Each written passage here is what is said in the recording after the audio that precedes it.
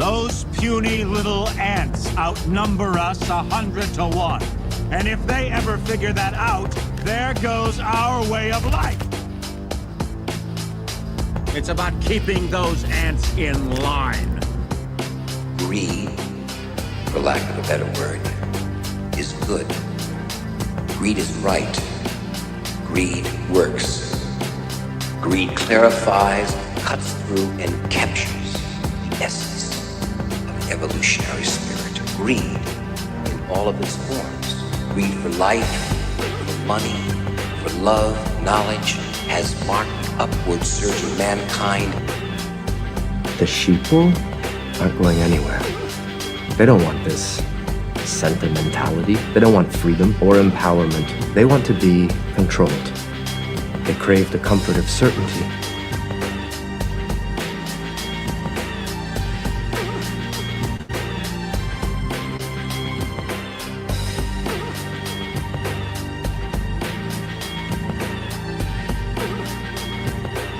The way of life to be free and beautiful. But we have lost the way.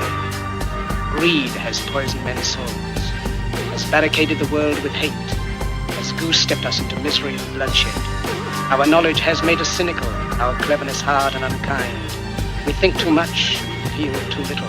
The misery that is now upon us is but the passing of greed, the bitterness of men who fear the way of human progress. Don't give yourselves to brutes, men who despise you, enslave you, who regiment your lives, tell you what to do, what to think, and what to feel, who drill you, diet you, treat you like cattle, use you as cannon fodder.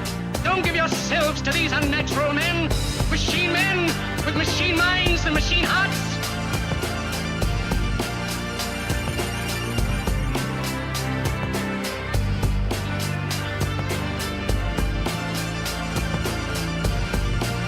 Let me tell you why you're here. You're here because you know something. What you know you can't explain, but you feel it.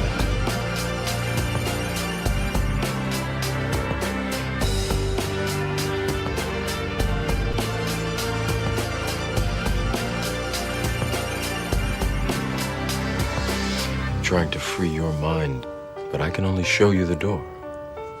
You're the one that has to walk through it.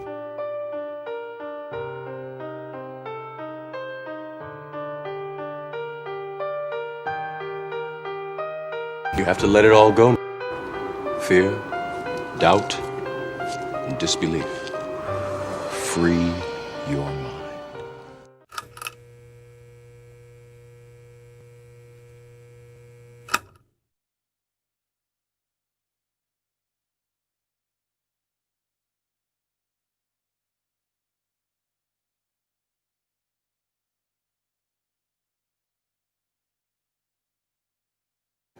Hey everybody, we were muted.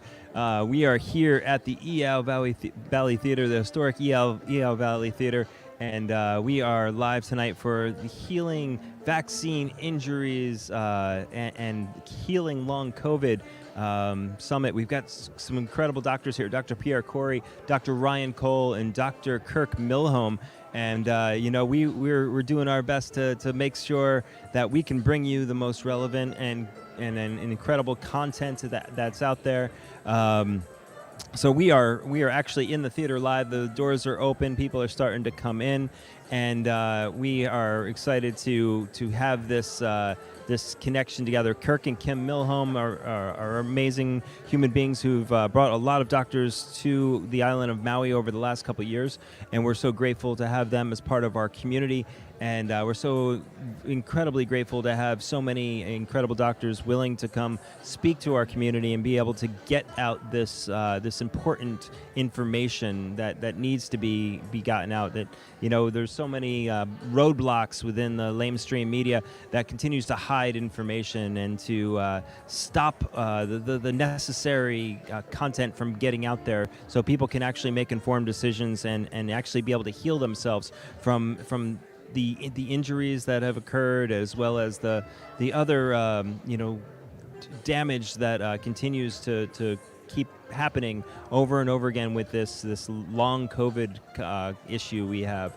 So we will get into that today. We've got a couple of different things happening in this. We've got a great live view from the stage, and we've got obviously we've got a ton of things happening. We've got the opening music going on right now, which I'm going to let's see if we can.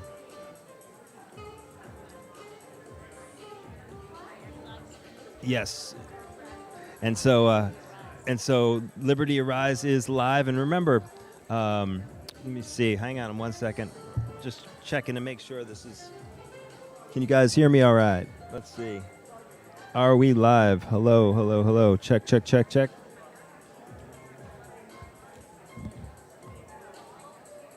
Check, check, check, check.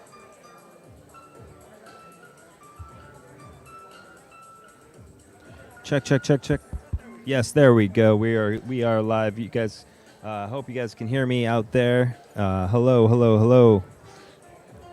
All right, well, we're gonna go right to a little clip of Dr. Pierre. Dr. Pierre Kory being interviewed at the EU summit. All right, so I am here with Dr. Pierre Kory.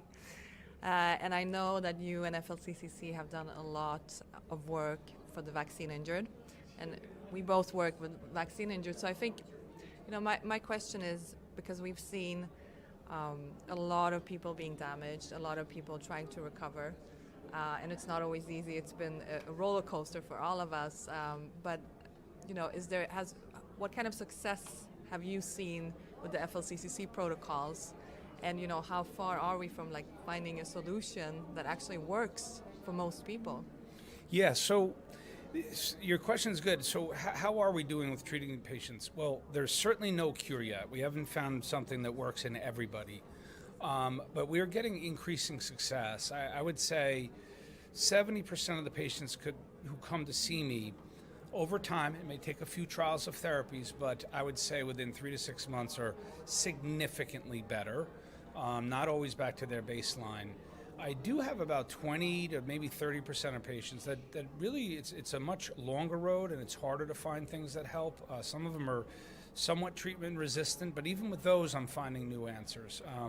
It's just some of the therapies that you're forced to go to start gaining an expense. Not money that I charge, but these are therapies which cost money to access, things like hyperbaric oxygen therapy, and even now we're starting to integrate stem cells and what are called exosomes, which are expensive, but showing really high efficacy. So it's, we try with the safer, less expensive stuff first, see how far we can go, and then as needed, we try to guide people to more effective or more powerful therapies. But it's an art, I'm constantly humbled by treating this disease, but every day that I'm humbled, I'm also, inspired the next day when I see a patient who's really responded very, very well. Yeah, so very grateful for everything that you're doing, and FLCCC, of course. Yeah, so a lot of people globally have experienced, real hardship with finding the funds to fund their therapies as well, because, of course, in many countries this is not covered by any kind of insurance. In Europe, a lot of doctors are not even able to detect that these are vaccine injuries, and then they know very little about this. So advice on that, or how we could solve that problem? Well, this would be a time to call for philanthropists. The governments are not responding.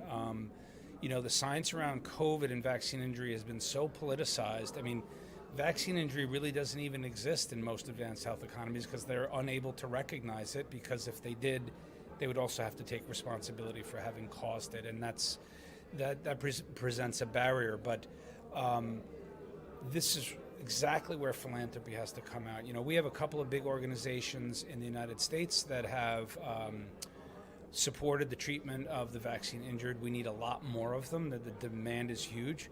And I think it's about community and individuals. We can't rely on our governments and our agencies anymore to solve our problems. I think we all have to come together as individual citizens and bond together and figure out how to solve this. And so, it's still really difficult what's going on. I mean, this COVID thing is really, it's fractured, and I think it's destroyed society in a way, and a lot of its institutions, and they're not coming back together again. And so, That's what we're here for. We're trying to figure out solutions to help folks who aren't being helped. Exactly. That's so important. And Pierre, thank you so much for everything you're doing for the world. And if people want to find out more about FLCCC, where do they go? So flccc.net, which is my nonprofit organization, that's where our protocols are. I also see patients in my private practice, even around the world. In fact, to speak to your issue, there are countries where the doctors don't know how to treat it. They can't get access to medicines. I've been able to help people in other countries, and my practice is drpierrekory.net, drpierrekory.com. So we need to train doctors. Yes, and that's what we're trying to do. I mean, so this weekend we just had our second conference on the treatment of vaccine injury. That will be available to view the lectures in about 10 days to 2 weeks on flccc.net, and that's, although we ask for a donation, it also can be viewed for free. We don't require that you pay, because we know a lot of people need this information and can't pay for it. So part of our mission is to educate, and that's what we're trying to do.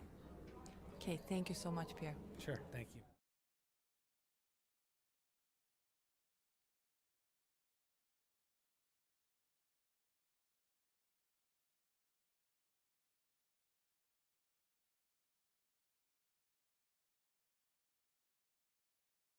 All right, that was Dr. Pierre Kory, and we have Dr.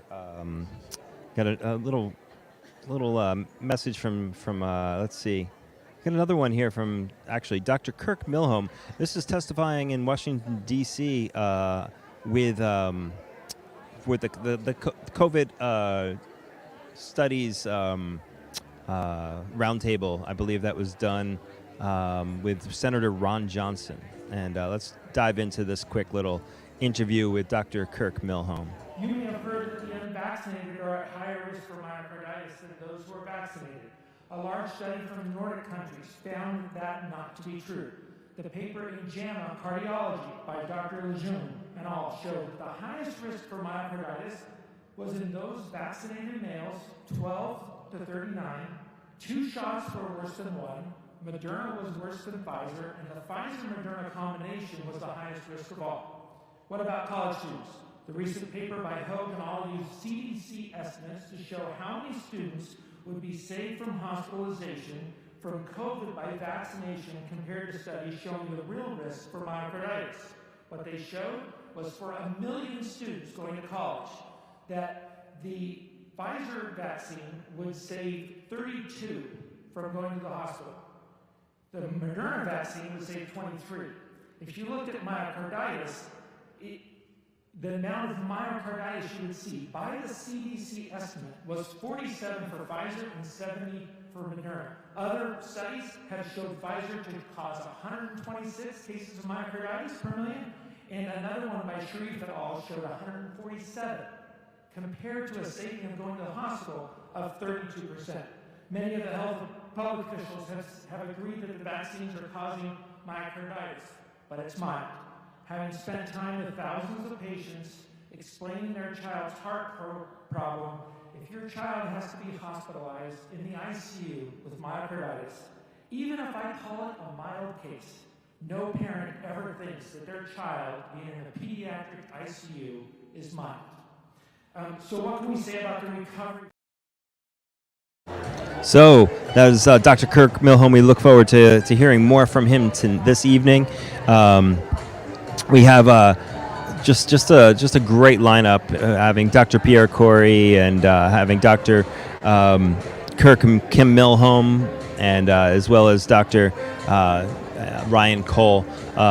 We've had such a great advantage with Dr. Kirk and Kim Milhoan both being here on island. They've brought so many incredible doctors to the island, and we've gotten to have the advantage of having the Global COVID Summit here twice. And it's been at our church, which is the South Calvary Chapel, South Maui, that is.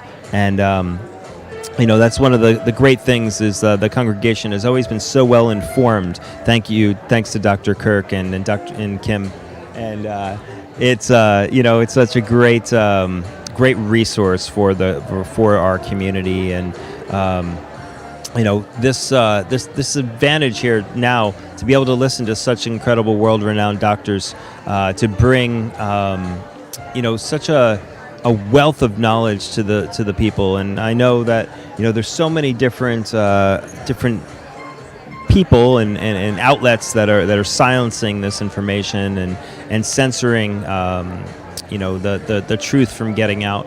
But these doctors have been relentless. They haven't backed down. They haven't backed away, and they've continued to speak the truth over and over and over again. So grateful for them and all of the ways that they continue to just stand up and be brave and speak truth even in the face of tyranny, even in the face of pharmaceutical companies' threats and attempts to take their medical license. These guys have just stood in the gap, trying to protect the people and get the information out. So, got another quick little. Some quick little information from Dr. Pierre Kory, but before I do, let me just say, this is a citizen-funded journalist, and we are just doing this on my dime and my time, trying to, be able to get the information out to the public. And so, if you can donate in any way, shape, or form, we're not in bed with Pfizer. There's no deep state cabal money in our pockets. We do not have any sort of connections with Pfizer. So if you can donate here, there's a few ways that you can do it. Buy me a coffee, Cash App, Venmo. You can buy Rumble Rants on Rumble or Red Pills on pill.net. These are a few ways to help us keep the lights on in the studios, keep the subscriptions we need in order to make this mission happen. And we could use all the help we can get. And one of the people who have been helping us the most, one of the sponsors, is Be Nourished. Be Nourished honey is one of the best honeys on the planet. It is just absolutely incredible. Right here from the North Shore of the island of Maui. They have just absolute amazing honey, and it's from what they call the Golden Mile, where bees can feed year-round on the most amazing wildflowers you can imagine, and the honey is just incredibly unique. So here's our commercial for Be Nourished. Honey. It's one of the greatest gifts to man. With millions of wildflowers in every bottle, the nourishing power of honey is still yet to be fully discovered. Be Nourished Healing Products combines healing ingredients from around the planet to the purest honey from the island of Maui, to bring magic to your taste buds. The best honey from the most beautiful place to nourish your body, mind, and soul. From our hearts to yours, be nourished.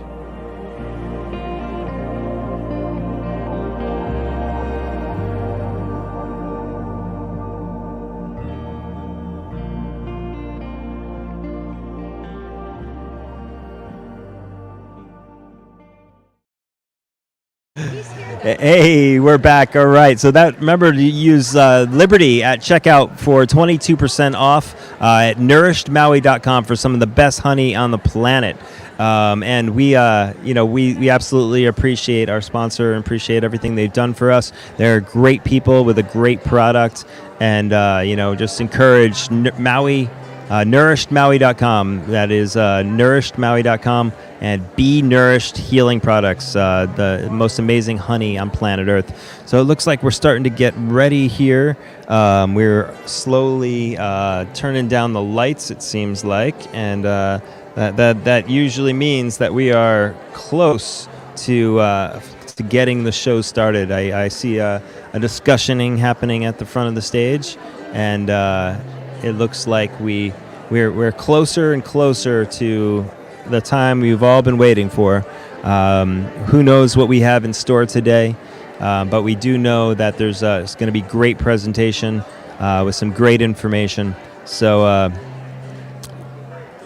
we're going to bring in, let's see, we have some music playing here by, it looks like Scott Baird, from Crazy Fingers, Scott Baird. He's on stage finishing up a little bit of songs and such. And it looks like Bruce Douglas is about to get us started.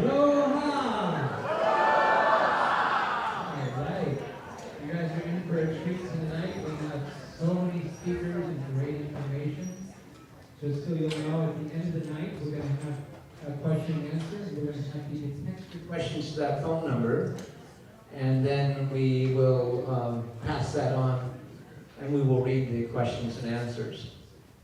So first thing I just want to say is silence your cell phones, or better yet, put them on airplane mode or turn them off so we have less EMFs in the room. Thank you for that. So we're going to open with an opening boule with Amy Chang. So during this time, hold your talk and hold people coming in and out until the end boule is over. So give a warm welcome to Amy Chang.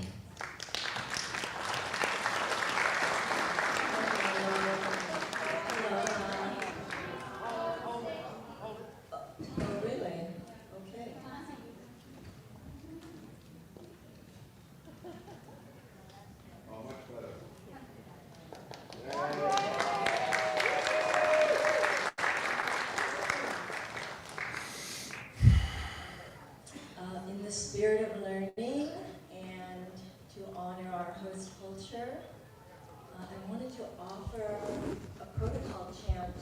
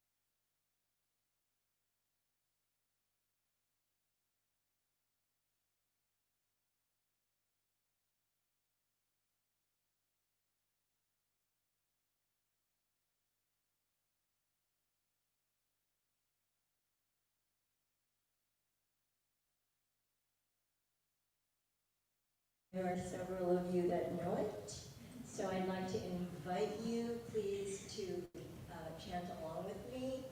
And for those of you who don't know it, the line "Eho mai," we can all say that. Eho mai means grant it to me, may it be so. And what we're asking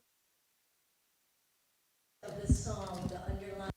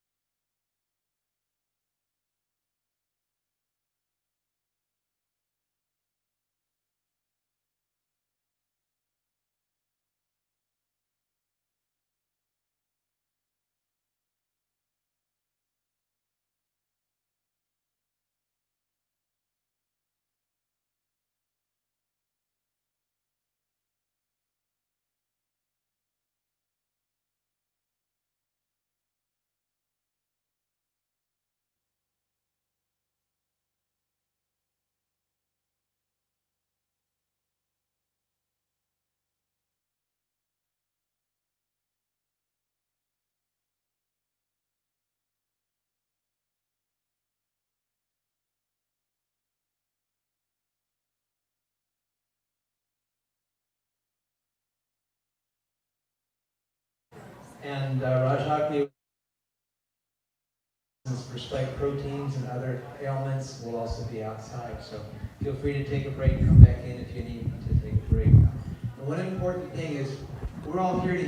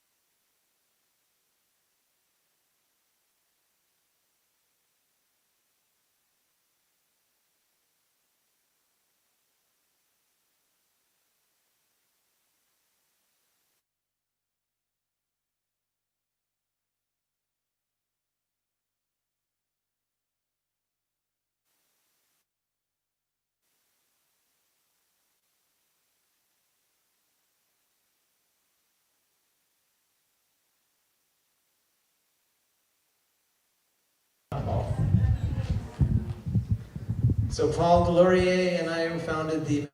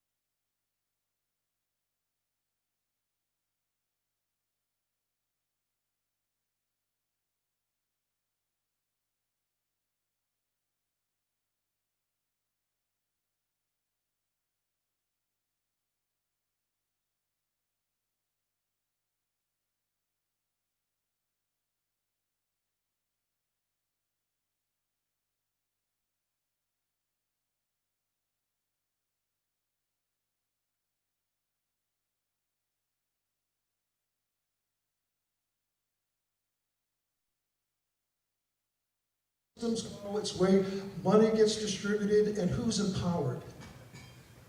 And we had the ability to change that.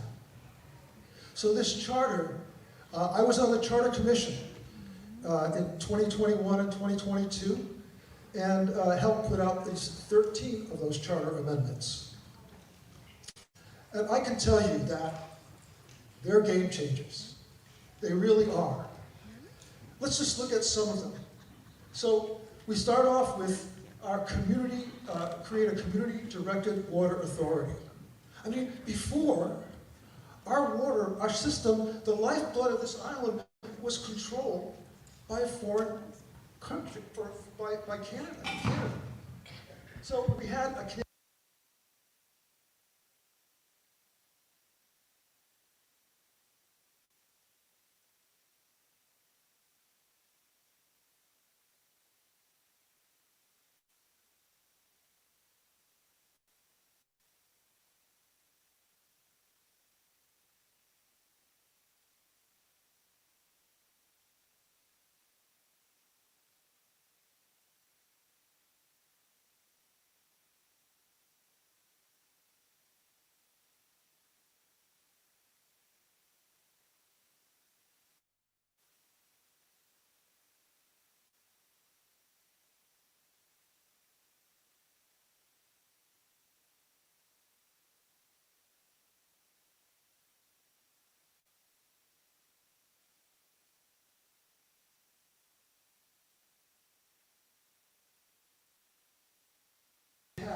in terms of supporting cronyism and nepotism.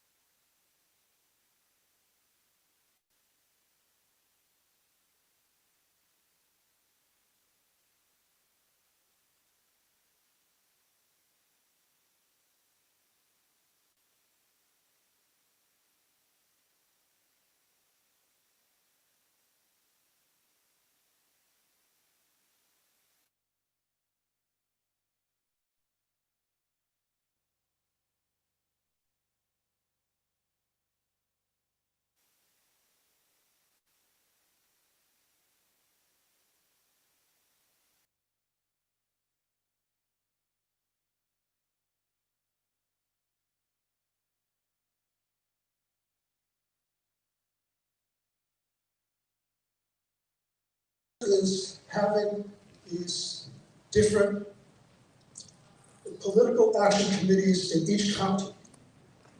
So again, you can see that even, there's a lot of changes that have been made here in Maui, but that was predicated on our having that majority. And Bruce, if you can go to the next one, that's it. So we started a program called the Reclaim Democracy Project. And what this does is it helps us set up these political action committees in all 4 counties. So in 2021, our team helped develop and really supported and did a lot of education. We did workbooks for the Huli Pack on the Big Island. And they're doing great. Now our job is to go and get Kauai and Oahu organized. So we need your help and support so that we can have these political action committees that will help us get the legislatures in there. Because when we have that majority, we can invoke the 10th Amendment. That means nullification for any constitutional overreach by the federal government. So we're experiencing that on a lot of levels. And Tina's going to talk about what's happening with these federal government putting different things, even mosquitoes. So if we're concerned about our health and well-being, that needs to be extended out to the political scene also. So again, I think it's extremely important that we have civic engagement, not the 35% that vote. Now, here's the reality of what happened. So this last election in 2022, we lost that majority. What happened is 2 of our top progressives on the county council didn't go for re-election for the county council. So there were 2 open slots, basically. And offshore corporate interests spent nearly $500,000.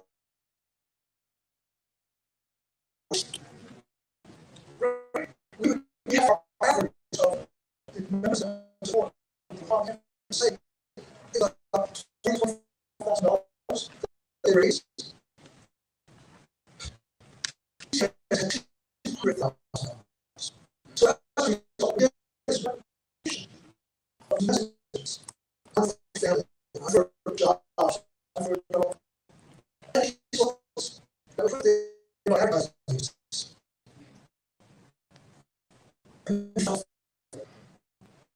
now, as I know, this is what I see, I see one.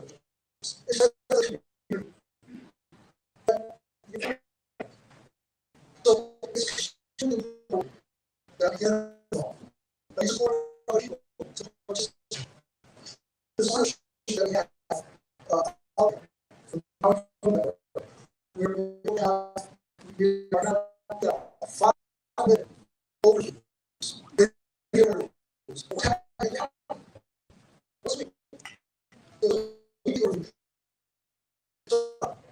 And keep engaged.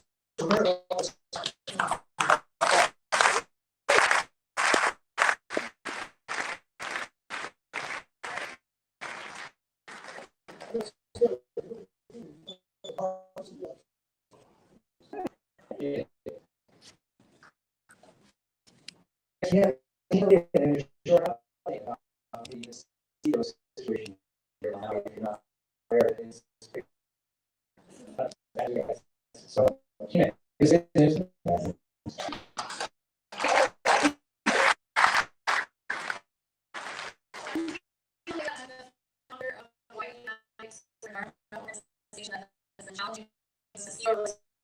For over a year now, doing extensive research on most of the other agencies, so tell you are documented and you can find information right away. So we also reference early studies, and we have scientific expert opinion from Dr. who's a top expert.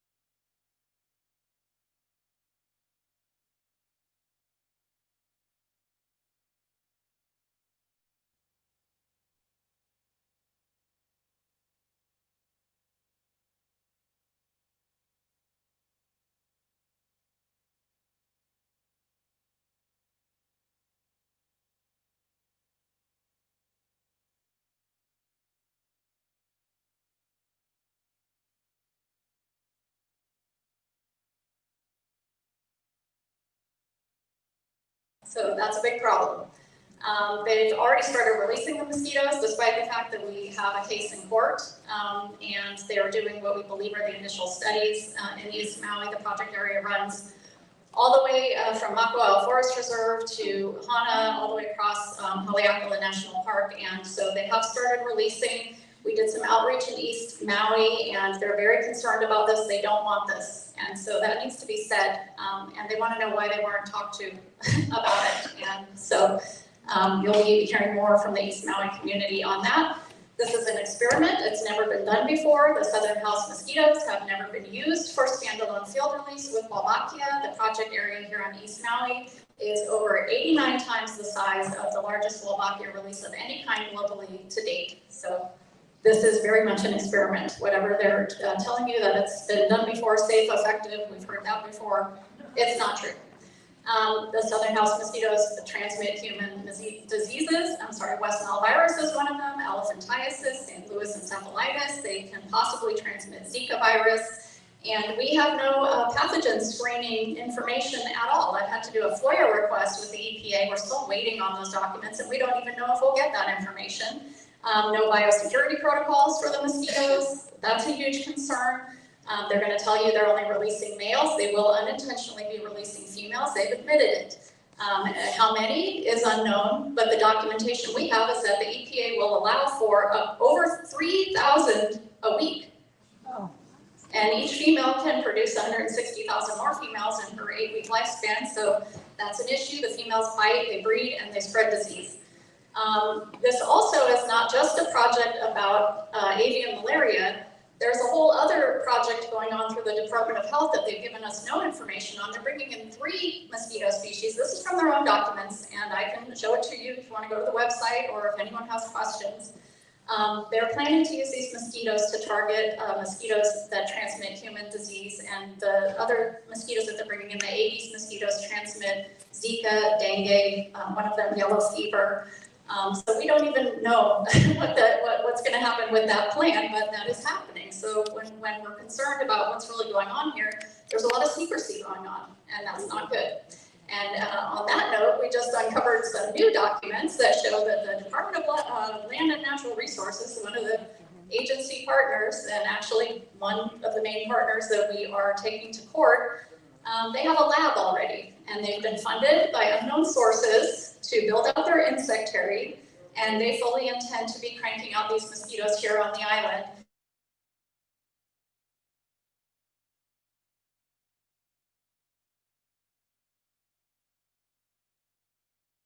A month to release on all islands, and they actually also do intend, when the technology is ready, to do genetically modified mosquitoes. It's called PGSIT, Precision Guided Sterile Insect Technique. It's CRISPR technology with the mosquitoes, and it's in their plan and it's in their documents, and I can show that to you. People want to know who's behind this. We're still researching that, but I can tell you that 2 names that concern people are tied to the labs. I can't say currently at this point now that this is who's funding this, but just to say that we knew that was a concern, so we've been researching it, and yes, we did find ties of George Soros and Bill Gates to the labs on the mainland that are providing the mosquitoes. And right now, action steps that are happening, they're already releasing on East Maui. As I said, we're going to court. And we have a court case coming up, a hearing on our temporary restraining order next Friday, the 21st.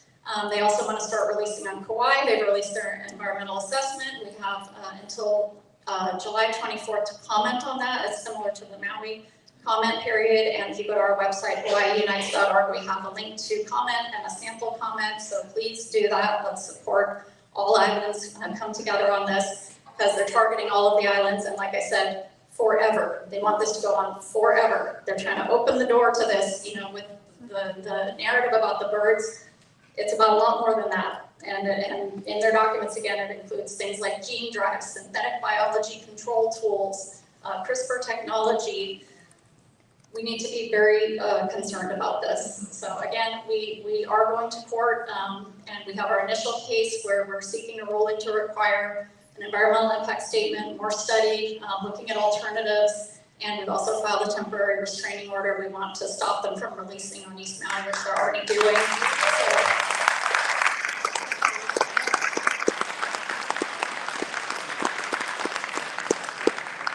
So lastly, we're asking if you find it in your heart, if this moves you and you're as concerned as legal funds, so that we can continue this. I think this is going to continue for years, if I'm being realistic, but we're going to be dealing with this for a very long time. So you can go to hawaiiunites.org/donate, and you can also visit us at our outreach table, and we have flyers and links to donate. So thank you so much.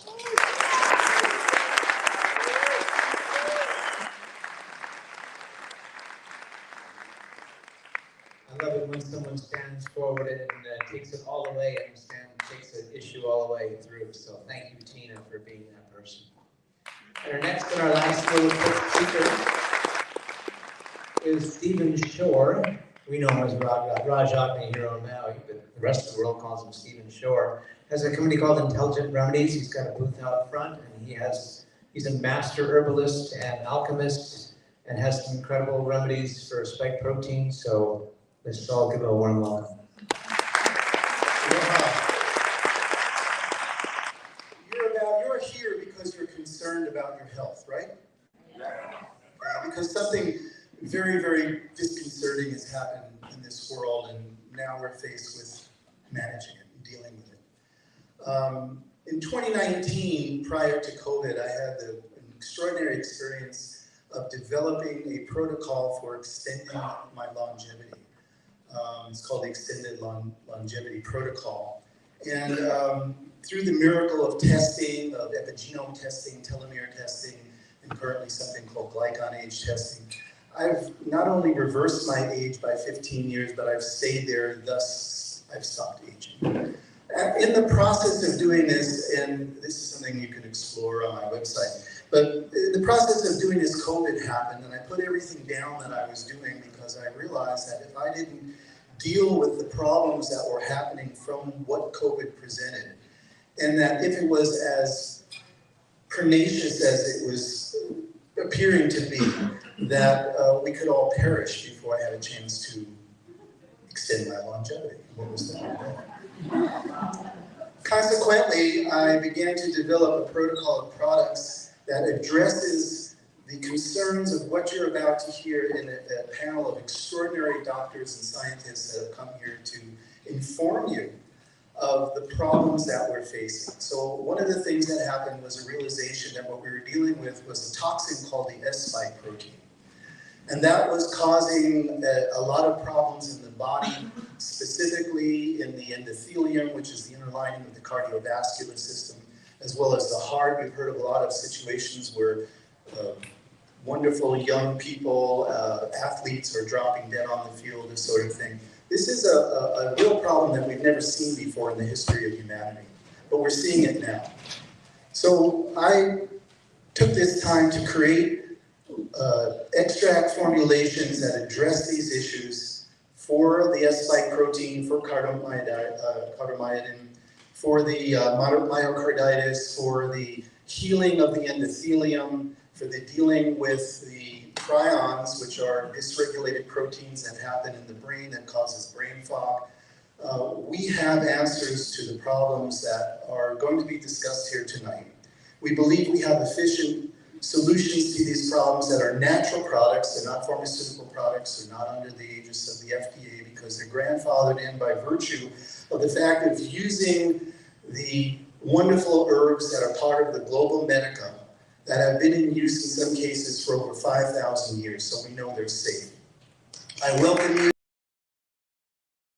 We have a booth outside where we're offering these products today. We're also on the website, intelligentremedies.com, and the other one relating to longevity is called extendedlongevity.com.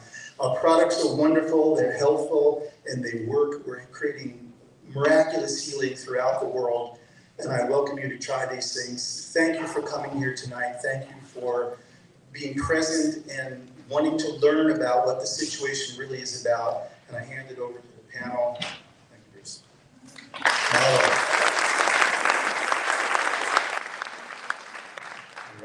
Thank you. Be sure and visit their table outside on your way out. So how many of you are interested in turning what we just experienced in COVID into action? I have a proposal for the Maui Optional Vaccination Initiative to get the signatures, to put it on a ballot, like we did with the GMO moratorium, and put it on the ballot where everybody has to vote, do you want vaccinations to be optional or mandatory? This includes all vaccinations, including child immunizations, to make them optional, never mandatory, with full informed consent.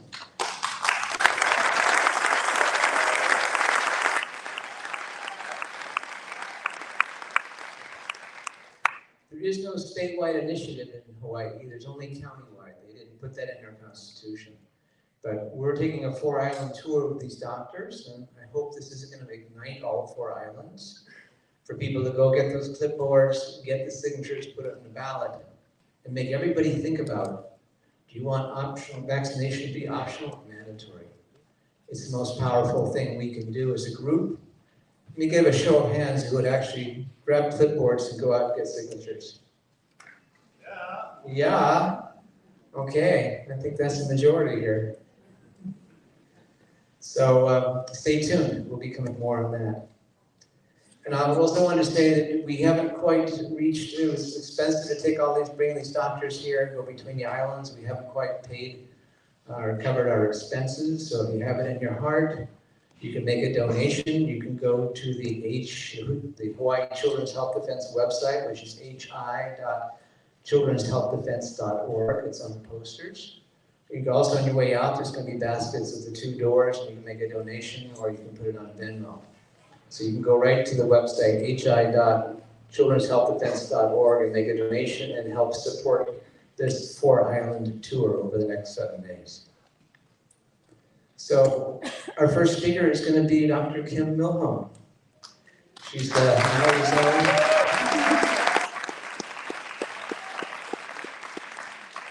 Her and her husband are one of my local heroes for what they did during COVID. They were actually treating people with COVID treatment. Together, they're the pastors of the South Maui Cavalry Church in Kihei. And at that place, they have a free clinic where they were treating people all during COVID, and was also taking on post-vaccination healings. She is by training a pediatric anesthesiologist, is her prime. She's working in hospitals and clinics here. So let's all make a warm Maui welcome for Dr. Kimberly.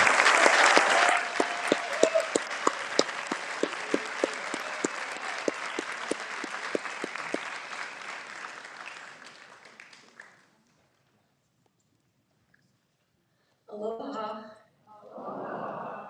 Let's see if I can get my slides. They're coming. Thanks for coming, and thank you for all who made this evening possible.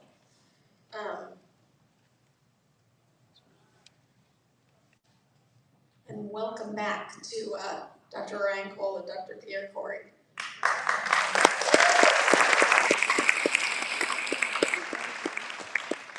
I'm giving Kirk's talk. So, yeah, just Bruce introduced us, but just while I'm filling in, while this comes up, I'll just get started. So interesting. We're all in pursuit of truth. So you have Dr. Ryan Cole and Dr. Pierre Kory to listen to. It's kind of setting the table for them. But I get asked a lot about evaluating medical practitioners, and so I wanted to kind of address that. How do we evaluate medical practitioners, and how do we evaluate truth claims? So what I'm going to do is just kind of tell my unlikely tale of how did a pediatric anesthesiologist get involved in the fight for COVID truth and treatment. And it's all about how did I evaluate truth claims.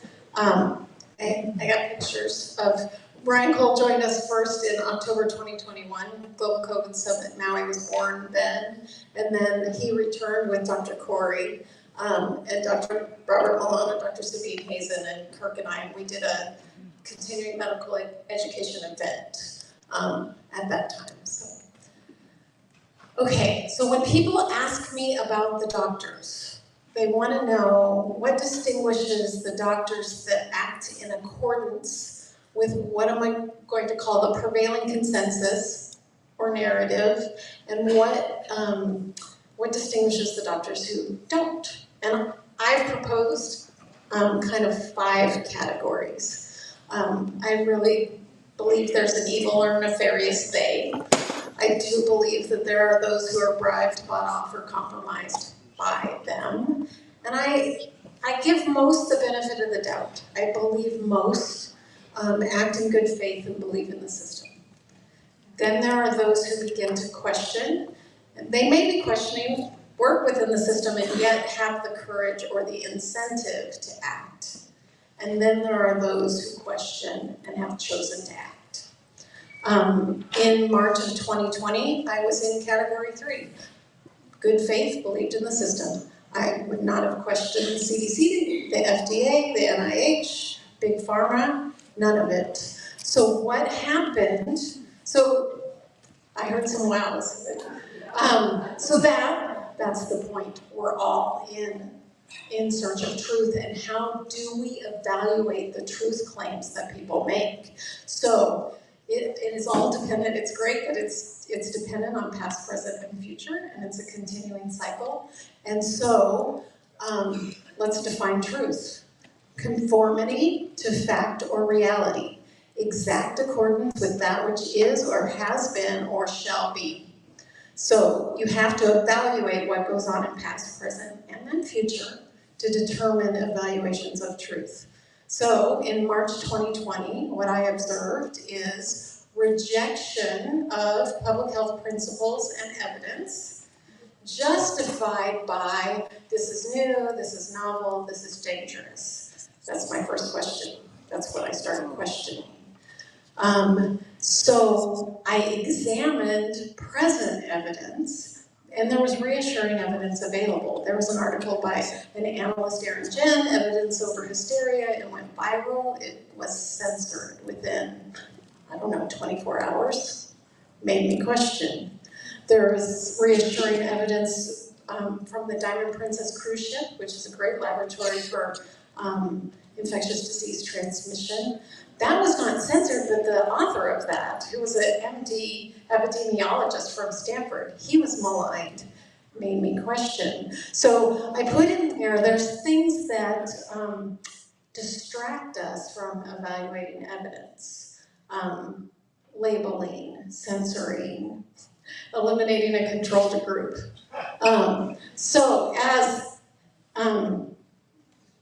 past and present becomes future, right? So there's a point at which, okay, in this point in time, we have a hypothesis. And then as we go into the future, we can look back and say, were we right? Were we not right? Do we reject that? Do we accept that? Do we modify that?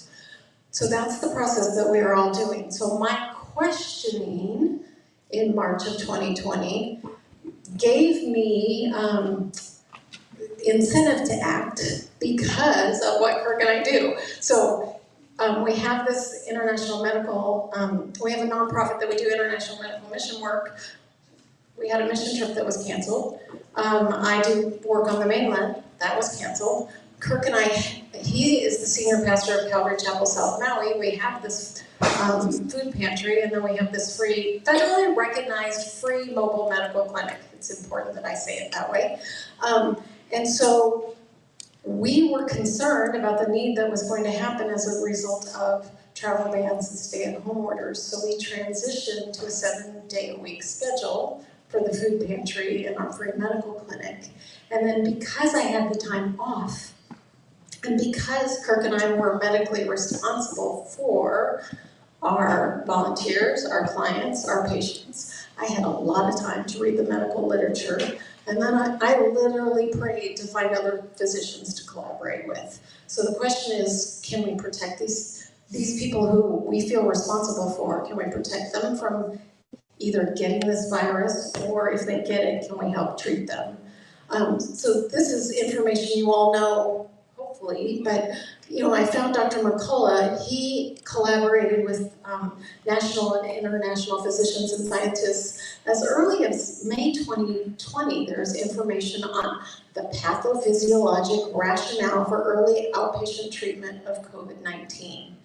More international and national physicians and scientists joined them. They were over 55 by December of 2020, refining this protocol because I found them and signed actually a petition about some of their work that had been censored. I was invited to join an email discussion group with a lot of these doctors who were treating hundreds of COVID patients. So that was a lifeline to both Kirk and me in terms of finding other physicians who were treating, and then as we began to treat what turned out to be hundreds of people through our clinic.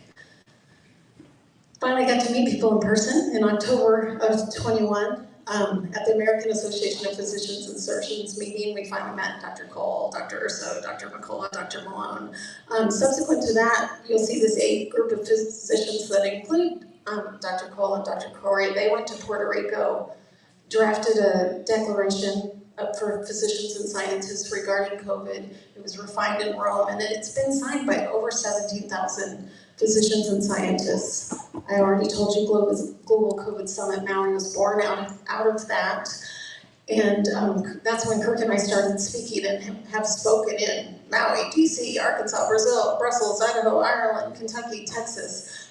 What's been wonderful about this group of physicians and scientists is the ongoing collaboration. We meet by Zoom call once a week, and we probably text incessantly. If I get on my phone when I'm done here, there'll probably be quite a number of texts. So that collaboration has been a lifeline. So I live this hybrid life. I live in hospitals, so I associate with lots of physicians who act in accordance with the prevailing consensus. I spend a lot of time with physicians who don't act in accordance with the prevailing consensus. So I kind of went through and analyzed who are the physicians that are kind of rejecting the prevailing consensus? What characterizes them? They're actively involved in treating the relevant patients. They're just not talking about treating it, they're actually doing it. They're collaborating with other physicians. They're not isolated in one institution. They're not isolated by discipline, meaning they're not just collaborating. This has been a great blessing to me about exploring, okay, alternative medicine. I no longer care. It can be a buffet. I just want it to be effective, right? So collaborating across disciplines, collaborating geographically, because I get to work on the mainland, because I get to travel internationally. That gives it an additional perspective. And not just collaborating within specialty. That's the beauty of these physicians that we get to interact with, is we have lots of specialties represented. So if we have holes in our knowledge or expertise, we have someone else we can go seek. They're actually reviewing the medical literature, including preprints, not rejecting it because it hasn't gotten peer reviewed yet.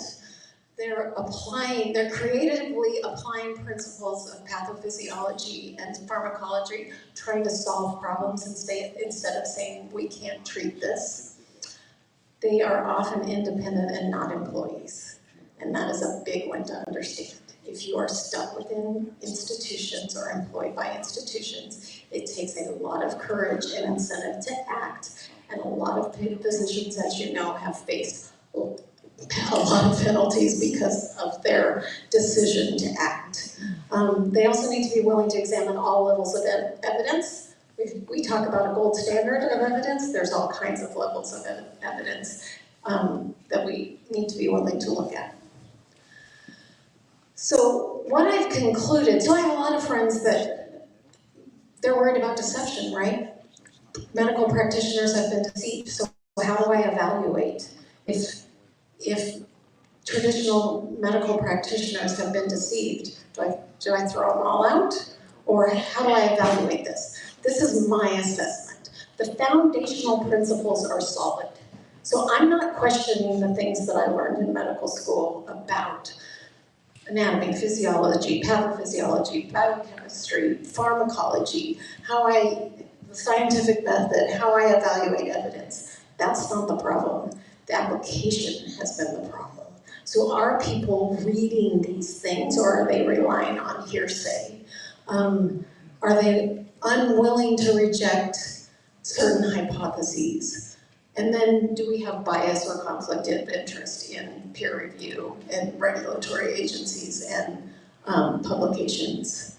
And this is what I've concluded. The primary source of deception has been around safety and efficacy. We all know this, right? So that's what informed consent is. If I talk to you about something, I talk to you as an anesthesiologist, I do informed consent before every procedure that I take care of a patient for. So is this safe? What are the risks? And then is this effective? What are the benefits? And then Now we talk about the consequences of the deception, and so that's kind of what we're talking about tonight. If you look, first deception is that anything is 100% safe or 100% effective.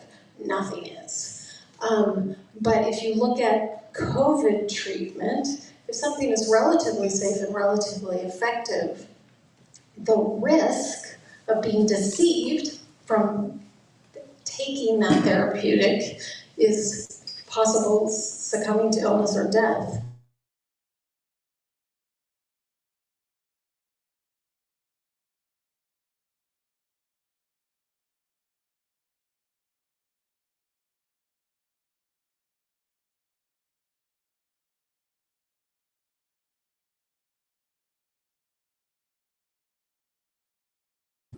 Practitioner. Beware of absolutes. We just went over this one. People that tell you something's 100% safe or 100% effective, or people that make big promises. Yeah, we'll be able to cure you of that. No, we don't know, right? We'll do our best. This is what we know. We can't make that promise. And then beware of resistance to any hypothesis. There's some hypotheses that people just want to reject. You hear, I don't know what's wrong with you, but it can't be this. They're not open to all the hypotheses, correct? Beware wholesale rejection or acceptance. All traditional medicine docs are bad, all alternative medicine docs are bad, all vaccines are bad. Medicine is nuance. And then beware ad hominem attacks, which are attacks of character motive instead of the substance of the argument. That's what I saw in March 2020. That's what woke me up. I was reading really good evidence and analysis, and they were rejected on ad hominem attacks. Beware of tribal criticism or criticism by association.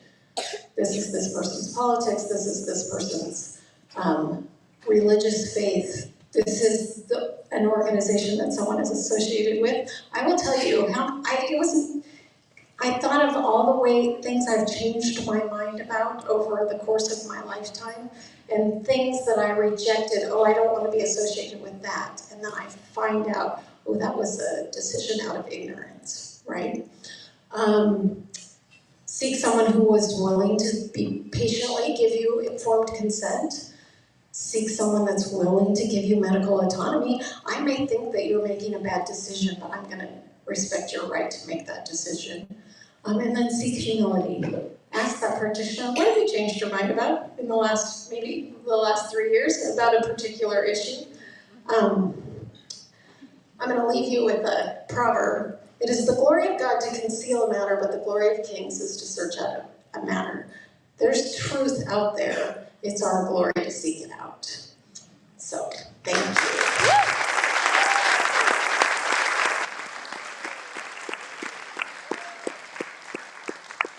So now I get to introduce my wonderful husband, Kirk Milhoan. He's a pediatric cardiologist. He went to Point Loma Nazarene College. He got his PhD in cardiac physiology and pharmacology from UCSD. He went to medical school at Jefferson Medical School. He did his pediatric residency in the Air Force at Travis Air Force Base, and then he did his pediatric cardiology fellowship at UC San Diego Children's Hospital. And he happens to be, I already told you that, pastor of Calvary Chapel, South Maui, and my beloved.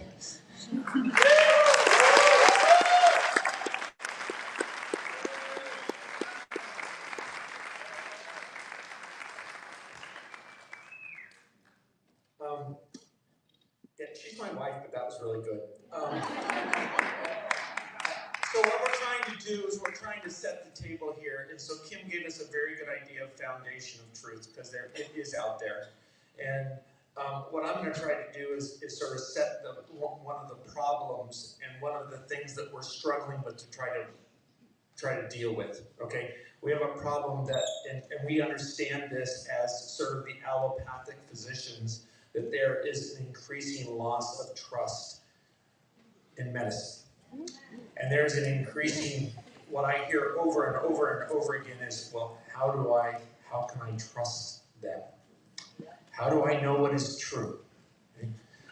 And so what I wanted to talk about tonight is I'm going to talk a little bit about the idea of what went wrong. And a lot of what went wrong was the nefarious they that Kim talked about. And they convinced a whole lot of people who were largely innocent to go along who didn't have the courage to stand up. And that's how I'm going to end, is I'm going to talk about the courage that we're going to need to get out of this mess that we're in. So what I said this, sort of gave this topic, is slaying the giant deception of it's safe. But that's not just the side of pharma. There are a lot of people things that they say it's safe, and when people ask me, well, is it safe? That all depends on what you think is safe. Is 1 in 100 safe? What about if there's a reaction in 1 in 1,000? What if it's an herbal medication that'll be toxic in 1 in 100,000? I'll just dance this. Let's keep going. What are we comfortable with being a risk? Because everything has a risk. I do a lot of international medicine. I've seen kids who came in completely stiff because they used nice clean dirt to stop the bleeding of the umbilical cord and gave the kid tetanus. I've seen them use the natural herbal remedy for this newborn and sent the kid into kidney failure. Right? There's risk for everything. So a lot of this idea of what is safe, that is not objective at all. It's purely subjective. How do I feel about this risk? I have a risk of the medicine, and I have a risk of what it's trying to treat or prevent. How do I feel in that balance? Right? There's a lot of deception that went on in the last 3 years that deceived us about the risk of the virus and deceived us about the risk of the prevention. So that's what I want to go into that. So, hold on, I think I put it in my pocket. And the other thing I want to talk about, and I think that this is just my opinion, but we have a giant display, and it's myocarditis, and it's this vaccine. If we get distracted by vaccines in 220, 219, all the way to 210, we miss our opportunity to slay the real giant that's much easier to slay than all vaccines. And we lose an enormous amount of people that we can get on our side to start a process to legitimately look at every vaccine and say, what is the true risk and what is its true potential to prevent disease? That's a fair thing to ask. But what I wanted to show here, this comes from the VAERS. This is the Vaccine Adverse Event Reporting System. It's not perfect, but it shows us something. And this is if you look at all vaccines, and in the US, we're about 280 million vaccines given a year. Pretty close, it bounces around. But if you look on the red blocks going from year 2010, this is all vaccines and all cases of myocarditis associated with the vaccine. Wow, something happened in 2021. I mean, you don't even have to understand what a graph is to say, one of these things is not like the other. I think you could just go, wow, I wonder what happened in 2021. Global warming. Yeah. Suddenly. So one of the things that we talk about, and like Kim said, it is a joy to find these people that, and I say probably the only way we could give ourselves an umbrella are truth seekers. I mean, we span the political spectrum. We span everything from every possible religion, including atheism, right now. We come from different cultures. We come from different ethnicities. There's nothing except like, wow, this is an interesting group we're brought together here. But what it was is that we saw something that went, huh. And rather than going, Well, I don't see anything here. We said, this has now made me curious. And when something changes, what we ask is, what did we change? What did we change? What happened in 2021? We brought on an entirely new vaccine system, a new delivery method, a new way of asking the body to make something that it was going to have to now not only make, but make an antibody to. And we did it faster than we had ever done it before. Ryan and I and Pierre, when we were at the US Senate, we heard the FDA whistleblower say, he said, you know, you realize that your peanut butter gets more evaluation for toxins than the vaccine product does? You know what he said? He said they've never done any post-production testing of any vial of vaccine. Not for any kind of contamination or production problems like little spars of metal, rubber products, nothing. We're just now finding out how much plasmid DNA is in the vaccine that was supposed to be just mRNA. Oh, by the way, they told us it was just going to be mRNA, but then it wasn't really mRNA. It was actually a synthetic mRNA that doesn't degrade the same way regular RNA does. So all of maybe the people who thought, oh, this will just go away in your arm, it'll never spread. And now it lasts and lasts. So this is a pretty big problem. Are there people who have been injured and had myocarditis? A few. But as doctors, I will tell you, and as a pediatrician who's given many vaccines to kids, when I gave my informed consent when I was vaccinating, I think everyone is pretty comfortable with 1 in a million. 1 in a million, it's 1 in a million. If it ever changed from that, then that would really open some eyes. And so we went from, yes, there were risks, but now there's something that's really out of bounds. So I wanted to talk about making vaccines, because making vaccines is really hard. And when your body does it naturally, how it, in a sense, natural immunity, which is a pretty amazing thing, all that your body can do. When you look at immunity, what your body has to do, it's an amazing creation that can do it, but it doesn't always get it right. I'm a pediatric cardiologist. I was just in Tanzania. I was just in Papua New Guinea. Those are countries that have a lot of what's called rheumatic heart disease. Strep infections, no big deal in the US really. You know, people get a little antibiotics or better.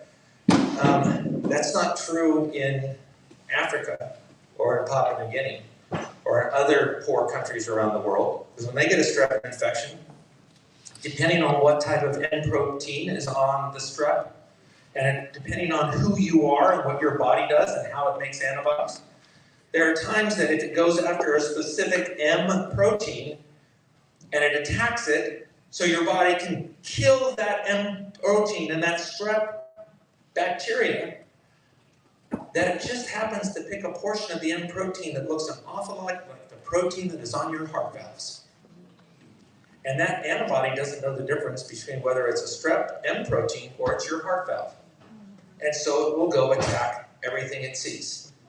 And then the second time you get a strep infection, it goes, oh, we know what this is, and it now generates a lot of antibodies. And it goes and destroys your heart valve.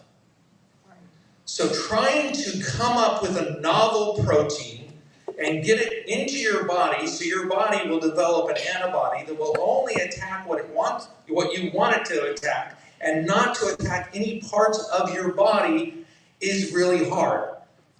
And most of the time when people do it, it fails. And it fails a lot. And when you're finally tested on humans, when it fails, it can be catastrophic.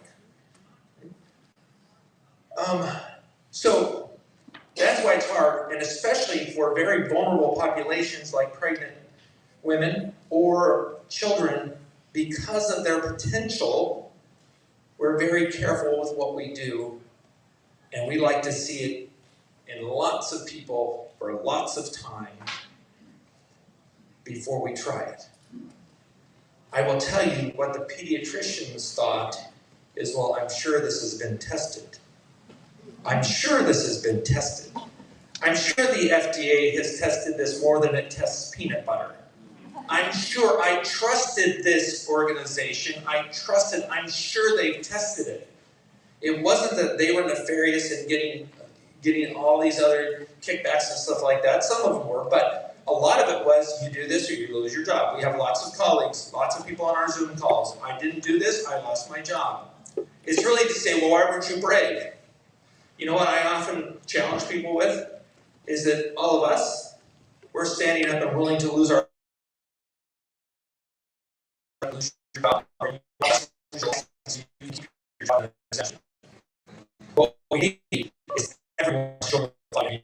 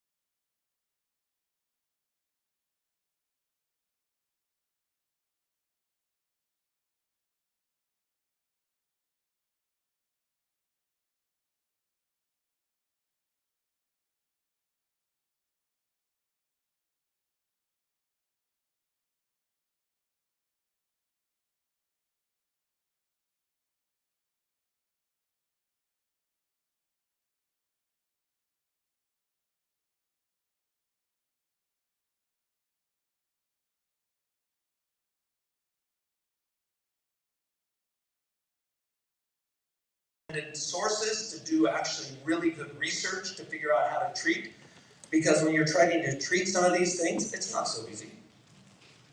Especially when we can't even figure out how much spike protein a person was given, how much their body is producing. We're still fighting to try to do that. Okay? But what I see is in COVID, long COVID, and in those with vaccine injuries, is what's happening is it's what you may have heard POTS. It's a paroxysmal, which means it comes and goes, orthostatic, when you stand up, tachycardia syndrome. Okay? I will tell you who knows most about this is the Apple Watch. The Apple Watch and Fitbit actually have all the data that they can help us. They do. They do. They can tell us this because we know that unvaccinated people with long COVID have heart rates without standing up or sitting down that go from 40 up to 180, down to 120, down to 60, back and forth, and people can be incapacitated. One of the first kids I walked in, a week after his second dose of Pfizer, he comes in, I walk into the ER, and I go, yeah, I think you called me down for someone with a low heart rate, and I walk into the ER room, no one's with him. I looked on the thing, his heart rate's 25. I'm glad he was laying down, But then shortly after, his heart rate could go up. What I'm seeing right now with especially the vaccine injured is they're all over the place. And if you look at their watch, their heart rate is all over the place. So that's something, and why part of the reason I think that is the spike protein is so toxic to the heart. If it is toxic to the area where the pacemaker is, that's one thing that can cause the heart rate to go all over the place. So we can come up a lot of times with the pathophysiology, but now treating it without making you worse is what we're struggling with. And also which drugs to pick. So the next thing that I'm seeing a lot of is people who come out and they have chronic chest pain, and it's a strange chest pain, and it's a really concerning chest pain to us because it's often like burning and it's going through their back.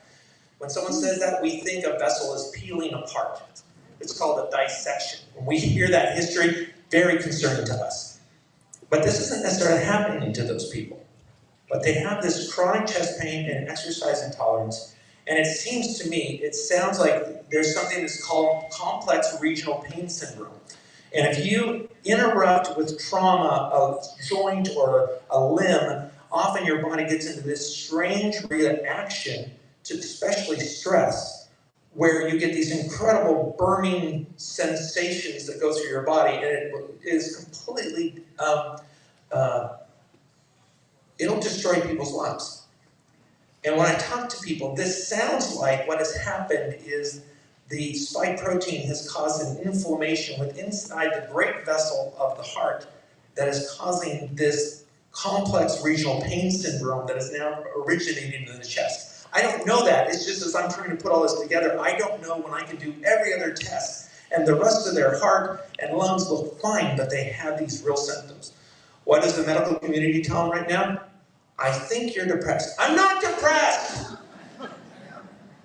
I've had people come in, they were on the elliptical all the time, sailors, doing all sorts of stuff, and they go and they go, well, after I had that vaccine, I don't feel the same. I can't go to the gym. I think you're depressed. I'm not depressed!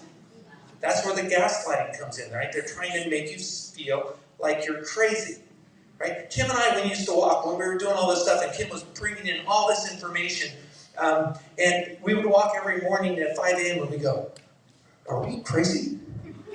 Are we on the right side? One of our big prayers was, Lord, help us not to be deceived. Because we were starting to realize, this isn't right. And you know where you always want to see what they're censoring.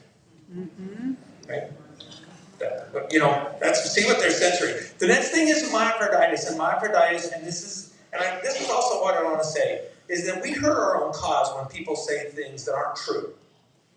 So someone came out and said, it was sent all around the internet, all the people on our side, and this guy came out in front of this college thing, and he said, you realize everyone who got the vaccine is going to be dead in October. Right? Some people died, but not everybody. And he said, all of you professors and everything, you're all going to be dead in October. And everyone's like, everyone's going to be dead. They were dead, so now what does he think? He's a kook. And when you make hyperbolic statements that you don't have any receipts for, you don't help the cause, you hurt it. Mm-hmm. So I would go on stage with people talking about myocarditis. I would get somebody up there with somebody who had no idea what myocarditis was, but he had millions of followers on YouTube, and he would spout out of about 50% of people who get myocarditis are going to die. It's not true, and it's especially not true if you have from vaccine injury, because that's actually a much lower case than if you have a viral infection. We have to be truth tellers. We can't fall into the same deception that they did by not being honest with the data just so we can prove our point. We can't lose our integrity by trying to win an argument to have something done. Right? That's what Kim was talking about. So, myocarditis doesn't always go bad. A lot of times the heart recovers. God has given our bodies an amazing ability to heal if we don't mess with them too much. Right? If we give it time. For myocarditis, you know what you need to do? You need to rest the heart for 6 months usually and not mess with it. If you mess with it, you might get a permanent scar that doesn't go away. Right? And if you get a permanent scar in your heart that doesn't go away, then you have a real risk of having sudden cardiac death. So, people often ask me, oh my gosh, I think my child might have had myocarditis, and I heard something where someone said everyone dies. Well, they actually looked at it. There was a really nice article. They looked at 90 days post-vaccine induced myocarditis, and they looked at all the things. And if you looked at whether we did an ultrasound of the heart, or we looked at the blood for troponin, or if we looked at electrocardiogram and ECG, or did a stress test, the dark blues are what was normal at baseline, and then you can look at how many were abnormal at 90 days, and most of them were normal. So if we did all those expensive tests, most of them were normal. only one came out that really, half of them remained abnormal, and that was, if you can see where the arrow is, that's the cardiac MRI. Out of 151 kids who had a cardiac MRI, 90 days after they had myocarditis, half of them still had an abnormal MRI. And of that, almost half of them had late gadolinium enhancement of the MRI, which is an independent risk factor of sudden cardiac death. Okay. So, this should shock you. You don't even have to look at whatever this all is. You're just thinking, something's small and something's big. And so what's small is that if we look at monthly average number of recorded athlete deaths, from 1966 to 2004, it's the green bar, 2.35. Now if you look at average athlete deaths from January 2021 to April 2022, it's 42. We know this. We don't have to have someone tell us the statistics. We have a sense when something's different. Why am I hearing of all these people dying suddenly? Why do I have people, I bet if I were to ask for hands to be raised, how many people know someone who died unexpectedly at a younger age than you expected them to die? And it just happened to be that they had a vaccine. Okay? So what I'm concerned about, this as a pediatric cardiologist, and I'm often asked to clear the child for sports. Can I clear him with an EKG? No. Can I clear him with an ultrasound? No. Can I clear him with a blood test? No. Can I even clear them with an exercise test? No. I have to get an MRI. Who doesn't want me to get the MRI? The hospital and the insurance. Okay. But I really can't tell the risk about a child unless I get that test, because that's the one that's going to be the game changer. Okay. So the spike protein, whether it's on the virus or the vaccines, is the culprit. This is very clear now.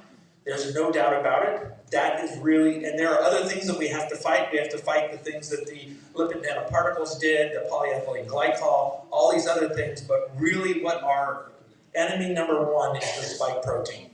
Okay? The spike protein acts, and this is very interesting. This is one of those serendipities of God as far as I'm concerned. 30 years ago, my PhD was in looking at what the pathway was to cause the blood cells that line your heart and the rest of your body, what causes them to be inflamed and what causes your heart to be inflamed. And the pathway that I was looking at is a pathway using a compound called LPA, and it comes off gram-negative bacteria. And for all of us in medicine, if you ever tell us that someone has gram-negative sepsis, you're like, oh my gosh, that person likely is going to die. Because the whole body becomes inflamed. And Dr. Kory has had to take care of lots of people in the ICU with gram-negative sepsis, and it is work to get them through. When you look at how spike protein causes inflammation, it's through the same pathway of gram-negative sepsis. So the only difference is how much of the spike protein do you get? And can we get it out of your body? And that's when, and this is what I'm setting up for Dr. Cole and Dr. Kory to talk about, is in terms of the pathways, all the pathways we have to consider, and then all the treatments we have to consider to try to start making people better. So questions to guide treatment. Is the culprit still present? Well, we know now that what tells us most likely whether you're going to get myocarditis is whether you have free spike protein floating around in your blood. We just have a beautiful paper that came out recently out of Boston that showed us that that was a direct correlation between whether you got myocarditis or not is whether you had free spike protein. And then what can we do? That's why ivermectin binds spike protein. There are many other things, and we're looking at those things that can we bind spike protein and get it out of your body. Are we treating the symptoms or the cause? This is what we have to figure out. This is the pathophysiology of a new disease state, which is a genetic modification of our bodies with this vaccine. And how do we, are we treating just a symptom, or how do we get to the cause? And if the cause is the spike protein, then how do we attack that? If we use everything, how do we know what works?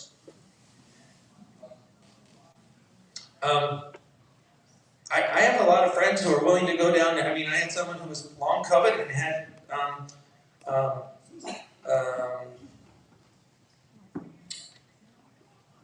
not tinnitus, vertigo. Thank you. It was an inner ear.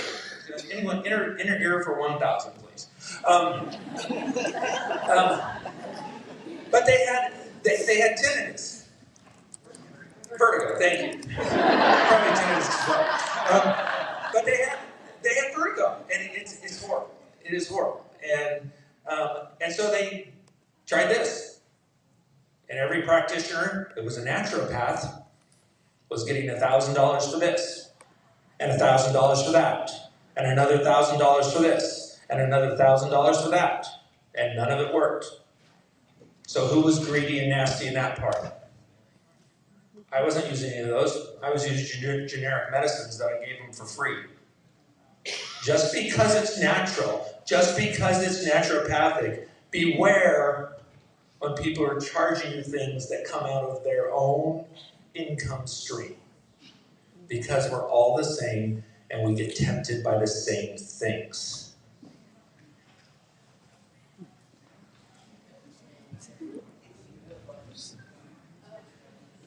Thank you. Sorry, I got the vertigo $1,000 points. Got me all clumped up here and struggling.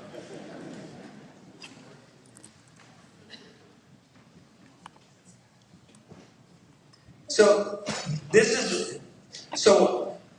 why do we try everything? Well, part of the reason why we try everything is because it goes back to what Kim was saying, is that a lot of times we're willing to try everything if we think the risk of those attempts are very low. So a lot of the medicines that we're trying, whether we're trying 3 different types of histamine blockers, or whether we're trying whatever we might be trying, if we feel the risk is very low, we're willing to try them all at the same time, and especially medications. So ivermectin, low cost, well, it used to be a really low cost medication until it became very popular, but low cost medication, very, very low side effect protocol. So there's very little downside to try it if I'm wrong, right? And so a lot of the medicines we're using, and when Dr. Kory will talk about this on the FLCC protocol, which I use and I'm very thankful for, but I would like to in the future see if I can hone it down, because pretty soon I have people taking about 40 pills a day, right? And so he'll be talking about that. How will we evaluate our treatments? How do we know if it worked? Right? I'm very appreciative of the brain's ability to do a very good placebo effect. Right? They recently looked at SSRIs for depression, and they found that only 15% were actually working according to the medicine. The rest was a placebo effect. The other question I have is, are we doing anything, or are we just waiting for time? Are we waiting for the body to heal? I have some people I've treated, they got better in 6 to 9 months. I have some people who didn't treat, and they got better in 6 to 9 months. But I don't know, but just because someone got better doesn't mean the other one would have got better if I hadn't treated them. This is why we have to do trials, because I'm trying to figure out, do I just make everybody spend $1,000 a month on supplements? Which one should I have them on? Should I test that? I think I should test it, especially if I'm asking people to spend money.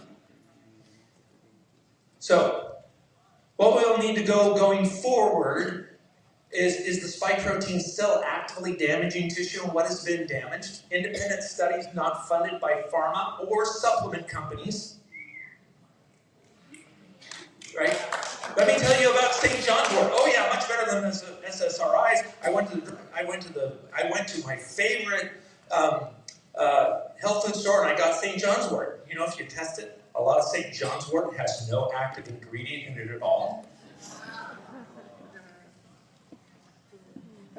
But we'll eventually need placebo-controlled trials. because our brain is so good at making us feel better if someone has given us the sense that we are going to feel better, right? So, I think what I want to transition to now is my call to courage. And Alexander Solzhenitsyn, when he came out of the Gulag, he had a forced exile to the West. And as he was leaving Russia, he wrote this 4-page essay called Live Not by Lies. And it was a call to maintain your integrity no matter how bad it gets. Because at the end of the day, that's what you have. And that is powerful if everyone can do it together. I'm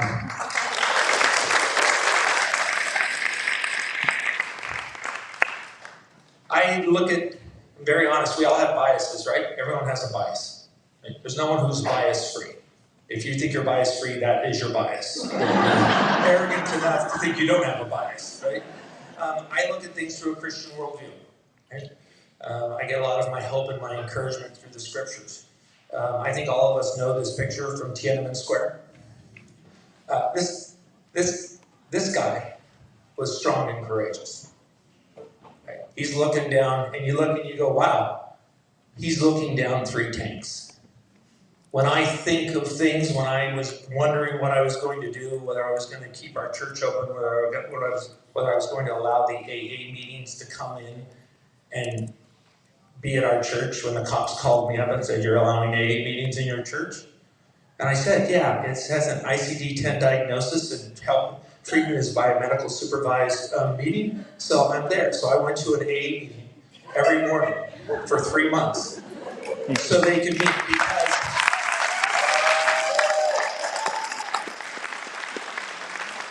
the best thing about that is that I really didn't feel it was my place to talk, so I had 3 months of sitting for an hour at a time and didn't say a word, which was incredible discipline for myself. But this is what our island did, is it left the liquor stores open and it shut down all the AA meetings. So so I was encouraged by this. I was encouraged by people who stood up against the Nazis, and I used them as my, okay, here's a human example of courage. I read my scriptures that said, be strong and courageous, do not be dismayed, for the Lord your God is with you wherever you go. And I thought, wow, look at this guy with the 3 tanks. But that was not what he was facing. What he was facing was 19 tanks. Oh my gosh. Same picture, different vantage point. And that's why we have to be strong and very courageous. At Alexander Solzhenitsyn's commencement speech to Harvard in 1978, he was exiled in 1974. He wrote Live Not by Lies. He said this, a decline in courage may be the most striking feature which an outsider notices in the West in our days. The Western world has lost its civil courage, both as a whole and separately, in each country, each government, each political party, and of course in the United Nations. Such a decline in courage is particularly noticeable among the ruling groups of the intellectual elite. I would put the medical establishment in that. Our friends would say to us, well, Kirk, I'm really glad you're doing this, I agree with you, but I won't say a word. Our intellectual elites had lost their courage, causing an impression of loss of courage by the entire society. Of course, there are many courageous individuals, but they have no determining influence on public life. And this is when we look upon our history. And I am so thankful that I can be with Dr. Milhoan and Dr. Kory and Dr. Kory as we go through this battle, struggling for independence. But we stand on shoulders and we stand with remembrance of those who went before us. and knew that freedom from tyranny was worth dying for. So what we pledge to each other, and I will tell you, we stand up here with, we don't agree on everything. We're freedom thinkers. There are a lot of things we don't agree on, but we can respect each other and we can be true to what we see.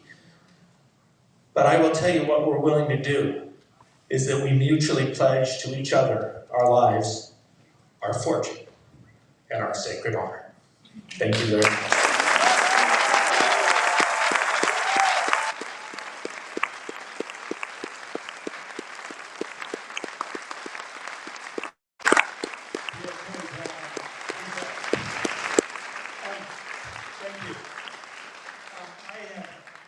Kim and I have met such wonderful people all through this, especially on the island. I've had such a privilege being able to go to these people's houses and care for them. And we've met really good friends in people who are truth seekers. And you know, the smartest guy in the room is usually not the coolest guy in the room. But with Ryan Cole, the coolest guy in the room. Wait till you see his shoes. When the coolest guy in the room is the smartest guy in the room. What I appreciate about Ryan Cole is whenever I have a question, so what pathway do you think this is going down? What drug do you think we could use? What receptor are we trying to come up with? I remember I said something to him. I said, I just heard about a new drug that treats cardiolipin within a mitochondria. Do you think that'll help this feeling? You know, we're going back and forth and talking about all these things. He is an amazing man and a true Renaissance man. If you want to listen about his beekeeping, his lambs, his organic orchards that he's growing. But he's an incredible scientist, physician, trained at Mayo, board certified pathologist, has looked at, I think, has had 500,000 patient evaluations come through him, treated thousands of people for COVID, hasn't lost one. And he's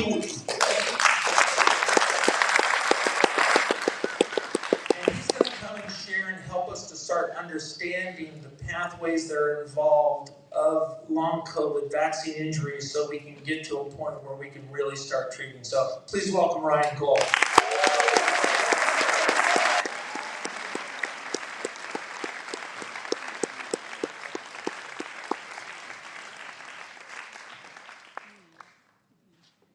Thank you, Dr. Milhoan. That's very humbling. I appreciate it. I was sitting there next to Kim blushing. Here's the shoes if you haven't seen them. It's an honor to be here. Thank you for welcoming me back to your piece of paradise here. And this is my third time here during the COVID era and now in the post-COVID era, but we're going to talk about that a little bit as well. And it's amazing as I travel the world just to see that the hearts of mankind are the same. Like Dr. Milhoan was saying, look, we're all different. We all have our different backgrounds, our biases, etc. But at the core of everything, people want peace, they want autonomy, they want peace in their land, in their homes, and in their family, and they want to be left alone, to lead and guide a life that they choose without harming anyone else. And we've lost a lot of that worldwide after these last 3 years. And there is no knight on a white horse coming to save anybody here. We're here to educate, learn together. We're here to grow in understanding. But who needs to stand up for you? Yes, we're trying to share the science. But the revolution and change starts with you and your courage to do the right thing, so that you can live that self-determined life. And as we just come out of celebrating our independence, remembering that there are things far more important than safety and comfort. And we suffer from safetyism and comfortism, and we need to speak truth with boldness. I always start my talks with this quote, Mark Twain. The man who does not read has no advantage over the man who cannot read. So as Kim was saying in her talk and presentation, this is what we've been up against in medicine. And I'm not here, I hope there are people here of all thought processes. I don't want to be in a silo. I want people to join us one by one into this critical thinking realm. But if you have an opinion, you know the saying about opinions are like, because everybody has one. But if you have an opinion without knowledge, what good is it? And then as General Patton says, if everybody's thinking alike, then somebody isn't thinking. And of course, all scientists and doctors agree when you censor the ones who don't. And as we saw the judge rule on July 4th appropriately against the Biden administration, and social media polluting and censoring the American people and treading on the... I wore the uniform just like Dr. Milhoan did. We're both in the Air Force. And we took an oath to the Constitution to defend that Constitution and this nation against all enemies, foreign and domestic.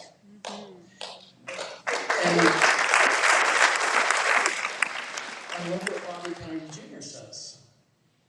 Even in the founding of our country, and Washington's in Valley Forge, and we had a pandemic, and this is before we had a constitution, and they tried to heal the troops, we kept on fighting, but in the Constitution, there's no suspension of the Constitution or exception to suspend the Constitution during a pandemic. There is no pandemic exception, and yet the Constitution went away. And as I've traveled the world, and I'm in Stockholm, and I'm in Oslo, and I'm in Austria, and Spain, and England, what do I hear there? You guys have to get this right because we are depending on you. Because so goes the US in our desire to stay free from tyranny. So goes the world. Mm-hmm. And if you want to follow the science, follow the silence. Easy as that.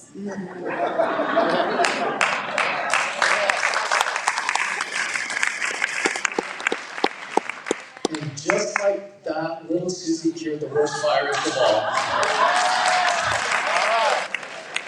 So choose wisely where you get your information. And if you're in a silo and you're only on one channel, be it on one extreme or another extreme, open your mind. And then you can see a whole lot better when your eyes are open that that's 19 tanks and not 3 tanks. Mm-hmm. So who's the pathologist? I'm the most important doctor you never meet that you always hope is right. So when you get a biopsy, blood work, it goes to that magic black box called the lab, but there's people in there that have done years and years and years of training. And we're nerds, yes, and we like looking through microscopes all day long. It's not that we're antisocial, but we're antisocial. I'm not. But maybe I am. And what does it matter? You know, all good science begins with observation. And what Dr. Milhoan did, Dr. Kory, we observed things. You know, we were told, oh, this is a novel virus. No, it's not. It's 70% similar to SARS-CoV-1. And it's 60% similar to other common cold coronaviruses we get every year. This wasn't novel and completely and totally new. Is a spike protein different and more toxic? Absolutely. We observe things, and when we see something, we say something. And when we said something, we were silenced because it didn't fit a certain narrative. And anything I say tonight, you can question me on anything. My mind is open. I'm not here to convince you I'm right or somebody else is right. But if I'm wrong, you better bring better data than I have, and you better have a very strong argument behind it, and not an opinion. So the pathologist's job is to observe harm. Fear has kept everybody quiet. As a pathologist, I have tons of colleagues that are seeing what I've seen, and I'm going to show you a bunch of that tonight, just to set up, you know, what's happening in long COVID and vaccine injury. And I'm not making this up. As I said in the US Senate, the cells don't lie. I'm a reporter at the scene of the accident. I don't cause the accident, I don't prevent the accident, but I report the accident. I report the cells, and the cells express certain things. And this is what we need to understand. Anybody hear about a submarine that sank recently? Yeah, a wreck on top of a wreck. And that's kind of what we've had the last couple of years. But what did the cavalier captain of that submarine do? Well, he built it out of something that had never really been used before for a submarine. And if you understand engineering, that's part of my background at the Air Force Academy, you realize the carbon fiber really isn't good under pressure. And he was Cavalier Captain. Well, you got to push the envelope of safety and this, that, and the other when there are established things that we know historically in engineering are safe and aren't safe. And I'll be darned if coming out with something new and novel and proclaiming it safe and effective didn't turn out to be so. And now we have another tragedy, but the parallel is fascinating. And here we are recapitulating some of those same patterns in society. All right, you can't find what you don't look for. Pathologists, we look. That's our job. We want to bring some hope, simply helping ourselves and others plan and prepare and persevere every day and eternally. That's what hope is. We want to bring a little love, live our values every day. And then we need to talk about death, and that's denying everyone as transient humans. And that was something we're all afraid of. Instead of opting to live, so much of society was afraid of death. Where were we? This was in Maui in 21. We went to this lovely, wonderful rally that about 4% of the island showed up to. And this picture I've shown around the world, this lovely little girl standing there. And indeed, fear is the real pandemic. And God bless her for standing up and not being fearful. And this was us in March of 2020. In isolationship. Unfortunately, we didn't need to be. And things moved into these aspects of 2020.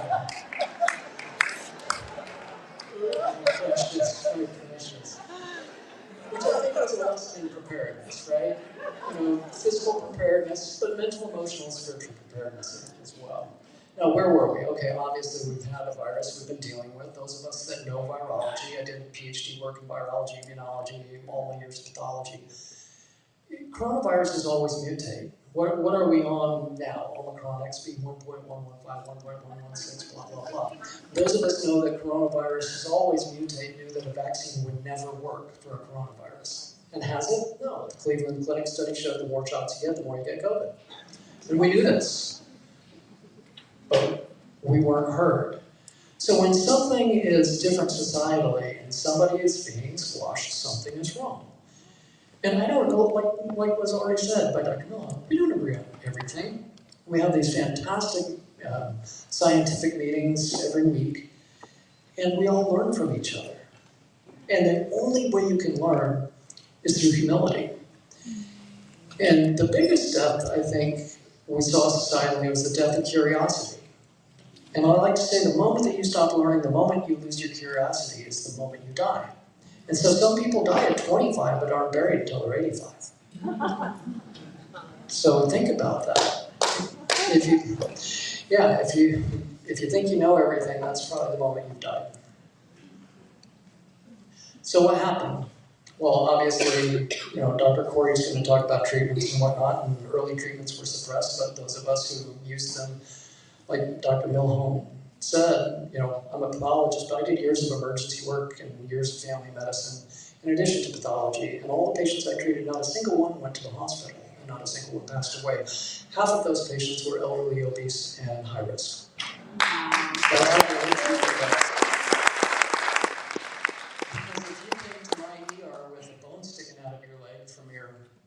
Fun hiking the cliff and falling off, I wouldn't say to you, gosh, that bone sticking out your leg looks awfully bad. I think I'm going to send you home, and when it feels really bad and turns black and gangrenous, then come back and we'll do something. Or if you're a woman and you have a bladder infection, I would say, I know you're incredibly uncomfortable, and that's awful, but why don't you come back when it's climbed your ureter up into your kidney and we need to put you in the ICU? Of course I wouldn't do that. You treat early. You always treat any and every disease early. And what do patients show up to in the emergency room? Well, breathing problems, clotting problems. What do? You use breathing medicines. You use anti-clotting medicines. And instead, all of medicine panicked and said, oh, go home. When your lips are blue, come back. And then we'll stick a tube down your throat, give you bacterial pneumonia, and let you die. And to anyone who lost a friend, I apologize on behalf of the medical establishment. because that's not who most of us are. But those who lived in fear and were told by people above them what they could and couldn't do,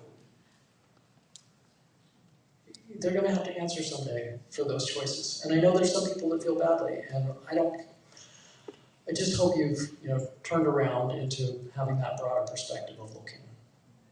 So we stuck needles in people's arms and we said, oh, it's going to go into your arm, it'll stay right there with these new shots. But what happens when you stick a needle into an arm? Well, you break up little blood vessels. See that nice little heart? It's kind of a broken heart, isn't it?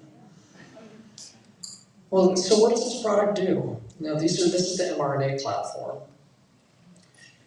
A traditional vaccine is a protein or a killed whole pathogen and some chemicals that cause your body to cause a hyperimmune reaction, and then hopefully you get antibodies and some T-cell memory, blah, blah, blah. This isn't that. This is a gene-based product. I'm not here to judge anybody. If you got one, don't get two. If you got two, don't get three, et cetera, et cetera. If you never got one, please never get one, ever. And I'll tell you why in a minute. Because a lipid nanoparticle goes everywhere in the body. And you are human, and you have human cells. And human cells are meant to make human proteins. Human cells are not meant to make foreign proteins. So not only was this a bad idea, but going forward for RSV, for influenza, for other diseases, this is always a bad idea because you have human cells and they are meant to make human proteins. And when they make foreign proteins, they become a target of your immune system. Always and forever. It's not just that the COVID shots were bad. It's that this technology and this platform has a very limited window of use for rare genetic conditions and potentially some cancer therapeutics in rare cases. But to widely use it on a population was experimental, is experimental. Going forward, they don't have long-term evidence of safety yet. They don't have short-term evidence of safety. So, to anyone in the sound of my voice in this room or by live feed, never, ever, ever, you, your child, your grandchild, get another lipid nanoparticle gene-based shot. It is an unproven, unsafe technology.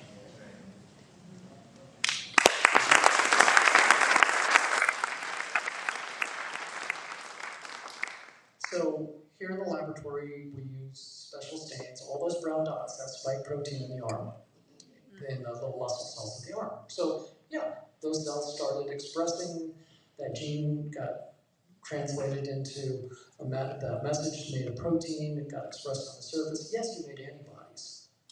But like Dr. Milhoan said, antibodies for antibodies.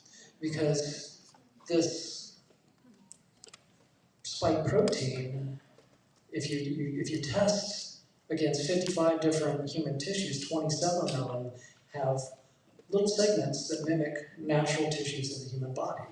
And like I said, now they become a target of your own immune system, just like Dr. Milhoan was describing in strep. So again, no judgment on the shots. These were treated, and the definition of a vaccine was changed by the CDC, and these were treated as a traditional vaccine, but they're a gene-based product. We didn't look at the biodistribution, and that's always required for medications. This goes everywhere in your body. Toxicology wasn't done before these were released on the public. Fertility, reproductive toxicity studies weren't done. Mutagenicity studies weren't done. Dose findings. So when I give you a medicine, that medicine has a half-life, which means it goes out in a couple of hours, a couple of days, but we know at which point that medicine is cleared from your body.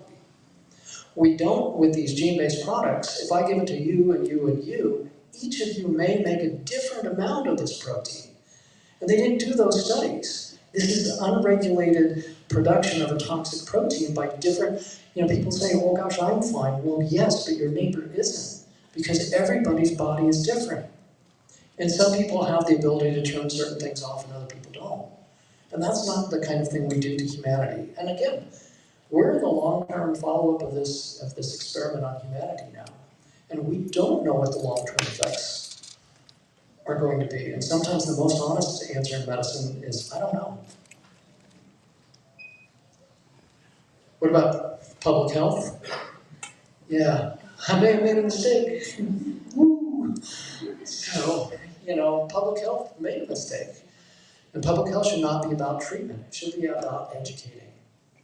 And did you hear these things in the last 3 years? Well, you did for me and my colleagues. Vitamin D, vitamin D, vitamin D. You live on paradise, and you can get your vitamin D with the sunshine. But in much of the world, you can't get it. What about losing weight, cutting sugar, eliminating high fructose corn syrup? What about industrial seed oils? These are just as bad for you as sugar is.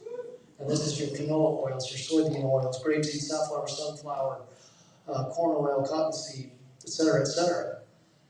Your body does okay if you intake about 4% of linoleic acid a day. But the average American diet is 30%. And most of that's from not just the oils themselves, but if you're eating feedlot animals that have been fed these grains and these oils, you aren't what you eat, you are what you ate. Think about that. All life is a sponge or a straw.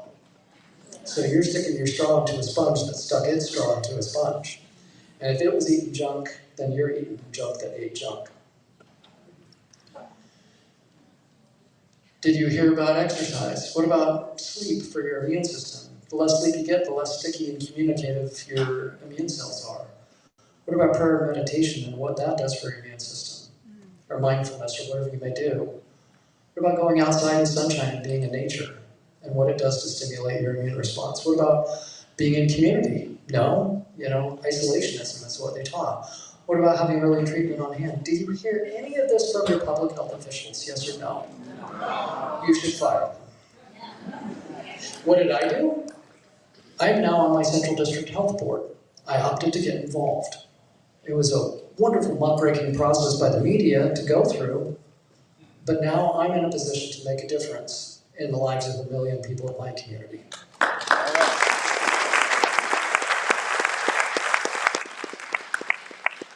So be the change you want to see.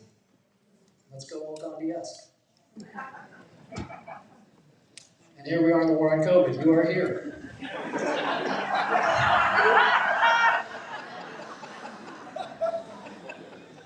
And obviously, intelligence must be destroyed societally. Every intelligent person knows that viruses are afraid of restaurant tables.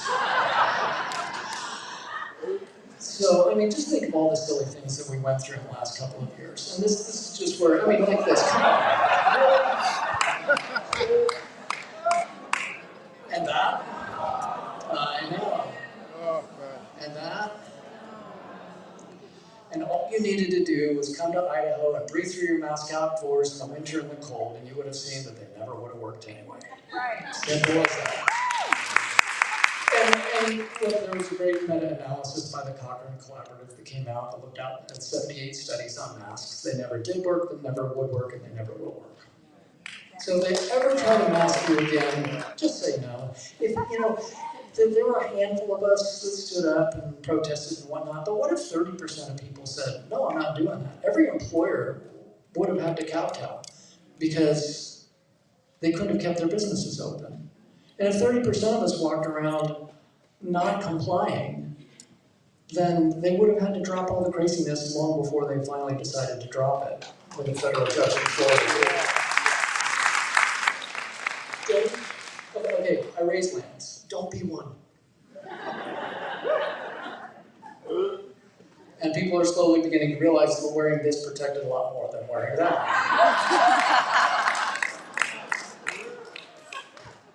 We forgot simple things. Mucosal immunity. When you get a respiratory virus, where does it enter your body? Does it enter through your arm?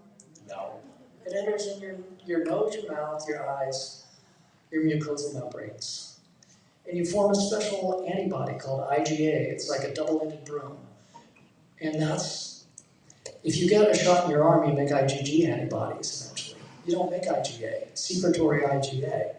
So they gave billions of people on the planet a product to make an antibody that doesn't even work at the entry point of the virus. This is basic science, and I didn't have to be a doctor to know that one.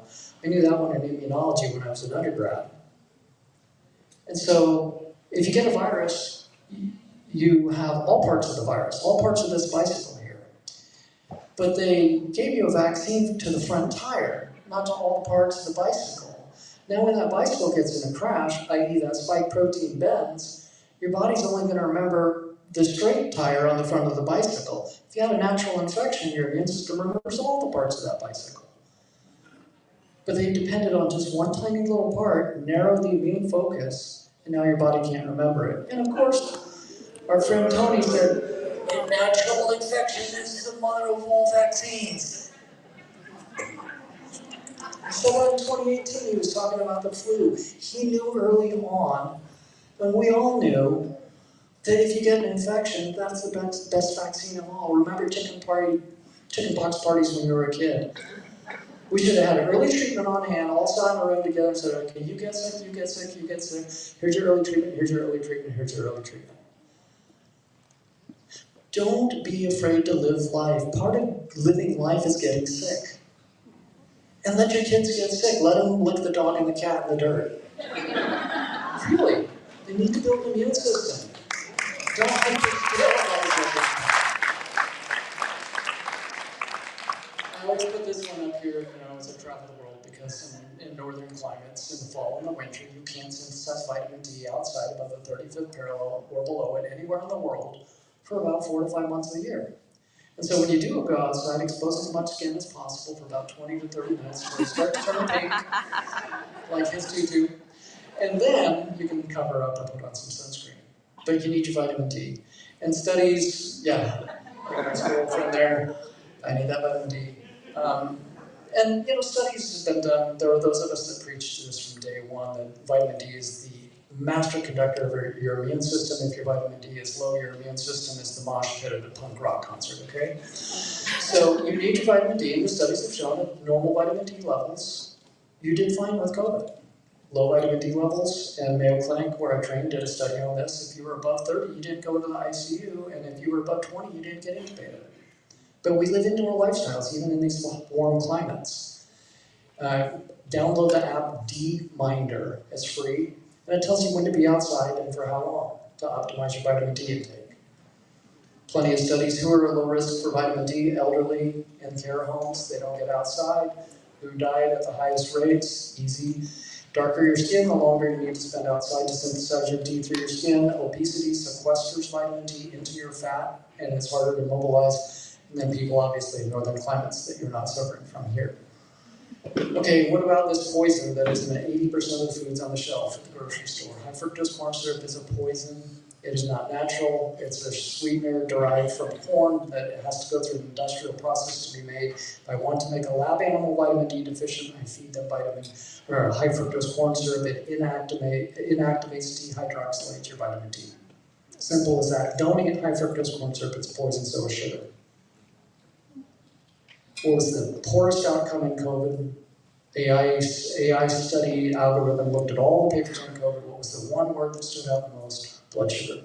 If your blood sugar was bad, your outcome was at an increased risk of being bad.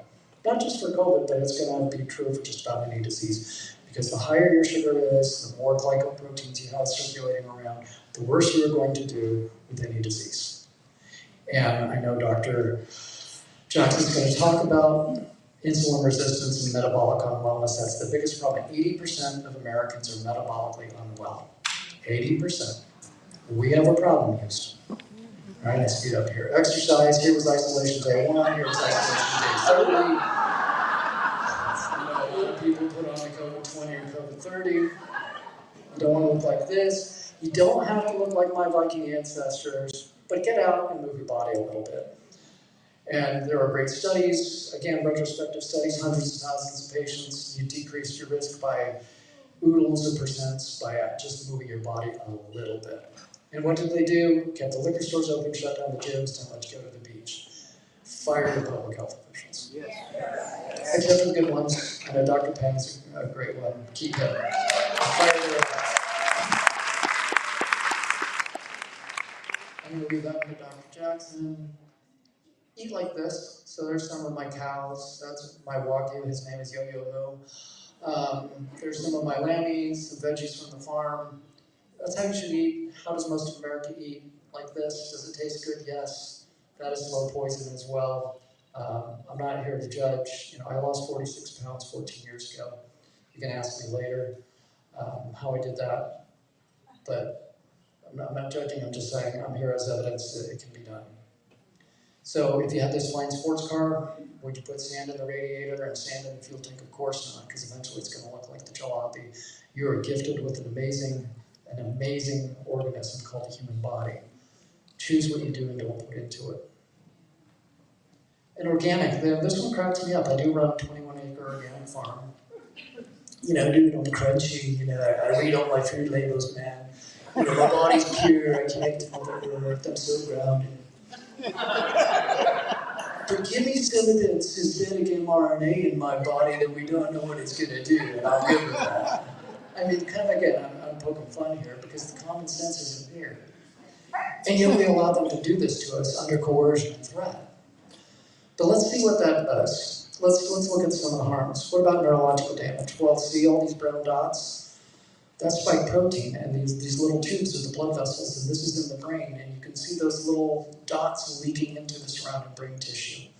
It causes a lot of neurologic harm. This is a gene-based product making your body into a toxin factory. Here it is in the brain tissue proper, all those little brown dots, that's spike protein. This is the brain, see all those Swiss cheese holes? That's mad cow disease, Creutzfeldt-Jakob disease, in tissues from an Australian 34-year-old after his third shot. We've seen more cases of this Creutzfeldt-Jakob process in the last 2 years than we've seen in the last 20. And again, this is one in my lab, same patient, with all that Swiss cheese. Yeah, you can see how the turtle feels about it. But all those brown dots around those nuclei, that's spike protein. This is what I've been doing in the lab, examining post-vaccine deaths from around the world. This is a peripheral nerve. Anybody hear about neuropathy, where you get the burning and numbness and stinging after these shots? I know a lot of people have experienced that. This is a peripheral nerve. See all that pink? That's spike protein. It doesn't belong there. What about organ damage? Don't want to lose the church organ. Don't want to lose the body's organs either. It goes to the liver. All those brown dots in that picture up in the corner, that's spike protein in the liver. What about autoimmunity? Autoimmunity means your body attacking your own body. And again, this spike protein mimics a lot of proteins in your body. And we chose a protein that makes your body make antibodies. And as Dr. Milhoan said, there are good antibodies and there are bad antibodies. And so we've seen a marked increase in autoimmune disease in the last couple of years after the rollout of these injections. What about the heart? Dr. Milhoan talks about it. I unfortunately get to look at it. That's normal heart muscle on the left, and on the right, all those blue dots, that's myocarditis. Those are your own immune cells infiltrating the heart and attacking the heart. Here on the left, same, this is from my late great colleague, Dr. Burkhardt in Germany, who was the pioneer of a lot of this. God rest his soul. He died in a tragic accident a month ago. But that's spike protein on the left in the heart tissue. And I mean, presciently, this is, you know, again, one of those universe moments. I was in European Parliament testifying about 6-8 weeks ago, and he said, Ryan, I want you to have my entire slide study set from all the autopsies that we've done from the vaccine. And so, with his permission, I share these. And so I have his whole study set to share, you know, with the world. But on the left, you see spike protein in the heart and all that brown. And we do control tissues for these. We know it's not virus. The nucleocapsid virus is not there. So it's not that we're just saying, oh, here's spike protein, because the virus, as well as the vaccines, make your body make spike protein. But here you can see that this is vaccinal and not viral. Check for myocarditis. I guess you should be. Okay, the clot thickens. I know there's a lot of seafood here, and I don't want to make any calamari references, but it's not just the deceased. Those ones were from patients that didn't make it. This one's from an internist who was happily walking by his emergency room when he collapsed, and this is what they extracted. Another internist and a pilot. And these patients are still alive. So when they say, oh, those are just post-mortem clots, no, they are not. And then Dr. Pretorius out of Africa has shown that these are misfolded proteins. I can take all your platelets, the little band-aids that float around in your blood, I can take those out, but guess what? that spike protein still causes the other proteins in your blood to clump together. In everybody? No, I'm not here to scare you. But this is recognition that some people are injured. Not everybody, but more than we've ever seen from any medical product. And that's what's concerning. This isn't just an occasional person. This is millions of people around the world. And it's amyloid. It's made up of collagen, reticulin, elastin. It's not made up of strange chemicals and nanobots. So we can get to that in the Q&A if you want. It's made up of human elements that congeal in an abnormal fashion. So let's get through. Here we have Sergeant Pfizer's Lonely Heart Club Band. And these are all the celebrities that passed away in the last couple of years. You know, just like we have seen the athletes pass away. And keep in mind that this is real. And of course, we're not allowed to say, like Kim said, oh, it was everything, but it wasn't that. We're not allowed to talk about that. But the cells don't lie. They can tell you it's not that. I can tell you it is. Because I can look and I can see that protein there. And ask your doctor if a drug with 1,291 side effects lists on 32 pages, including blood clot, stroke, attacks, is right for you.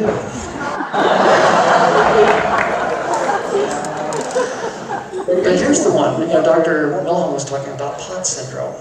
Your adrenal gland is important for a lot of things. Glucocorticoids, some of your sex hormones, your mineral balance, etc. This is spike protein from an infection in the adrenal gland. This is the spike protein in the adrenal gland from a deceased 17-year-old. And when you have problems with the adrenal glands, you end up with problems regulating blood pressure and regulating a lot of other things in your body. This is another individual, that's spike protein in the adrenal gland. And again, we did the control studies and the control stains looking for other viral proteins, and it was only spike protein. These are vaccinal. So when your doctor says, oh, it doesn't cause that, you can say, show me the evidence, not your opinion. Viral reactivation, these suppress, yeah, that's kind of a fun picture. How do you, no, these suppress your innate immune system. Your T cells are the Marines of your body. You know, that's why I say antibodies, schmantibodies. You want your T cells to react right away to anything. Right now you have 30 billion T cells circulating, each and every one of us. And they're constantly shaking hands with every cell in your body, friend or foe, friend or foe, friend or foe. And you want a foe to be taken out by those natural killer T cells like that. So he pokes a little hole, he's got a little sword, throws a hand grenade in, blows up your cell that is either atypical cancerous and or infected. That's what you want. But the problem is these shots have a tendency to turn off that signaling pathway in your body. And Dr. Fawcett in the Netherlands and his group said, after 2 Pfizers, we're seeing this really weird dysregulation of the innate immune system, which is your T cells plus your little Pac-Man macrophage garbage truck cells and your little octopus dendritic cells. If those aren't functioning, now you can't fight off the infections properly. This is critically important. And then immune imprinting. So when you're looking for that original Wuhan spike protein that people got this injection for, does it exist anymore? No, it's extinct. Is the BA4 and the BA5 and the bivalents, does it exist anymore? No, it's extinct. And they always will be. We're always going to be one shot behind because coronaviruses mutate. So should you get an expired shot for variants that are extinct? If you go to your doctor tomorrow and say, your doctor says, I want you to take the shot, and you say to him, but that's extinct, why would I do that? Then they have an answer for you, and it would be because I'm stupid.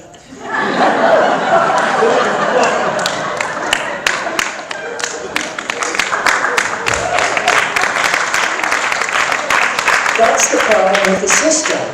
You're not allowed to ask the question, but that's a pretty relevant question to ask.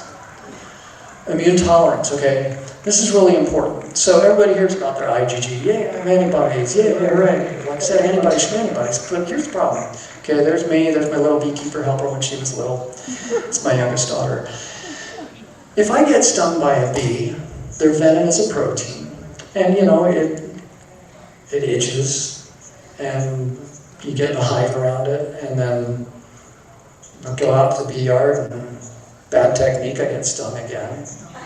Well, one of two things can happen. I can get this, well, one of three things. I can get the same reaction each time I get stung. My body's just kind of like, yeah, whatever. Or it can get worse and worse until I'm anaphylactic to the venom.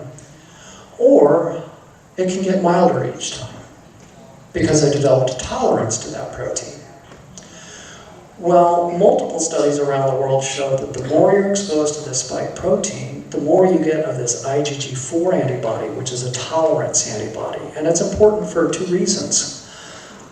One, so you don't hyperreact to proteins. And then two, it also can have a regulatory effect on cancer, but I'm not going to go down that extensive lecture. It's a great idea if you have a peanut allergy or a bee venom allergy, etc. You can do a little exposure to the protein over time, allergy shots. Or you can eat natural bee pollen, and over time you develop tolerances to certain allergens in your environment. That's wonderful, because now you become less allergic each time. Great idea for an allergen, horrible idea for a pathogen. So what we're showing with this new technology is the more we expose you to this, the less your body has the ability to fight off a future COVID infection of any variant of any sort. This is basic good science. This should have been done before one needle went in any arm of a human. But all the lab rats were on strike because they wanted the people to make sure it was safe and effective first. Let's talk about, I'm kicking the nuts here. The reproductive system. This is placenta. See all that brown? That is spike protein. That's Dr. Burkhardt on the far right there. See this? This is endometrium. See all that brown? Post-vaccinated patient, that's spike protein. This is testicle from a 28-year-old deceased male. Those are all the precursor cells to sperm. All the brown is spike protein. This is another deceased individual. In the sperm, all the brown is spike protein. So yes, unvaxxed sperm is the next Bitcoin if you want to invest. Okay, let's talk about the monster in the room, cancer. It does look like a dinosaur. This is an endometrial polyp. Everywhere I go in the world, and I think people are finally catching wind of this, everywhere I go in the world, all my medical colleagues, the amount of cancer I'm seeing is off the charts in young, previously healthy patients. And there are a lot of mechanisms for this. Spike protein suppresses the interferon production. The interferon is critical for training and upregulating those T cells that fight out cancer. And I'm writing a whole chapter for a book on this, on the cancer mechanisms. And hopefully my book will come out next month. So I took the shots, now what? So hopefully we'll have some understanding. This is Dr. English Daglish. I met with him in London a couple months back. He's seeing cancer, stable cancers that are progressing, and he's been doing oncology for 40 years, and this is what I hear everywhere. Cancers that were quiet, patients 5, 10 years cancer-free, cancer back like wildfire. And you've heard the term turbo cancer. That was my friend Uta Kruger in Sweden that coined that term because of what she was seeing in her breast pathology clinic. Here's the trends. So if they say to you, oh gosh, not happening. This is from the skeptic and some data analysis. And here you can see an 11 sigma rise in trend of malignant neoplasms. And look when that started, 2021, what happened in 2021? Same thing here, malignant neoplasms, same thing here. Again, you see that run going upward, and it's fascinating where it kicked in. It wasn't during 2020, and you can see, some regular trends in 2018-19 that weren't going up. Same thing here, and then this is the American Cancer Society. The excess cancer rates here in the U.S. at a minimum are up 11.5%. And then Ed Dow, my friend, is here tonight, so he's got an important presentation coming up in the next day. Tomorrow, you're coming out? Tomorrow? tomorrow. So with his permission, I will just show one data point here out of the UK, the oncology line there.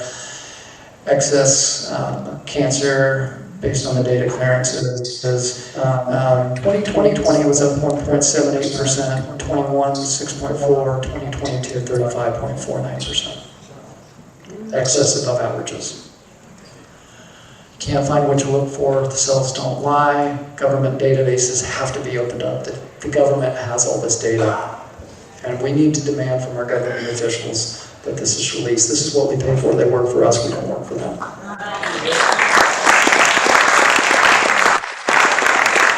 I'm going to skip over that. This is an important point that was brought up earlier. This is out of Stanford, Dr. Roltgen. This is not an mRNA. This is a synthetic mRNA. You're making messages right now with mRNA. You're making protein, you're making bone, you're making muscle cells, you're making epithelial cells, you're making all sorts of little proteins. Those messages are like Mission Impossible. This message will self-delete in 3 minutes. Boom. This synthetic mRNA doesn't self-delete. So Dr. Roltgen and her group of pathologists at Stanford looked at this. And at day 7, these are lymph node biopsies. All that pink, there was still mRNA present, synthetic mRNA present from the Pfizer shots in these patients. And at day 16, and 37, and 42, and day 60, at which point they went to publication and didn't do 4 months and 6 months. But we know for at least 2 months, not 2 minutes, 2 months, that synthetic RNA was persisting, and it was still making the body make spike protein. This is an experimental genetic-based technology that never should have been used on humans. So this is why we don't and won't do this going forward if we have our brain cells engaged. And when is the body done making it? I don't know, man. Just don't know. We don't know when the body stops making it. Like Dr. Milhoan says, we're still learning. And there should be billions from the NIH going into this. And there isn't. Because they're captured by the pharma agencies. And that spike protein binds to cancer promoter genes, P53, the BRCA gene, and P53 guards your genome. And when you bind a spike protein to that, now you have problems, and now you have dysregulation of cancer pathways. This is a lymphoma from the stomach. This is spike protein in every one of those cancer cells. This is a pancreatic cancer. See that pink? That is spike protein in every one of those cancer cells. This patient on 8 September 2021 got a booster. And this is that patient on the right with his lymphoma 3 weeks later. See that change in tumor volume? The body loses its ability to regulate normal processes. Here's another problem. It's not just the spike protein. For the European Medicine Agency, they did a query like a FOIA we would do here, and they showed that the mRNA in the vials was fragmented, and these vials were only half pure. What does that mean? Well, they said, well, okay, we'll just change our regulation to it only has to be 50% pure. Here's the problem. Fragmented microRNAs are known carcinogens. Because now they not only code for the spike protein, but other proteins that are different shapes and smaller and different sizes, for which we don't know what the pathophysiology is for all these other random proteins that the body could now be making. So here's a for example from Comirnaty. And they put the vaccine in cell culture, and it's supposed to make a spike protein, right? However, a spike protein weighs 141 kilodaltons. But when they put it in culture, you can see up here, my optical laser, oh, there it is. Oh, there we go. See that line? That protein is 190 kilodaltons, and this one is 100 kilodaltons. And here, where you should see spike protein, is almost nothing. Which means this is not a pure product, and it's making the cells and it's making the body make other proteins other than a spike protein, which is also toxic. But we don't know what these other proteins are or what they do. So microRNAs cause cancer, epigenetics. Oh, bone marrow. Your bone marrow is really important because that's where all your white and red blood cells and platelets come from. But here you can see every little pink dot in here. This patient isn't making any blood cells anymore and is transfusion dependent to stay alive. And every dot on that screen is a spike protein in this 21-year-old young man's bone marrow. I'm not here to scare you. I'm just saying this is the pathology of this technology. And I gotta skip forward because I know I'm going long. Critically important, lipid nanoparticles. If you read the material safety data sheet on the chemicals that make up these little fatty particles that they wrap the RNA in, what does it say on the Pfizer-BioNTech? This product is not for human or veterinary use. On the Moderna lipid nanoparticles, this product is not for human or veterinary use. On the AstraZeneca, warning, this product is not for human or veterinary use. And in the J&J, and the AstraZeneca J&J are off the market now, 2-hydroxypropyl-beta cyclodextrin, HBCD, carcinogenic in animals. This went into billions of people. This is the science. Tell me where I'm wrong. I'm all ears. I'm open to suggestion. Oh, and by the way, yeah, the mRNA can get into breast milk. So can the spike protein. And they want to give it to animals, to dairy animals, for other diseases. Lipid nanoparticle gene-based technologies are not for human or veterinary use. This is what we need to stop. The platform altogether, not just for COVID, for anything. All right, where we are, Booster Palooza. I'm doing fine, how you doing? Don't get another one of these. I'm not here to judge you. And Dr. Kory's going to talk about some potential treatments. Dr. Jackson will as well, so allow. Informed consent. Here was the informed consent on the package sheets that came with the vaccines. That's all you got, a QR code and no information. That is not informed consent. Sudden death, excess death, fake pictures of people dropping in the street trying to cause mass panic about the virus, live pictures of fit young athletes dropping in the sports fields after the vax. Nothing to worry about, apparently. And interestingly, scientists can tell you how a mummy died 10,000 years ago, but can't tell you how people died yesterday. You can't find what you don't look for. This is interesting. The FDA protects the big drug companies and is subsequently rewarded, and using the government's police powers, they attack those who threaten the big drug companies. People think the FDA is protecting them. It isn't. What the FDA is doing and what the public thinks it is doing are as different as night and day. This is from Dr. Herbert Lay, former commissioner of the FDA, in 1969. This has been going on a long time, folks. A long time. Here's the evolution of medicine, unfortunately. And yes, I can see the test results here, and the vaccine is safe and effective. And here's the speed of sound, speed of light, and as we heard in some recent public hearings, here's the speed of science. Trust the science. I do trust the science, but coercion is not science, censorship is not science, fake data is not science, manipulating results is not science, cherry-picking studies is not science, fear-mongering is not science.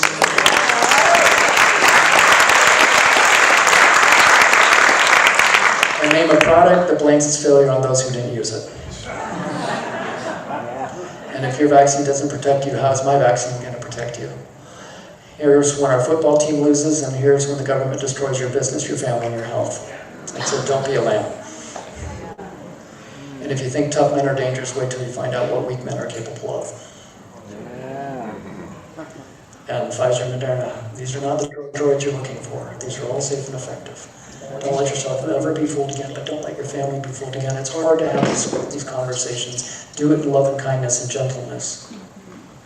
These are doctors and nurses pretending they have no idea why young people are having strokes and heart attacks. I think even Stevie Wonder could see why they're having it. Any mental illness in the family? Yeah, my cousin thinks people are dropping dead from climate change. And of course, you know, it's not that. It's not the shot. You know, scientists are studying temperature, you know, causing people to die spontaneously, terrifying. It's your energy price rise, causing heart attacks, solar storms, garden soil, killer heart disease, You're breathing too many times a day, according to the BBC. That's causing the risk of deadly heart attacks. You're shaking your duvet too hard. That's what's causing the increase in heart attacks. Moving your clock forward or back an hour. That's causing your heart attacks. But it's not that other thing.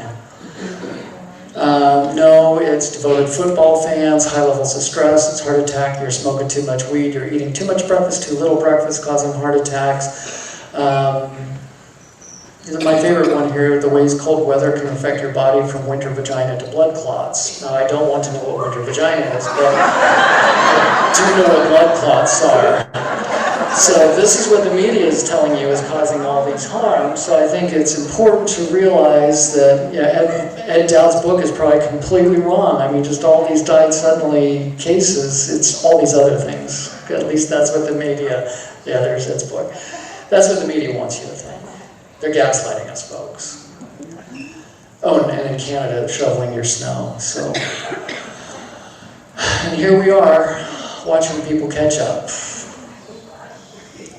And I want you to be aware of the new deadly Omicron variant that's coming out. It's named BS 24/7. So just be aware of it.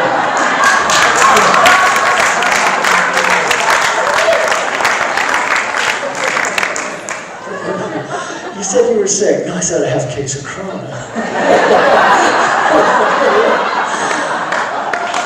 All right, I'm going to wrap it up here. We've got to restore critical thinking, folks. I mean, that's really where it lays. You're not a statistic, you're a valuable human. And when Stalin, he said years ago, look, one death is a tragedy, but 1 million is a statistic. And that's what we've allowed our governments around the world to do to the people. A lot of labs to consider here. Just know your basic health status. This will all be in the book. Things you need to check. To get a checkup is not a bad idea, especially if you've had some of these. Know what your inflammatory status is. Know what some of your basic levels are. Reactivated viruses, Epstein-Barr virus mononucleosis is reactivated in about half of patients with chronic fatigue after these shots. That goes back to kind of those viral mechanisms I was talking about. Consider getting checked for reactivation of that. There are some treatments for that. And I speak personally, I got reactivated mono prior to the pandemic from a surgery I had. Hormone panels, these affect the brain, these affect the hypothalamus, these affect the adrenal glands, these affect the gonads. A lot of people experience problems because your hormones are out of balance. And again, I'm going to leave some of this to some of my colleagues to talk about towards treatments. Clotting factors are critically important to check. A lot of people make autoantibodies that cause clotting after these shots, especially antiphospholipid syndrome, et cetera, et cetera. Again, I'm not going to teach you how to do all of lab medicine in one lecture. Food allergy panels. A lot of people have new allergies after COVID.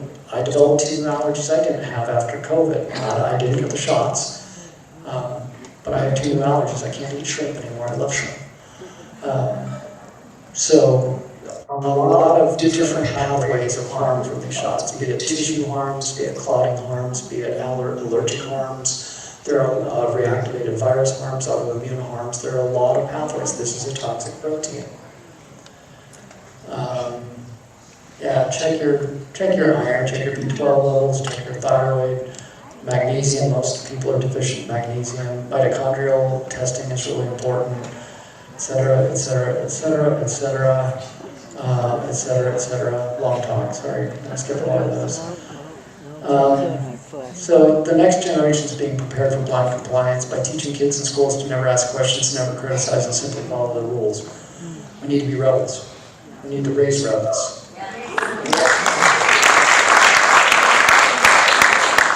Build community, reconnect to the cycles of life and nature, pursue hobby, pursue art, be together, be creative, have connection, mental wellness. We need human connection.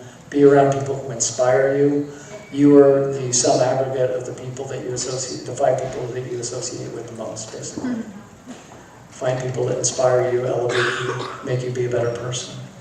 We took an oath to do no harm, and those of us here are trying to do that and keep our oath. We want you to have sovereignty of mind and spirit. Make sure your body is your own, your mind is your own, and know who guides your thoughts. Laughter is definitely the best medicine. Don't forget to be silly. Don't forget to have fun. Don't forget to live life. It does phenomenal things for our immune system to laugh every day. Don't be like the ostrich on the left, please. Stay away, be like the ostrich on the right. We need a great awakening, not a great reset. And remember, integrity is the distance between your lips and your actions. Live life with integrity, act with integrity, and be strong. Conclusion, we need to stop these injections and this platform. Stop using this new platform. Stop getting shots for something that doesn't exist. Demand that the data is released by our government. We need to acknowledge, help, and compensate those who have been harmed. The opposite of love is not hate, it is indifference. The opposite of art is not ugliness, it is indifference. The opposite of faith is not heresy, it is indifference. And the opposite of life is not death, it is indifference. Don't live an indifferent life. Don't panic, organize, and be like this little doggy on the beach on the right, please. And may we have the strength of this stool and the faith of this dog.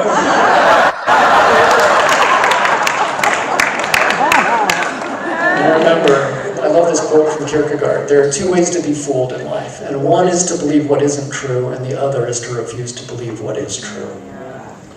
So if not us, who, and if not now, when? I prefer dangerous freedom over peaceful slavery. Mahalo, and thank you very much.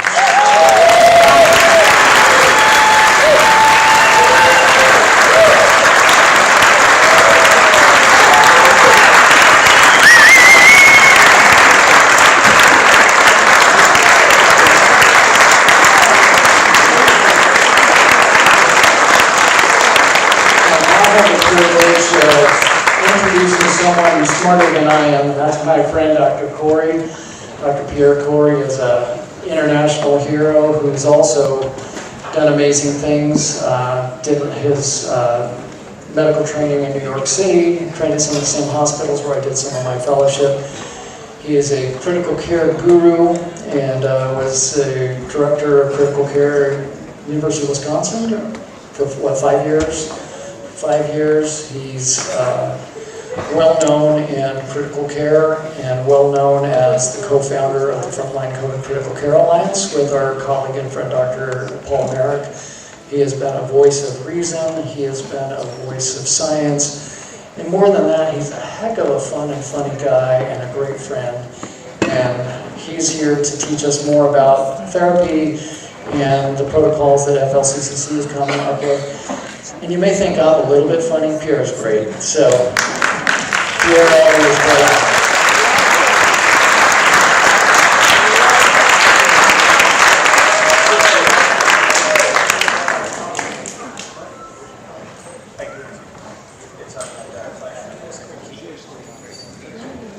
So this is going to be a little lag, so I gotta, yeah, we can do jokes, so I'll go with I'm funnier, but he's definitely smarter.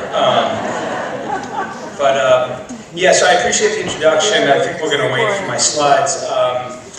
Ryan said I was a critical care guru, and I would emphasize was. I am now out of the system of medicine, and I'm in private practice. So,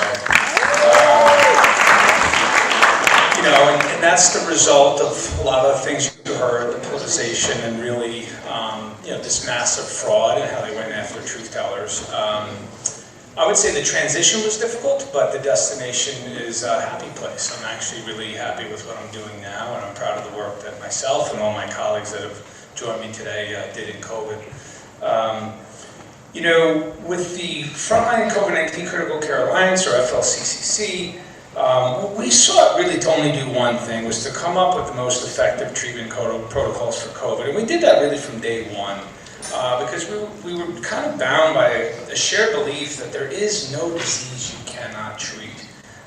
This absurdity of staying home until your lips turn blue, offering no guidance, nothing, not even a national vitamin D supplement campaign. There was really simple things you could have done to mitigate this disaster, and I think it speaks volumes that our government, it's not really a government anymore, you guys know that, right? I don't want to get political, but it's literally run by corporations. And clearly they had vested interest in the fact that they didn't want us to defend ourselves against this virus. And so I think we stepped into a void, and we got some attention. Am I up?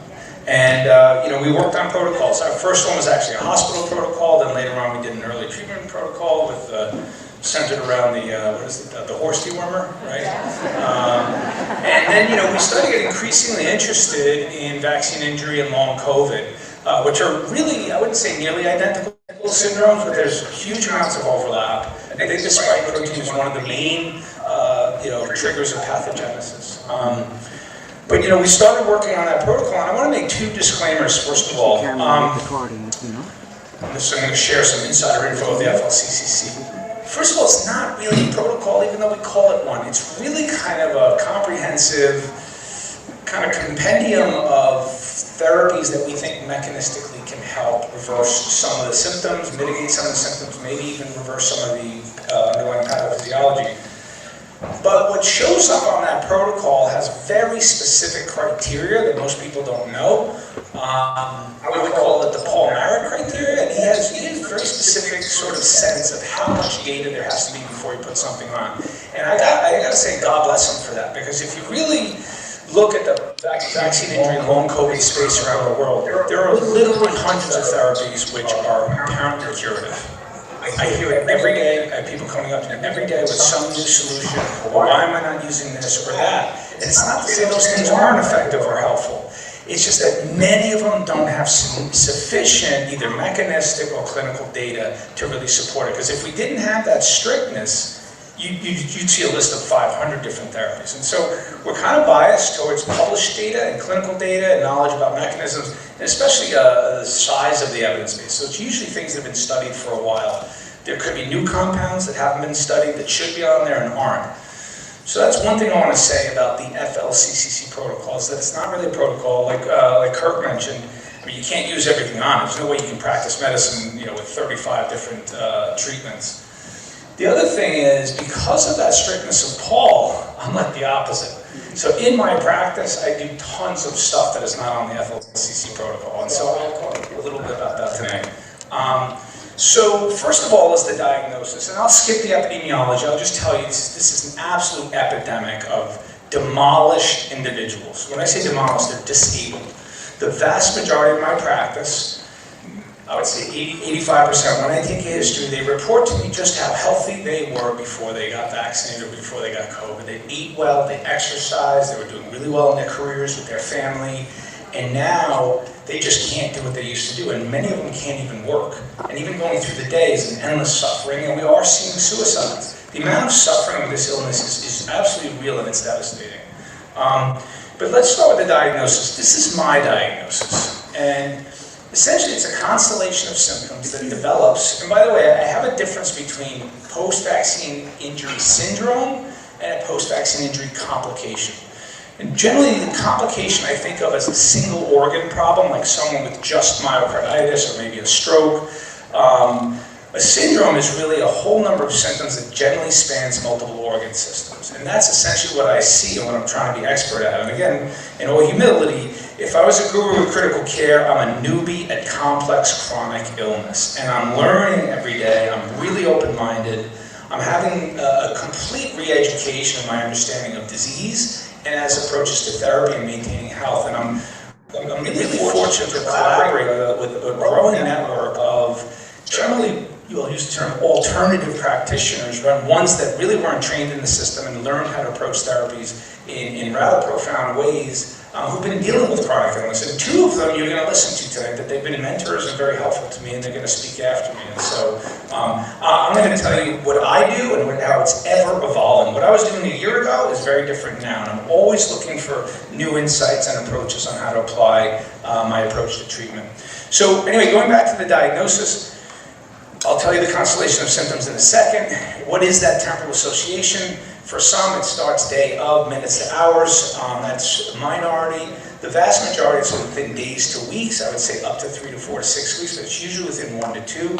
And then I have a very tiny cohort where really is odd because the temporal association is a little weak, but the findings and the way they present is very classic. And so I have a few that really it takes a few months to present, but for most, it's those timelines. With COVID, general pattern is people get better from the acute phase, you know, that kind of flu-like viral syndrome. They kind of reach some sort of baseline to prior, and then everything starts going south. And what starts going south? So there really are, I would say 95% have all three. Every once in a while I'll see someone without brain fog, but the syndrome is really defined as almost like a chronic fatigue syndrome, or what we call myalgic encephalitis, and it's this inordinate fatigue. The post-exertion malaise is almost kind of diagnostic, and what we mean by post-exertion malaise is these patients, they're in this state where their physiology is so disrupted, and their ability to create and form energy to do activities is so limited that if they do any exertion, I'll use the quote, they pay for it with their flares and their symptoms. The first thing they pay for is fatigue. And I have patients who literally, if they walk to their mailbox at the curb and come back into the house, they have to lie down for 2 hours. It completely overwhelms them. And I have patients who can't stand. If they stand for more than 5 minutes, or even try to stand for more, they feel like they're going to die and they actually have to lie down. And they're actually in wheelchairs. I'm talking about a completely healthy 28-year-old former Australian semi-pro athlete who can't even stand now. I mean, I can tell you the stories of the severity, but the fatigue is really bad, the post-exertion malaise is really terrible. And then we use this term brain fog, but it's some deficit in cognition. Most common is like word-finding difficulties. You know, they're trying to search for a word in the middle of a sentence, they can't. I see short-term memory. I see limits to how much they can focus or concentrate, whereas they could read books before, be on a screen for a number of hours. Now they're really limited, and for many, it really is affecting their jobs, and some of them were lucky or got to move to part-time, but most can't work anymore. And then a little less rarely, or more rarely, I see deficits in processing. So people have told me they're driving their car and they stop 30 feet before the red light, and they don't know why. And there's no car in front of them, where they're emptying their dishwasher, and they put things in the wrong places. So, and then in the worst, I think some people, they will get disoriented at times and not really know where they are. And this is a chronic condition.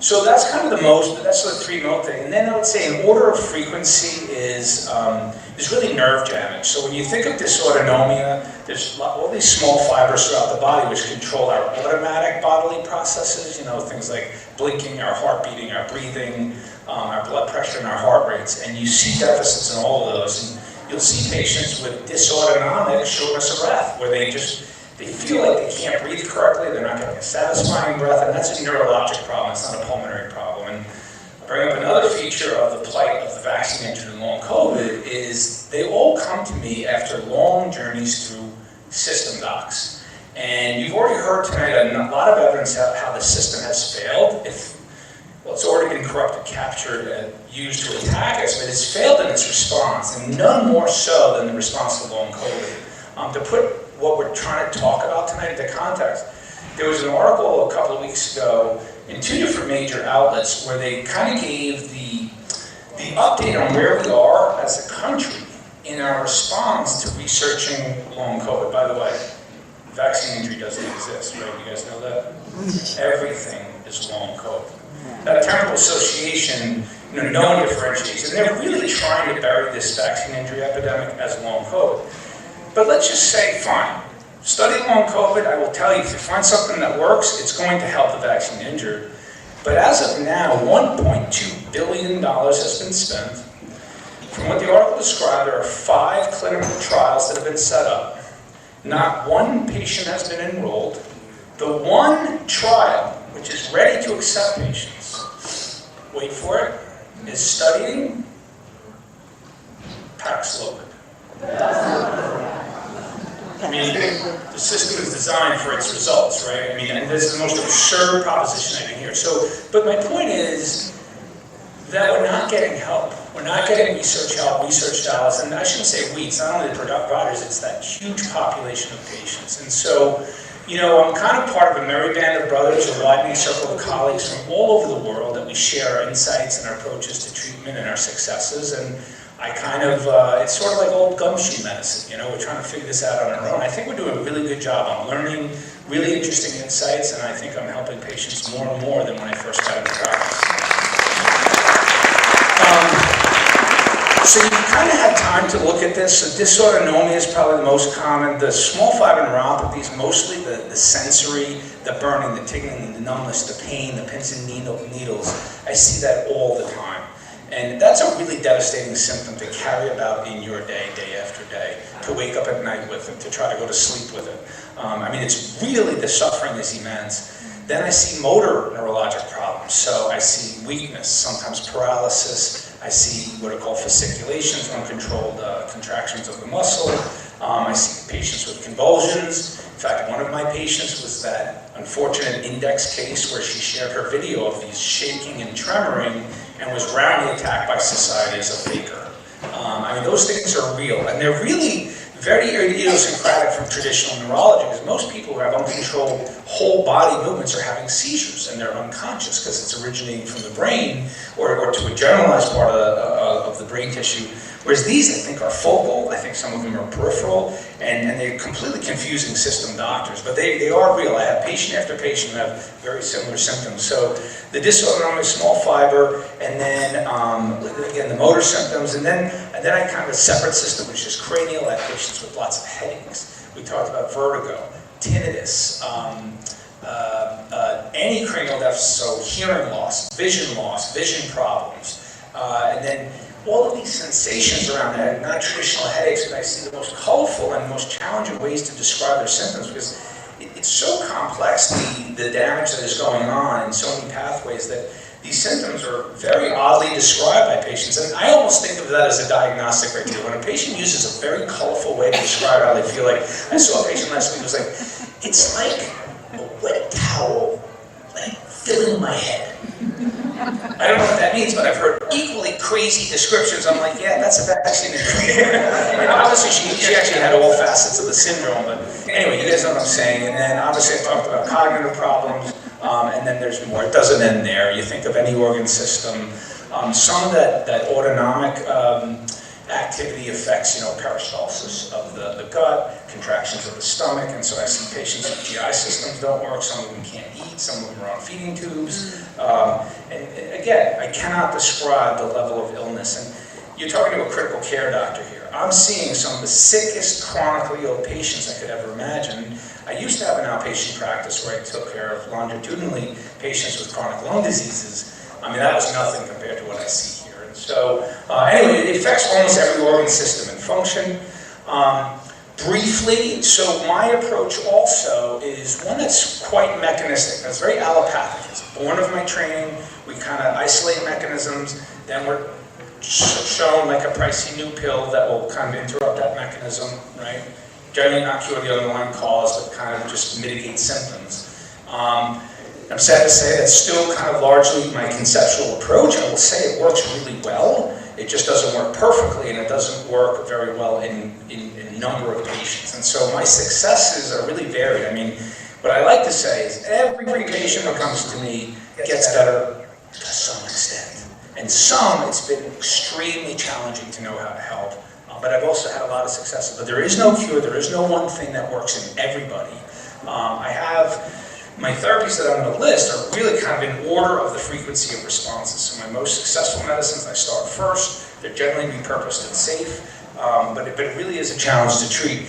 And I would say most of what I do have mechanisms which can interrupt or counteract, or have what I call pharmacologic mechanisms of action, which can interrupt or mitigate some of these pathologic processes. So this is the dysfunction that that science has shown us is being triggered or disrupted in the body, and medicines are seemingly theoretically counteracting this. I will tell you it works. I mean, my different strategies going after these different processes do seem to work.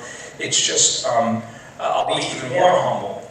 Even the patients that I get significantly better, I do seem to be running into something that I haven't been able to solve, which is that post-exertional malaise. I can get the fatigue to be greatly reduced in many patients, but most of my patients are still left with an exertional limit. Some of them improve enough where they can go back to work or regain some sort of activities of functioning, they're very happy. But others are still quite limited, and so I know there's still more to learn and that I need to understand in order to approach these patients. I'll go a little bit faster tonight. I don't want to go over too much pathophysiology, but it's generally a dysregulated immune system with other systems as well. A lot of autoimmunity and inflammation, and then also clotting is another one. There's a few other concepts of what's going on in the blood, not just clotting. The spike protein really has a lot of negative effects in the bloodstream. And remember, the blood coursing through our arteries and veins is what keeps us alive and keeps our organs functioning. And when there's something wrong with the blood, there's going to be a lot wrong in the body. And I think that's one of the biggest targets of things to target. Mast cells is another one. So sometimes we suppress mast cell activity. Patients got to get a lot better. We work on nitric oxide, which is a kind of a hormonal gas which controls a lot of aspects of circulation. The laboratory testing, I gotta tell you, I'll just be honest, I don't do a lot of testing. Probably in the beginning of my practice I did. I do broad stuff. I find it's very rarely actionable, and most of all I find it very rarely changes what I'm gonna do. And generally in medicine, if you send a test, it should change what you're going to do, and generally that doesn't happen. So I've been kind of underwhelmed with the value of testing, and some evidence for that is that when I say that everyone comes through the journey through the system, most of them have been tested up to wazoo. Imaging, CTs, MRIs, echoes, EKGs, huge panels of blood tests, and there's no consistent diagnostic finding or approach that they're coming to me with. And the thing why that is so tragic for the plight of the vaccine injured is that allopathic doctors are trained very kind of rigidly. They have these kind of rigid concepts of disease and diagnosis. You have to kind of fit the box, you meet all the criteria, there you have a diagnosis, now we have a treatment. And it's kind of not very expansive of mind and thought. And so when they get a whole battery of tests for this whole spectrum of symptoms, and it's all normal, what's the diagnosis, folks? You're crazy, right? It's in your head. And it is kind of funny, but because it's a clown world, it's absurd.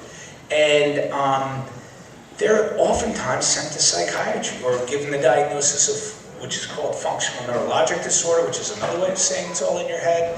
And it can be really tragic. I have tried to help one patient, an 11-year-old in Germany, who kept being given the diagnosis of functional neurologic disorders. Happy, healthy kid rendered into a wheelchair, can't eat, losing weight, can't move his arms. Apparently one day somebody did something and he moved his leg and they were convinced he was faking it. And he spent many months in these functional neurologic disorder centers and he was deteriorating the whole time. And that's just a really extreme case, but the patients, not only the physical suffering that is described, but the sociological, psychological, and political ones are horrific. And then the other thing is, beyond all of this, what they also have to carry is a massive situational anxiety because they don't know who can help them. They don't know if they can ever be helped. And they look forward to the rest of their life and they see this misery. And so, that's one of the reasons why I'm here, why all of us are here, is like we're trying to spread a message that there are treatments, there are ways we can help, because they're not hearing that message anywhere. I mean, most long COVID clinics are a joke. It's referral, referral, referral, test, test, test. And they won't offer treatment. Why won't they offer treatment? Because someone hasn't done that double-blind randomized controlled trial of Paxlovid to find that it's effective, and now it'll be on the guideline, right? So the doctors are just sitting there waiting to be told what to do, and they're not, remember, the system's closed down now, and ever more so in COVID. They're not able to be free-thinking, trying things, using good judgment of risk, benefits, and alternatives to help their patients, whereas that's why I said I'm really happy where I am, because I don't have an employer. I work for myself. I have full autonomy, I make my own judgments, and you know what? The policing of medicine is back to the way it used to be, which is something called malpractice. Now, they just won't let you do things. Used to be, you can do whatever you want, but it's on you if something goes bad. But that system's gone, there's no more malpractice, because to be honest, so many cases, now I'm going off the little lecture here, but I do want to make this point, is I get asked for so many legal expert testimony on cases where families of patients want to bring a court case because they think the doctor or hospital violated the standard of care. They've captured and corrupted the standard of care. whatever they did, whatever nonsense they did, giving something as ridiculous as remdesivir, that was the standard of care in COVID. So it's almost like they removed malpractice. And so, anyway, let's talk about the bright side is that I am in a place and I still have a freedom for now, right, Ryan? They're after us. For now, where I can still practice medicine the way it should be practiced, which is sharing with close colleagues, developing insights, ever learning from your patients, and applying that knowledge as best you can. So again, I kind of made these points, which is that there are many ways to treat this. I'm learning more and more different concepts. Every day I hear something that some doctors are doing that's working really, really well. The problem is I can't practice with 100 tools in my toolbox. So my experience of what I do is just what I do. It's not what everyone should do, and I'm not saying it's the only game in town or the only thing that works, but it's one that's worked for me pretty darn well, but I still need to get better. But it's what I do, and it also comes out of, also remember, I'm like a critical care doc, who's now like a chronic care doc, and that kind of aggressiveness and wanting to like save lives and reverse all the suffering immediately is me. So I'm probably a little bit more aggressive, probably use a little bit more pharmaceuticals than a lot of my colleagues, but that's me. You can go to another doctor if you want a different approach, or when I hear different approaches another doctor's using that I think I'm not, I adopt it. So I'm kind of like an allopath who's transitioning. I'm a trans doctor now.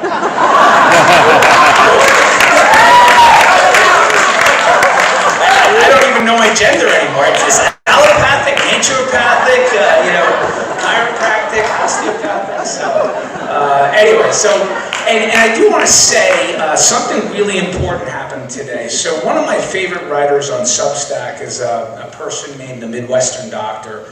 And I've followed their writings for a while. I think they're kind of a savant and have a really deep and comprehensive knowledge of really the history of medicine, many of its disciplines and understandings. And I find him a delight to read, and I find him probably the most impactful educator for me in the last couple of years. And this morning, I finally took time to read the last 3 posts, which kind of reorients and kind of transforms my understanding of the underpinnings of chronic illness. And I think there's a lot in those posts that I will have to germinate on and figure out how to apply. In fact, a lot was already I've understood and applied, but I just want to say that's why I was kind of introducing my approach as more of a mechanistic approach. But there's some more fundamental understandings that once are more broadly recognized, I think we can help these patients more.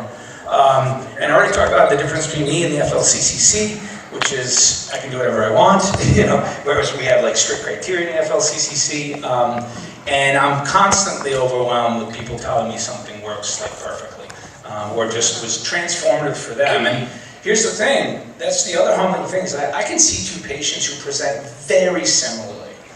And my approach with the first patient does great. And then I see the second patient, I've seen you before, I know what's wrong with you, I know how to help you. Nothing works. Or whatever I did with the first patient doesn't work. And I find that very kind of challenging, because one of the things that makes an expert, and I know I was an expert in a few areas of medicine, it's a deep reliance on pattern recognition. You kind of intuitively know things without even having to ask the question. I saw that develop over my career in medicine, because this disease is so idiosyncratic and complex. I'm so humble that I almost can't use pattern recognition. Well, that's not totally true, but it is really challenging. And then, some of the stuff I do was of various expenses. It's all out of pocket. I'm using a lot of stuff that's not approved by the system, and some of it is expensive. And I have patients of various financial needs, many unemployed. Some have lost insurance, don't come from wealthy families, and the way you treat them is very different than you treat others. And so there's financial variation in how I approach an individual patient. There's geographic, so some are in rural areas where they can't really travel, or they're too sick to travel to other places. Some are both poor and rural. And then obviously, sometimes they come to me, different things have been tried and it hasn't worked, so I have to alter my approach. And then obviously, some of the patient preferences, some patients either don't want to take a lot of medicine, but more often what I see is, I'm seeing in this population extreme medication sensitivity. Like when you give them something that's going to alter some of their physiologic balance, sometimes you have to go real low and start slow. Or start low and go real slow as you bring up the therapeutic doses. That's my practice. I have a partner We've been together now over a year and a half. We practice under the Crow Indian tribe, which is a federal statute, so no state medical board can come after me. So, talking about parallel systems of care, we have one for now. I'm a little scared to talk about it because more and more doctors are coming to me. How do I practice under the Crow Indian tribe? And I think if that gets more successful, they're coming for it, right? Next thing you know, Congress passes a bill and that whole thing is gone. So, I don't know. But I do think it's important for us to be protected in this political environment as physicians. We're really just trying to do the right thing and help our patients. And then I have some new therapies. But basically, well, that wasn't me. Maybe it was. Okay, so this is some of the processes. These are some of the things that I do for the dysregulation that I see. Basically, when I see a patient, one of the first things, and usually I don't have to spend a lot of time on that first one, which is pacing and activity moderation, because that post-exertional malaise is so bad, most patients figure it out fairly quickly.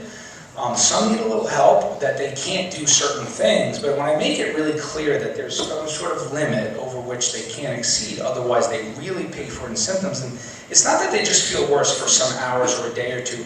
I actually think that it makes them harder to treat.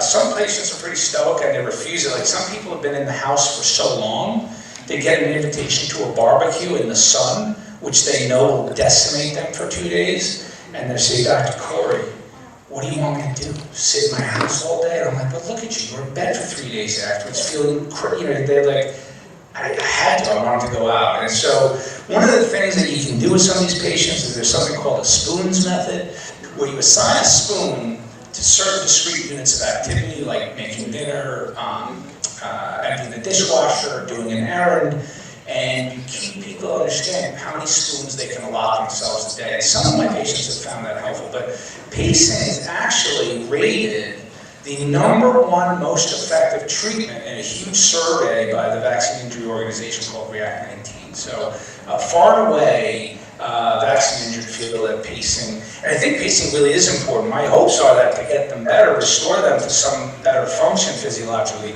so that those limits change. But that's a big one. Obviously rest, sleep. I use combo short long-acting melatonin. That was one thing I do. Sleep hygiene counseling, you guys have probably all heard the standard advice about sleep. I do try to review that with my patients. Diet, obviously, we talked about it, the high fructose corn syrup. I have patients, a lot of times when they come to me, they've tried different diets, and some of them actually have found success in finding what works for them, by trial and error or elimination. But I generally try to leave them with, the food should look like food, shouldn't come out of a box or a bag, right? And if you can, which is really easy to say, it's really hard for the average person to do, but I think it's important when you're this ill to focus on it. My first line treatment, surprise, surprise, is ivermectin. Ivermectin has probably 20 beneficial mechanisms of action. On paper, it sounds like a really good idea to use in a spike protein injury. The real reason why I use it is in practice. I would say 70% of my practice responds positively to ivermectin. I use it daily. I use it at a reasonably high dose, which is 0.3 milligrams per kilogram. When I get that response from a patient, and usually within days to a week, they'll report some mitigation and amelioration of symptoms. Then I do a double dose treatment trial where I take them to 0.6 for 10 days, and then I say, was it more better? And I would say about 40 to 50% of those patients will report significantly additional relief and improvements from double dose ivermectin. And so that's kind of a mainstay, that's my first line therapy. The other thing, because I do these mechanistic trials of therapy, I do try to Kirk's point about we need to know research, what are we doing, is it really us that are making this effect? I mean, my intent is that I try to separate out the trials by some amount of time, so that the patients serve as their own control. Now, does that remove the possibility of a placebo effect? It doesn't, but this is my bias, Kirk. I've read a lot and I've studied the placebo effect. I gotta tell you, I don't think I just feel it's minimized in this disease. And the reason why is I try all these things and many of them don't help. So they were bad placebos, and then I'll try something else, and it helps immeasurably, and like, why did that one act as a placebo and none of the other things I did? And also the timeline that patients have, they've come to me after seeing many, many doctors, and some of them have tried many different things. and they haven't reported a lot of benefit. And so, not that I'm discounting the placebo effect, but I kind of pretend it's not there. Like if I can start you on something and you're going to tell me within days that you feel significantly better after suffering for a year and a half, that's the other thing. My patients, almost none of them have been recently vaccinated. Almost everyone's been sick by 18 months to 2 years at this point. So they've been suffering a long time. It's not an easy population to encounter. Anyways, that's my approach to ivermectin. Then I also, that should come first. I do make sure, because a lot of these therapies and some of the more advanced therapies I do would be mitigated if you have a micronutrient deficiency. You want to make sure everyone's replete in a lot of the critical minerals and or precursors to enzymes that we have. So general vitamin supplementation, and then some more specific things that I think would probably impair or limit the efficacy of my other treatments. So it's really, it's the basics, the rest, the food, the sleep, the activity, then it's micronutrients, and then I start using treatments. So the other one is low-dose naltrexone, which some of you might know that drug is Narcan, which is used to resuscitate opiate overdoses. But Narcan is really used at doses between 50 and 300 milligrams.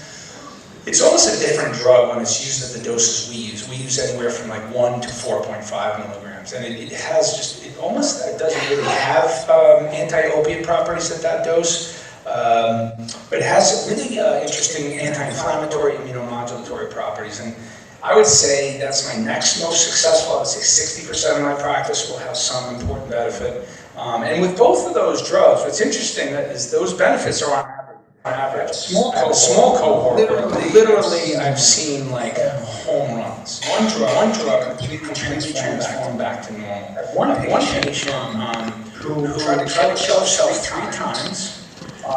Jumping off a roof, doing something else. She was put into 2 psychiatric hospitals on so many psychiatric meds I've never seen. She couldn't sleep for months. This is what happened to her actually it was after COVID. It wasn't the vaccine, if I recall correctly.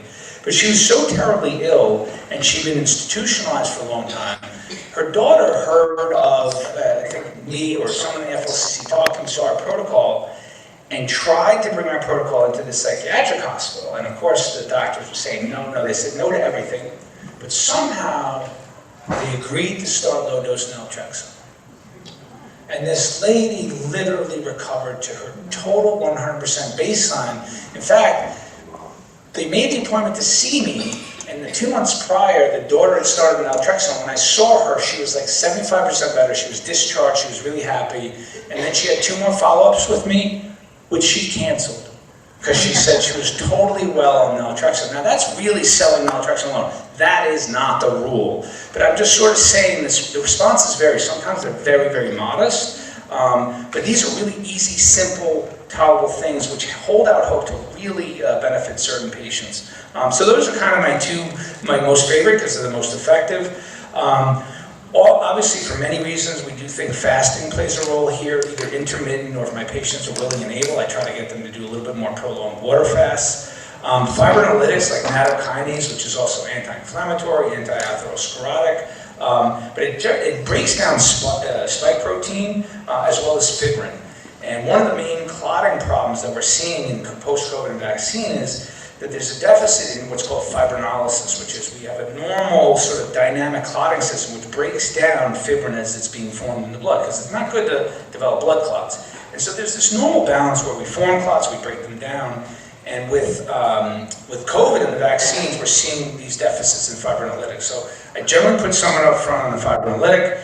I have been using hydroxychloroquine. Initially, I was not very impressed with hydroxychloroquine, but it seems like it's because my bias as a critical care doctor is like, it's got to work within like a week or 10 days, otherwise I'm not interested.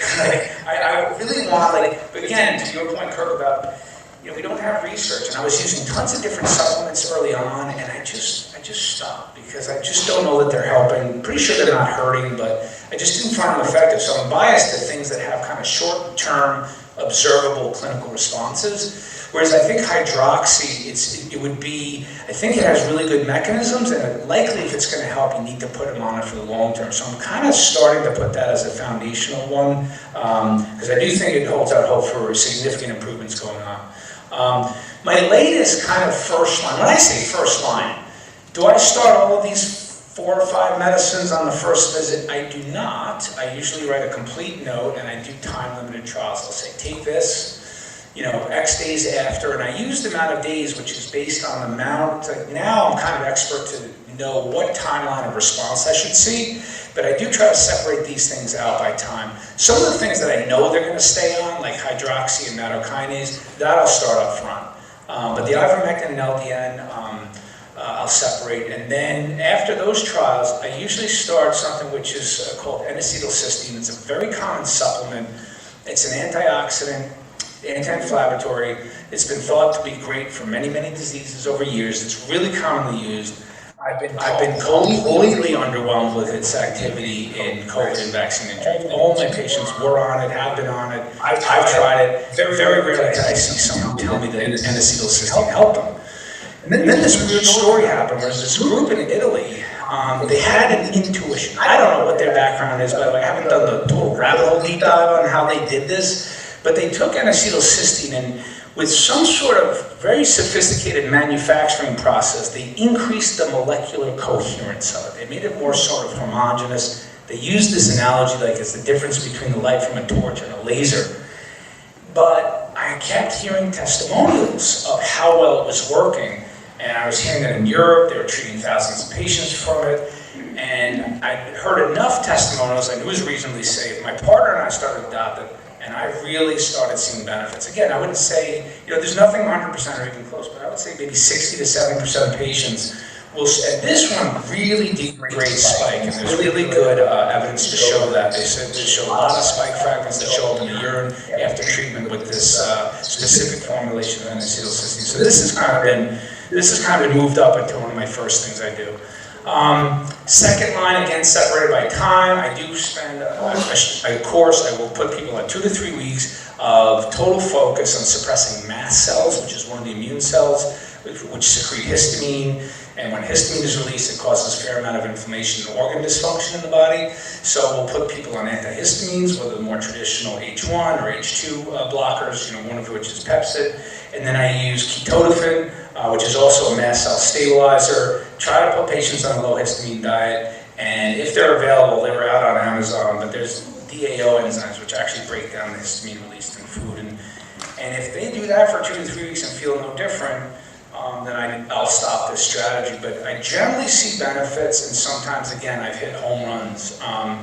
The other thing that I didn't make before, and I probably should slow down or maybe try to finish up quickly, and I'll just do a couple more slides, but the other challenge is, if you remember the slide where I kind of just briefly listed the 6 pathologic mechanisms, I found that in some patients it really does seem to be one mechanism in particular that is causing their problems, because they'll respond to a very specific treatment to a large degree. But most of them, I think it's like all 5 or 6, and I see kind of iterative improvements with each strategy. And so some really do get on 5, 8 different pills, but they can all report benefits with each one. Like I have one patient who's really on a lot of things, but you can't take anything away from her because she knows what helped her. And so it really is complex, but I will do an MCAS trial. I think you got to fix the cord, Bruce. And then the other thing is anticoagulation. So fish oils I do, which are really good. I try to, I've been using EPA only. I'm not going to get into the fish oil ratio argument. I will just tell you that clinically, I find that EPA only supplements really seem to be way more effective than the EPA DHA. That's just been our experience. There is some science to back that up. And then one of the most potent and profound, but notice it's not first line, because everything else that I've kind of discussed is extremely safe and repurposed.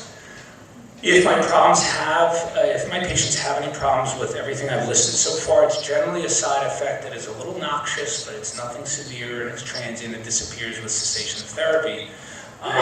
Obviously, with blood thinners, you worry about spontaneous bleeds. Now, luckily, knock on wood, we really haven't had it, and I think there's very good reasons for that, because I think these patients are really in a hypercoagulable state, and so we put them on blood thinners, you bring them more into a normal balance, rather than taking someone with a disease like AFib, where their coagulation profiles or dynamics in blood are normal, and then you're thinning the blood, and there you have the risk of getting spontaneous bleeds.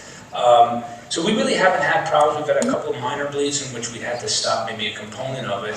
But I'll do this trial. What I like about anticoagulation, what I think adds to its safety, because here's the other thing why I'm practicing on the Crow Indian tribe. Let's say, for God forbid, something happened bad to my patient who was on blood thinners, right? And let's say the patients were complaining. Now, I do a very comprehensive informed consent, because I do tell them this is a therapy that has some potential risks. I do not think they're large, and I think the benefits are high. But one of the added things that I'll tell the patients is I will not keep you on this for more than 10 days to 2 weeks. If you can't tell me that you're feeling better within 10 days to 2 weeks, we're going to stop. So it's not like a prolonged trial. We're going to keep someone on a medicine with risks. And in many cases, it's literally within a day or two, you'll see these profound responses of these patients as you're kind of partially treating that blood sludging and aggregation of red cells and platelets that you find that we're finding in a lot of these examinations. So I do kind of, I guess, I call it triple therapy because it's aspirin, Plavix, and Eliquis. But I also keep them on nattokinase at the same time and at a pretty good dose. And so this one can be somewhat of a game changer. We have a lot of patients who respond to this. But if anything ever happened to my patient, let's say someone wanted to bring a court case against me, it'd be really hard. You're putting someone on triple anticoagulation based on what evidence? There actually is some evidence. We do have some large case series. We have the experience of a number of groups. There's a group in South Africa and Germany who's done it to thousands of patients. But again, they want the big double-blind randomized controlled trials, and the society's giving guidelines and telling you to do this. They don't want some Yahoo doing it because he thinks it's a good idea, and that's how I would be portrayed. But I would just tell you that this seems to have profound results in many patients. Not all, but we certainly do get a lot of benefit from this. This is just what's called a live blood analysis, which is a test that's used for decades by alternative practitioners. It's not a system test, probably why I like it. There's got to be a reason why the system doesn't like it. But you can see, using special microscopic techniques, you can see activated myocytes, you can see clumping of platelets, sometimes you can see fibrin, and so you can see these abnormal aggregations and activities of the cells in the blood. Sometimes I support nitric oxide because I think that's deficient. I also get really good results with that. And then kind of where I am now, and I think you'll hear more about it from my colleagues who are going to speak next, but myself and my partner, we've started to use exosome therapy and stem cells. Generally not as a first line, but when we're still having patients, we haven't gotten to where we go, we're starting to do that. And then sometimes I refer my patients. I mean, what I also like is I have a little network of trusted colleagues who I think are much more skilled and knowledgeable than I am. And so when I'm stuck, I either reach out to them or sometimes I refer. I say, listen, I can't help this person. And so I hope that network builds and I can help as many people as I can. It's not about me fixing them, it's about them getting fixed, and I'll do whatever I can to do that. So I think I'm going to stop there and introduce the next speaker. So thank you.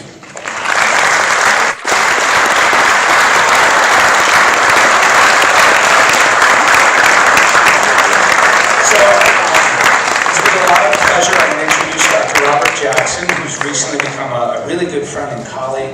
I was introduced to him by the second speaker you're going to hear after him, and the three of us talk a lot, and Robert's been, I would say, somewhat of a mentor. He's been, blows up my phone all day with papers, and when he sends me a paper, I read it. I don't know why, because a lot of people send me papers, but his papers I read. And he's also a great resource in learning about some of the advanced approaches you're going to have, and so I'm happy he's here. So Robert is a doctor of osteopathy. He's an immunologist and a rheumatologist. He's the head of a group of 100 doctors that serve underserved areas for specialty care in rural areas of America. And right now he's on kind of a campaign to build long COVID and vaccine injury treatment clinics from, what'd you say, Ohio to North Dakota? Is that it, Robert? All right, but anyway, pleasure to have you.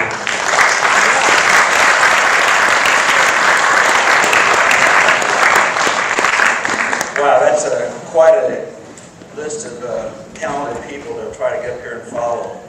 amazing. I'll have to tell you what happened to me in this whole journey, just briefly, to say that, wait for my slides off so they're all up here as well, my screens. I am academic. I teach medical school rheumatology, and I teach doctors at the post-graduation CME courses, continuing medical education courses. And as I prepared for this pandemic, I started preparing in 2019. I heard about the SARS-CoV-2 virus in China outbreak. And I gave my first lecture in March 6th of 2020 to a group full of doctors in Las Vegas. And I told them on March 6th of 2020 that we would be wearing masks, we would be, have social distancing, we would have lockdowns, and that the city of Las Vegas would be closed down for business the next 2 weeks. They thought I was wearing a tin hat that Dr. Cole was showing there earlier. They couldn't believe that was going to happen, but I realized that Macau, the largest gambling center in the world in coast of China, southern China, had closed down. There was no reason that Las Vegas wouldn't go through the same experience. I also was intensely diving into the subject matter, listening to the scientists that were available through the internet, and listening to Ed Dow talk about the insurance situations that were evolving with death, especially after the vaccine release. It was a real eye-opener for me. In fact, I had conversations with my colleagues, and I spoke about the scene from Matrix when Morpheus was sitting down across from Nemo and adding an opportunity to have the blue pill or the red pill. And I used the fact that the world was going to have a red pill experience with this pandemic as to this changes it's going to cause in our lives. Though Morpheus is the god of sleep, and Neo is a neophyte, the uninitiated. And the thought that I had occurred to me was, it wasn't the world being changed, I was being changed. And as I tried to address this disease head up, my patients are immune compromised. They have autoimmune diseases, and I'm giving them immune compromising drugs, medications to try to bring their disease into a state of remission and improvement. And I started to realize that this infection was more, not so much a viral illness as it was an inflammatory process. And it wasn't just the lungs, it was a total body being assailed by this experience by either the virus, equally so to the vaccine experience. The alarming part was our lack of knowledge. As Kim and Kirk said earlier, we had no informed consent. When you went to look in the packages of the vaccines that came to us, the boxes of vaccine that came to us, there's supposed to be a package insert that tells the doctor, the science and the benefits and the risk of a medication you're going to dispense. And as Dr. Cole had shown there on the screen, that big pillowcase sheet of information, when you reached into the box and pulled out the package insert to give you information about this medication, it was blank, as he demonstrated. In fact, it says in the center, this page is left blank on purpose. And they were able to get by with that because it was an emergency utilization authorization process, and they were required to release the data. Something was up with that. And I was pro-vax. As a rheumatologist, immunologist, I would tell my patients, get your annual flu shot, get your pneumococcal vaccination, get your herpes zoster vaccination. I would encourage that to happen. And I submitted that myself when I got my annual flu shot to stay on staff at the hospitals. I serve about 8 hospitals in northern Missouri and southern Iowa as an independent consultant. So I'm not employed. I have more liberties that way. And as I stand on the stage on behalf of the school, academically teaching, I'm not really employed. I'm basically a contracted speaker for them on behalf of the institution. So they don't really keep a thumb onto me with what I say behind the podium. So I had that luxury. But then as I realized that there was something strange about this vaccine, that everybody in the healthcare that was around me, the other staff and medical staff and the other healthcare staff in the hospital, we soon realized that when you got that vaccine experience, you had to plan for some days out of commission. That doesn't happen with other vaccines, but you had to stage that shot to occur near a time when you had a couple days off to recover after the injection. You know, the first shot I had, I submitted to and I agreed to do it because I wanted to keep in the ranks of the hospital and be able to see patients on rounds. Took the shot, no problem, a little bit of a sore arm for a few days. The second shot, a month later, I had an experience like the movie No Country for Old Men. You know, I was the Javier Bardem figure sitting on a couch with Astinia just staring at the wall saying, you know, I wasn't contemplating killing anybody, but I was sitting there thinking, why am I in this room? What am I doing here? What's my purpose? You know, and I was out of focus for 3 days, and then I felt a creeping sensation that I was losing my higher cognitive skills to memorize prescription doses and patients' names and protocols. I felt I was in a way kind of slipping. That was in the fall of 2020. But earlier on in that same year, in June of 2020, I came across an article that was from NYU University, Dr. Big Sengupta, that talked about that he had 24 patients on a ventilator, and he gave them a single dose of mesenchymal stem cell extracellular vesicles, the short-term exosomes, and within a few days, he got 74% of his patients off the ventilator alive successfully. And that's unheard of, because when you went to the ventilator with this condition, COVID lung disease, you had near 80% mortality. And he got 74% off the ventilator successfully. So I picked up the phone, I hunted down his number, got a hold of Dr. Big Sengupta, said, what did you do? What are exosomes? You know, teach me about this, because I don't have this in my background. I mean, how did you obtain them? How do you administer them? What is the risk of this as far as adverse reactions? Is there any drug, interactions to be concerned about? And, all the details of how to get my hands on this product for the behalf of my patients. And he shared that with me, and that was the beginning of my path down the exosome experience. The purpose I'm going to try to go quickly through is give you what happened after that fact. I have no, involvement with these pharmaceutical companies that make the exosomes. I am now a medical advisor for Direct Biologics. This was the first company I was encountered that produces exosomes. They're headquartered out of Austin, Texas. And I also work with VD Labs. VD Labs are based near Kansas City, Missouri, to produce exosome products. What I also experienced near this same time frame was my patients who were receiving the vaccines were having a lot of adverse reactions. And so I have 5 other mid-levels, nurse practitioners and physician assistants work with me. So we have a large exposure to a population of rheumatology patients. And I reported out that I was seeing somewhere around 40% of my patients were having an adverse response after their vaccine, and 5% were still having prolonged injuries afterwards. And I thought, am I just being biased somehow to what's going on here? Or if this is truly an incident, an event? And then through some of the associations through here, I was introduced to Steve Kirsch, and Steve Kirsch interviewed me on a program of his.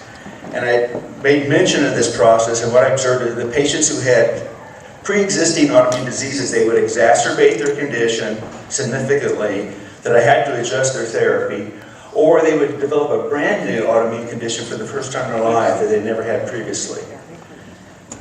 And then in this process of telling how I responded to that, I mentioned near the end of this interview that part of my rescue plan included using exosomes, mesenchymal stem cell extracellular vesicles.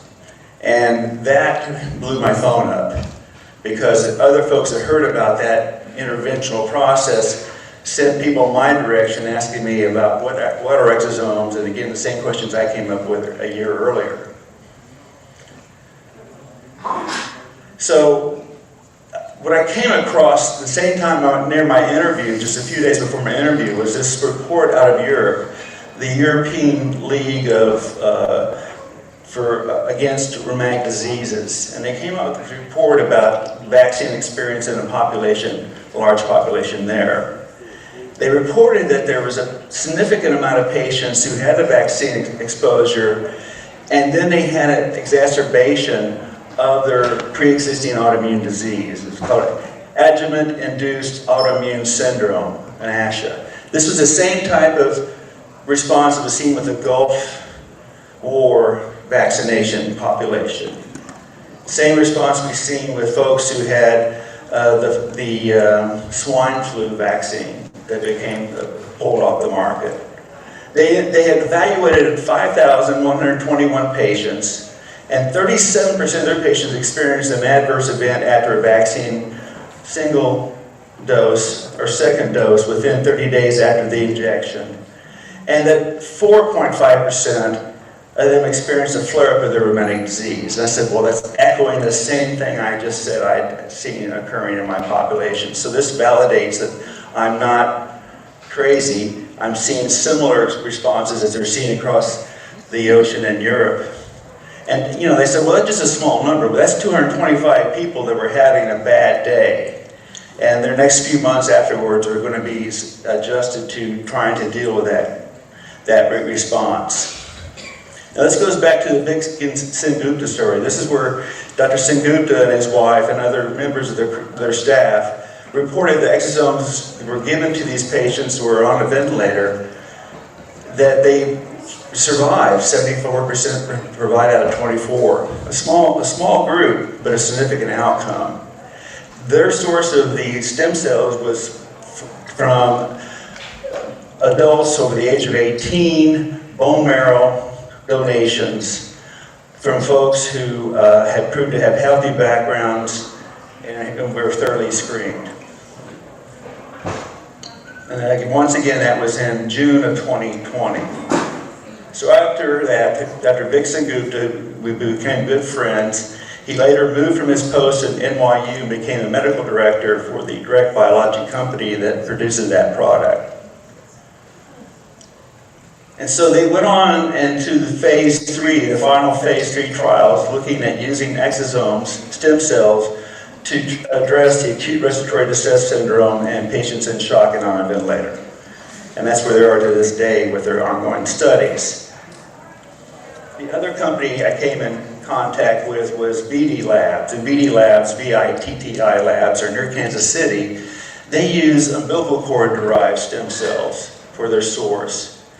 And they not only had the acute COVID arm of treatment, but they also had long COVID treatment as part of their protocol and phase 2 trials with the FDA studies. Now this presentation is not quite ready for prime time because, again, we're talking about a biologic interventional treatment that has not been fully approved by the FDA. They're in phase 2, mid-level approval, or phase 3, final stage approval before being released to total public use and utilization and approval by the FDA. So what are these exosomes? We've known about stem cells since the 1960s. We're using bone marrow transplants in patients or cancer patients to try to reinduce new cells and stem cells to bring back their bone marrow to full function and activity. But stem cells have had their faults. They've been in some ways disappointing. They're self-replicating. They can turn in and produce teratomas or tumor-genic structures, and they can present to patients with genetic material that cause an immune reaction, an autoimmune reaction. But the exosomes are the messengers that the stem cells create. So here's your stem cell, and these little tiny packages, these lysosomes, are what they send to the surrounding tissues to heal the body, to begin the healing process. So they're nanomolecular, they're tiny, tiny, 1,000 times smaller than the actual cell they come from. They have no self-replication, they're not cellular, they do not cause an immune response, and they can do the same type of healing effect that the parent cell that created them to the surrounding tissues that you're exposed to. So the extracellular vesicles, exosomes, come from in the cells. They're usually stimulated, especially under stress. Whenever the body is fighting an infection, whenever the body is hypoxic and short of oxygen, whenever you're having emotional stress or physical stress, the exosomes are released to your system to help you address that challenge to your health. They're very tiny.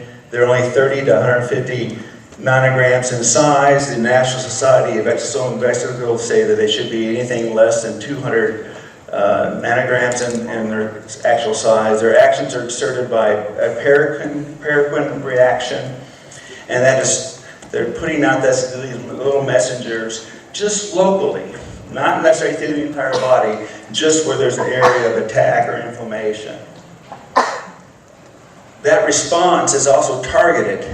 They seem to know where the body is under attack. So if I give a shot of the exosomes to somebody intravenously, and either by IM or intravenous infusion, these exosomes will travel throughout the body and go and target the area that needs to have attention and have restoration of homeostasis of bodily function. So the exosomes carry a cargo of proteins, lipids, messenger RNA, microRNA is probably the most important component, fragments of DNA, and anti-inflammatory cytokinins out to the area. They're cell-free. They are sourced ethically by donated adults who give bone marrow specimens, or by umbilical cord source that comes from live births that are ethical. They're not related to abortion.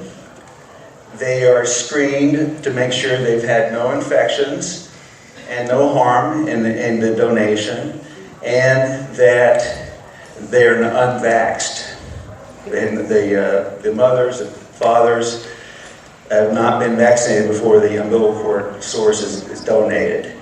These specimens are not allergenic, they're non-immunogenic, they cross through barriers, physiological barriers like the brain barrier. It can help people who have brain injuries. They have no adverse drug reactions.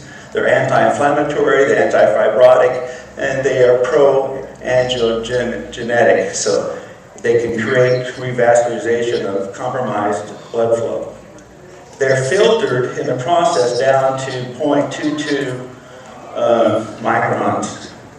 So in that process, they filter out a lot of other bacteria or harmful products that could be coming along with that donation. When I give you some idea to that size, that red dot there is the size of the coronavirus. And so this is filtered down to a level even smaller than coronavirus as far as the specimen of cord blood that's being donated by the parents.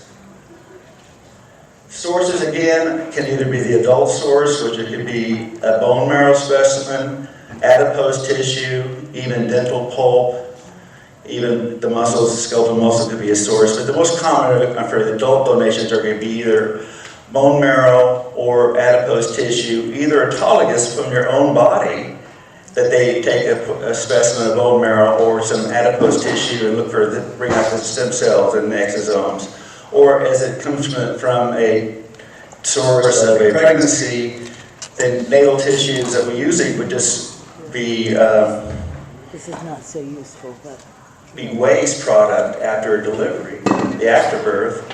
The placenta, the cord blood, and the Wharton's jelly are product sources that they get the stem cells from and derive the exosomes. The exosomes can have particular benefits by their origins. If it comes from the bone marrow, it can be helpful for the brain and the nervous system. The adipose-derived stem cells can be more helpful for reproductive process or the skin and dermal layers. And then the umbilical cord-derived products can be particularly helpful for the pulmonary function and circulation. They can block with the cytokine storm. They can stop the inflammatory process. They can stop the macrophages from being pro-inflammatory to make them macrophage 1s, create their macrophage 2s, which are anti-inflammatory, and reset the whole process of stopping the ARDS, shock and systemic failure. They are immune modulating. Oh, I hit the wrong button, sorry. They're immune modulating, they are anti-inflammatory, they have antimicrobial properties, and they have tissue regeneration properties. So it is a very global response for the benefits of patients. What happened when the coronavirus came in, it would cause pulmonary attack, causing COVID pneumonia, but then it had a cascade that caused a cytokine storm, which had multi-organ failure with heart damage, brain damage, renal failure, hepatic failure, and coagulopathies. But the exosomes can come in and mitigate all these processes and bring them back into a healthy state. Again, the route of administration, you could do it by surface application for skin wound and wound injury. You could give it intravenously, which is the most common way we provide it, with normal saline and about 30-minute infusion. You can give it into a subcutaneous or an IM injection. You can give it intracardiac. You can give it intrathecal, and give it intraarticularly for arthritis conditions. One interesting perspective was from Dr. Philip Ashkenazi from Yale. He was utilizing exosomes through intranasal spray so he could get it up into the cribriform plate and get the exosomes up into the brain area to help people who had strokes, Parkinson's disease, seizure disorders, MS, ALS conditions. And so that's been an exciting part. I partnered with a friend of mine who's a pediatrician in Phoenix. We're using now for the first trials in autism. Then that's the original article. He talks about using the exosomes for treatment of encephalopathies and neurodegenerative disorders, Philip Ashkenazi. So here's my experience. Tracy, would you give me a glass of water? You got a second, please, dear. Thank you. That tea of yours driving me up like an antihistamine. Thank you. So here's the experience as it began. So I got my hands on the exosomes for the first time in January of 21. The first case I got a chance to treat was a 67-year-old male who had a type 2 diabetic, metabolic syndrome, 60, 70 pounds overweight with chronic lymphocytic leukemia. He was hospitalized for several months on high-flow oxygen, came out requiring oxygen at 8 liters per minute, even though he had not had COPD or pre-existing lung disease, and he had to, basically, he could hardly walk from here across the stage without sitting down and taking a break from being short of breath. We administered a single dose of the bone marrow-derived exosomes, 15 mLs, and within 2 weeks, he's off his oxygen requirement. In fact, he came to visit me shortly after 2 weeks after the administration. He walked into my stables. He had the nasal prongs of his oxygen on his upper lip and not in his nostrils. He's dragging his tank behind him, and the oxygen tank is empty, 0. And he's playing it out like he's really still struggling. I go like, hey, Dave, you're doing pretty well. Your O2 saturation is 95, 96% plus. You had no oxygen here going in, and you're moving around pretty well. But the other part that happened next was I had a female patient who had post-COVID brain fog, treated with the bone marrow derivatives.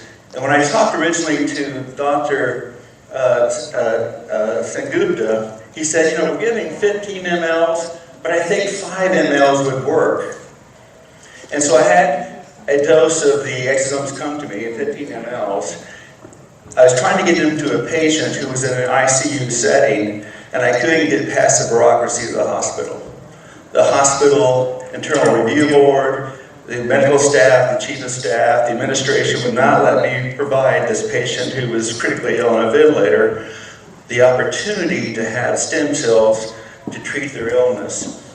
And so I wasn't going to waste those 15 mLs. I decided to take them in 5 ml increments and treat 3 other patients.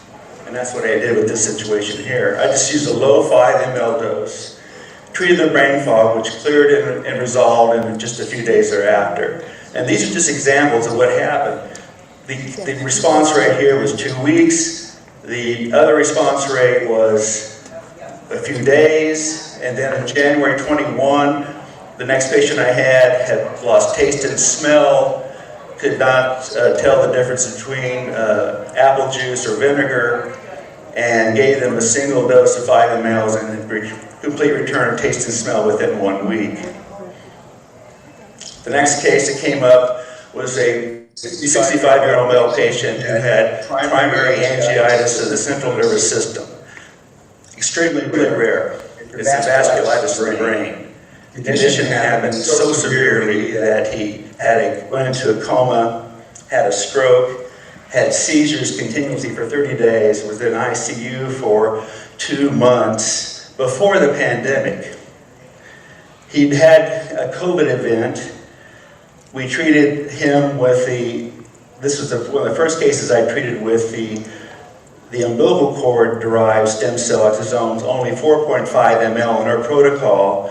And that patient had significant improvement in their motor function and her gait and her transfer skills. This patient had been bedbound, had right-sided paralysis, could not use his right arm, had speech impairment, and that all had significant improvement after the experience with the exosomes. And that's what was really happening is my experience is not only did we get improvement of the exosome damage or the vaccination damage, but we saw the pre-existing disease got better. By the way, this first patient here on the list that had the chronic lymphocytic leukemia, CLL, his white blood cell counts are still normal to this day, 2 years later. On February 22nd, we had a 55-year-old patient with chronic rheumatoid arthritis, no pre-existing lung conditions, went into the hospital with pneumonia, high flow oxygen, discharged on 8 liters per minute of oxygen, prednisone 20 milligrams at discharge, gave her the umbilical cord derived products, and she came off her oxygen and her steroid needs within 30 days. The next patient I had was an older gentleman, 63, who had muscular dystrophy pre-existing for 5 years before he had COVID. He got worse with the COVID. We gave him the injection, and he had improvement in motor strength and improvement in his ability to stand and walk and not require crutches or a walker. The next case I had, it was rather dramatic. This patient had a devastating case of COVID, was on a ventilator for nearly 2 months, came out with pulmonary fibrosis requiring a high concentration of oxygen and steroid inhalers. We gave her the injection of the, again, umbilical cord derivatives, and within 1 week she's off of oxygen. The next case, and she still is to this day off oxygen. The next case is this person who had a requirement for oxygen, had Crohn's disease. We treated her for the COVID. She came off her oxygen within 3 days, within 2 or 3 days, and her Crohn's has went into remission. So these are fascinating stories of what happens with these cases over and over again, and the collateral benefit of their pre-existing problem. So now I'm in a process of writing up what is happening with these patients, because I can see diseases that are no longer are called untreatable as being very treatable. I'm going to take some. The durations can take as long as 4 to 5 or 6 months after the exposure to the exosome. So some patients didn't get a response in a few days. They didn't get a response within a few weeks. It took as long as 5 months before the process of healing was demonstrated. Now, why that's occurring in some folks and not in others, it could be comorbid conditions, it could be lifestyle changes that were not able to be implemented. They were not doing nutritional changes or adjusting and controlling their diabetes, and I think it was causing delay in responses. The 52-year-old lady who had the pulmonary fibrosis, this is her x-rays 6 months after being out of the hospital, the top row. It shows all the fibrosis, all the scar tissue, and all the damage that's occurred to her lungs. After we gave the exosomes to her, the 4.5 mLs, this is her x-rays 6 weeks later. We were taught that lungs could not heal, that once you scarred your lungs, they were permanently damaged. And most of these people were being told, the only course you have is to look forward to a lung transplant. And we would send these patients back to their pulmonologist, and they would see this dramatic change, and they said, what did you do? And they would say, what do you mean what I did? And I said, well, I received a stem cell derivative exosomes treatment. And they said, well, you're no longer a candidate for a lung transplant. But the other thing that bothered me is the pulmonologist didn't say, how do I get involved with using this technology for my other patients? And I think they were being stymied by their academic positions and their employed status not to go this direction. Because they could easily be involved with the research studies and enroll patients through compassionate need to receive the same type of treatment. And that's the same lady showing off that she's no longer on oxygen and has an O2 saturation of 99%. The other case was a lady who had Sjogren's for 30 years. We treated her with exosomes for treatment of long COVID symptoms. And then within the following 2 months, she started having saliva. She went back to the same dentist she'd been going to for 30 years. He said, you have saliva for the first time. And so this occurrence has been dramatic for her life. And at the same time, we're now using a stem cell eye drop treatment to restore tears for her. So those have been the impossible conditions. And the final one was the one that I told you about, the person who had had the vasculitis of the brain, had been paralyzed on his right side, and could not walk on his own, and had impaired speech. That was my brother.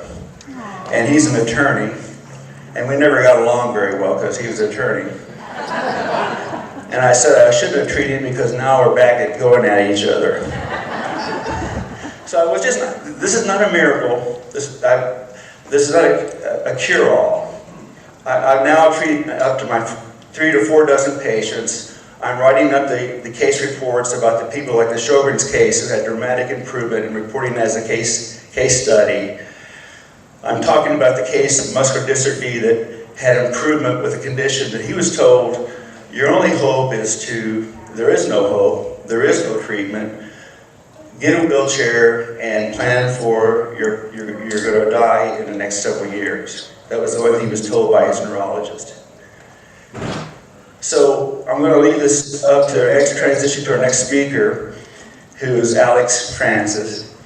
Dr. Alex Francis and I came close together with his wife, Dr. Yang, who rotated with me from his osteopathic treatment and his specialty.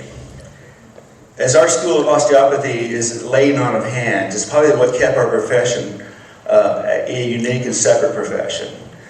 They just discovered in 2017 the organ system that was right before our eyes, and that was the interstitium. That's where our lymphatics flow, and that's where our body has our immune system activity. And what is going on with osteopathy laying on the hands is they're blocking obstructions. They're opening up the circulation to the body. They're enhancing the immune system by improving the flow. Because if you have lymphedema, if you have arterial obstruction or venous obstruction, if you lose the circulation, you lose the immune protection for any organ system involved downstream. And so he's incorporated with my practice and helping my patients who've been troubled with post-COVID and post-vaccination injury. And I want to introduce him in the hope that he will soon bring to the islands his own practice for restoration therapy, restorative therapy for long COVID patients and vaccine-injured patients. This is Alex Francis.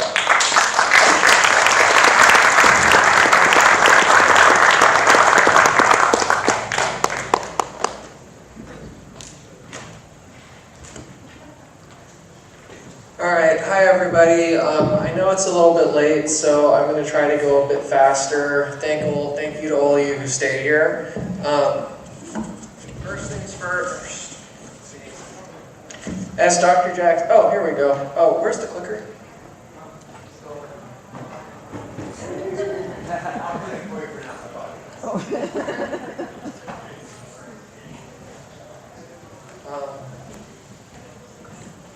So when I was in 8th grade, I began a lifelong study of integrated medicine. And in that journey, I've come across a lot of theories for why things in the body stop working and why people get sick.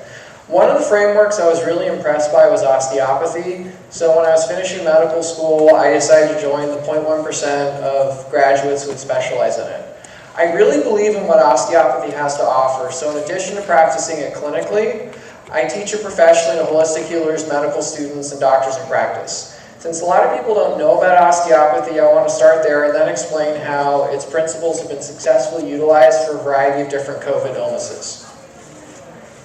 And so osteopathy believes that if something is out of place in the body, that misplacement will disrupt its functioning and give rise to illnesses. Typically, this is considered in the context of musculoskeletal issues such as a vertebrae being out of place, pinching a nerve, and causing back pain like the image shows. I think this way of looking at things is valid, especially when you consider how frequently chronically tight muscles create pain throughout the body. For example, I've lost count of how many times a tight piriformis was causing sciatica by pinching the sciatic nerve since it sits right on top of it, or how often with back pain it's ultimately coming from a tight quadratus lumborum or psoas major. And I've seen a lot of sad cases of people who've seen dozens of therapists, gotten stem cells in their back, gotten surgeries, et cetera, and then I just had to break it to them as one of these muscles being tight and not much more.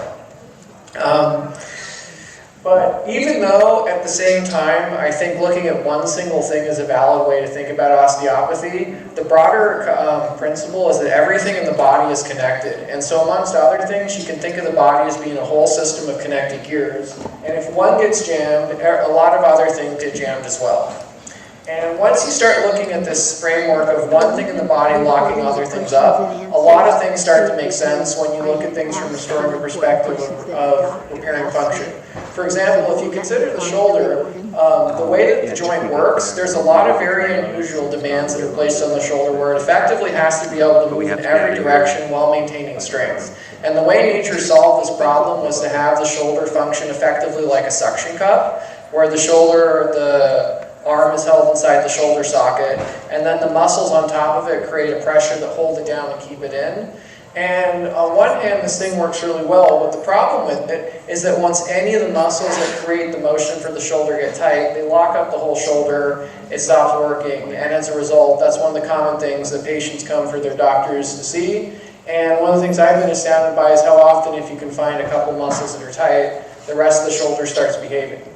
Now, just briefly, I want all of you to take a deep breath and feel what goes on inside your body.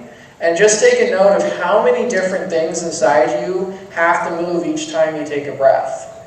And the thing to consider with this is that if there's something in your body that's a little bit stuck or a bit out of place, it's effectively like a jammed gear. But unless you say have a rib out of place, which makes it painful to breathe, you normally don't notice that. However, when somebody gets critically ill or has a condition like pneumonia, they start getting fluid obstruction inside the lungs, which makes it harder to breathe, and all those little extra drags on their system really start to add up. One of the biggest reasons why we ventilate people, even though we know it carries significant risks, is because when people are ill, because it takes so much more energy for them to breathe, their muscles eventually tire and run out. And unless you give them some type of an external boost like a ventilator, they just can't breathe anymore and they pass away. One of the things that happened during the pandemic from the very start, both me and quite a few of my colleagues found, is that when we had people who were initially in the emergency room with respiratory distress from COVID, if we just loosened up their diaphragm and freed up all the places that were stuck so it was easier for them to breathe, that got them enough of a boost in the ease of breathing that we were able to prevent them from having to get ventilated. And so then if we think about the rib cage, on one hand, we've shown how now rather than just the shoulder, if one muscle in the shoulder is stuck, it locks up the shoulder. You can have the same thing where something in the rib cage is stuck and it locks up the whole motion of breathing. The reality is everything's connected. So for instance, every now and then I meet someone where there's a bone in the foot that's out of place, and it's actually causing problems in their TMJ joint and with them chewing. But when osteopathy was originally developed, it wasn't meant to be a system for treating musculoskeletal pain. It just gradually ended up going in that direction because everybody always has pain, and it was very simple and straightforward to do that approach. The guy who founded it at the time was not very happy with the medical system because they frequently were using very toxic therapies that didn't work very well. Like for instance, that on the left side is chamomile, which was mercury, which was a standard treatment that was given for everything under the sun.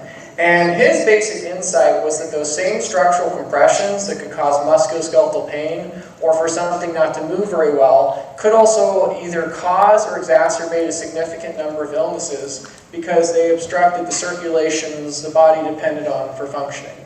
Now, on one hand, if we think about just a simple circulation like blood, it makes sense why the circulation being obstructed would cause issues. For instance, if you have a slight block of blood flow in the heart, you can have a heart attack, or if you have a blockage of blood flow in the brain, you can have a stroke. At the same time, you can also have a lot of subtle issues that arise, such as if there's a partial blockage of blood flow to the eye, artery going into the eye, there's a gradual loss of vision. In the vertebral artery, there's a gradual loss of tinnitus, dizziness, or hearing loss. In the brain, you can have a poor recovery after stroke. And cranial osteopaths, these are some of the common things they work on to restore some of the lost function inside patients. Now, another way to think of flow or circulation of the body is how force moves through your body. Now, each time you walk, you don't really appreciate it, but there's a wave of force that has to go up your body and pass through each time.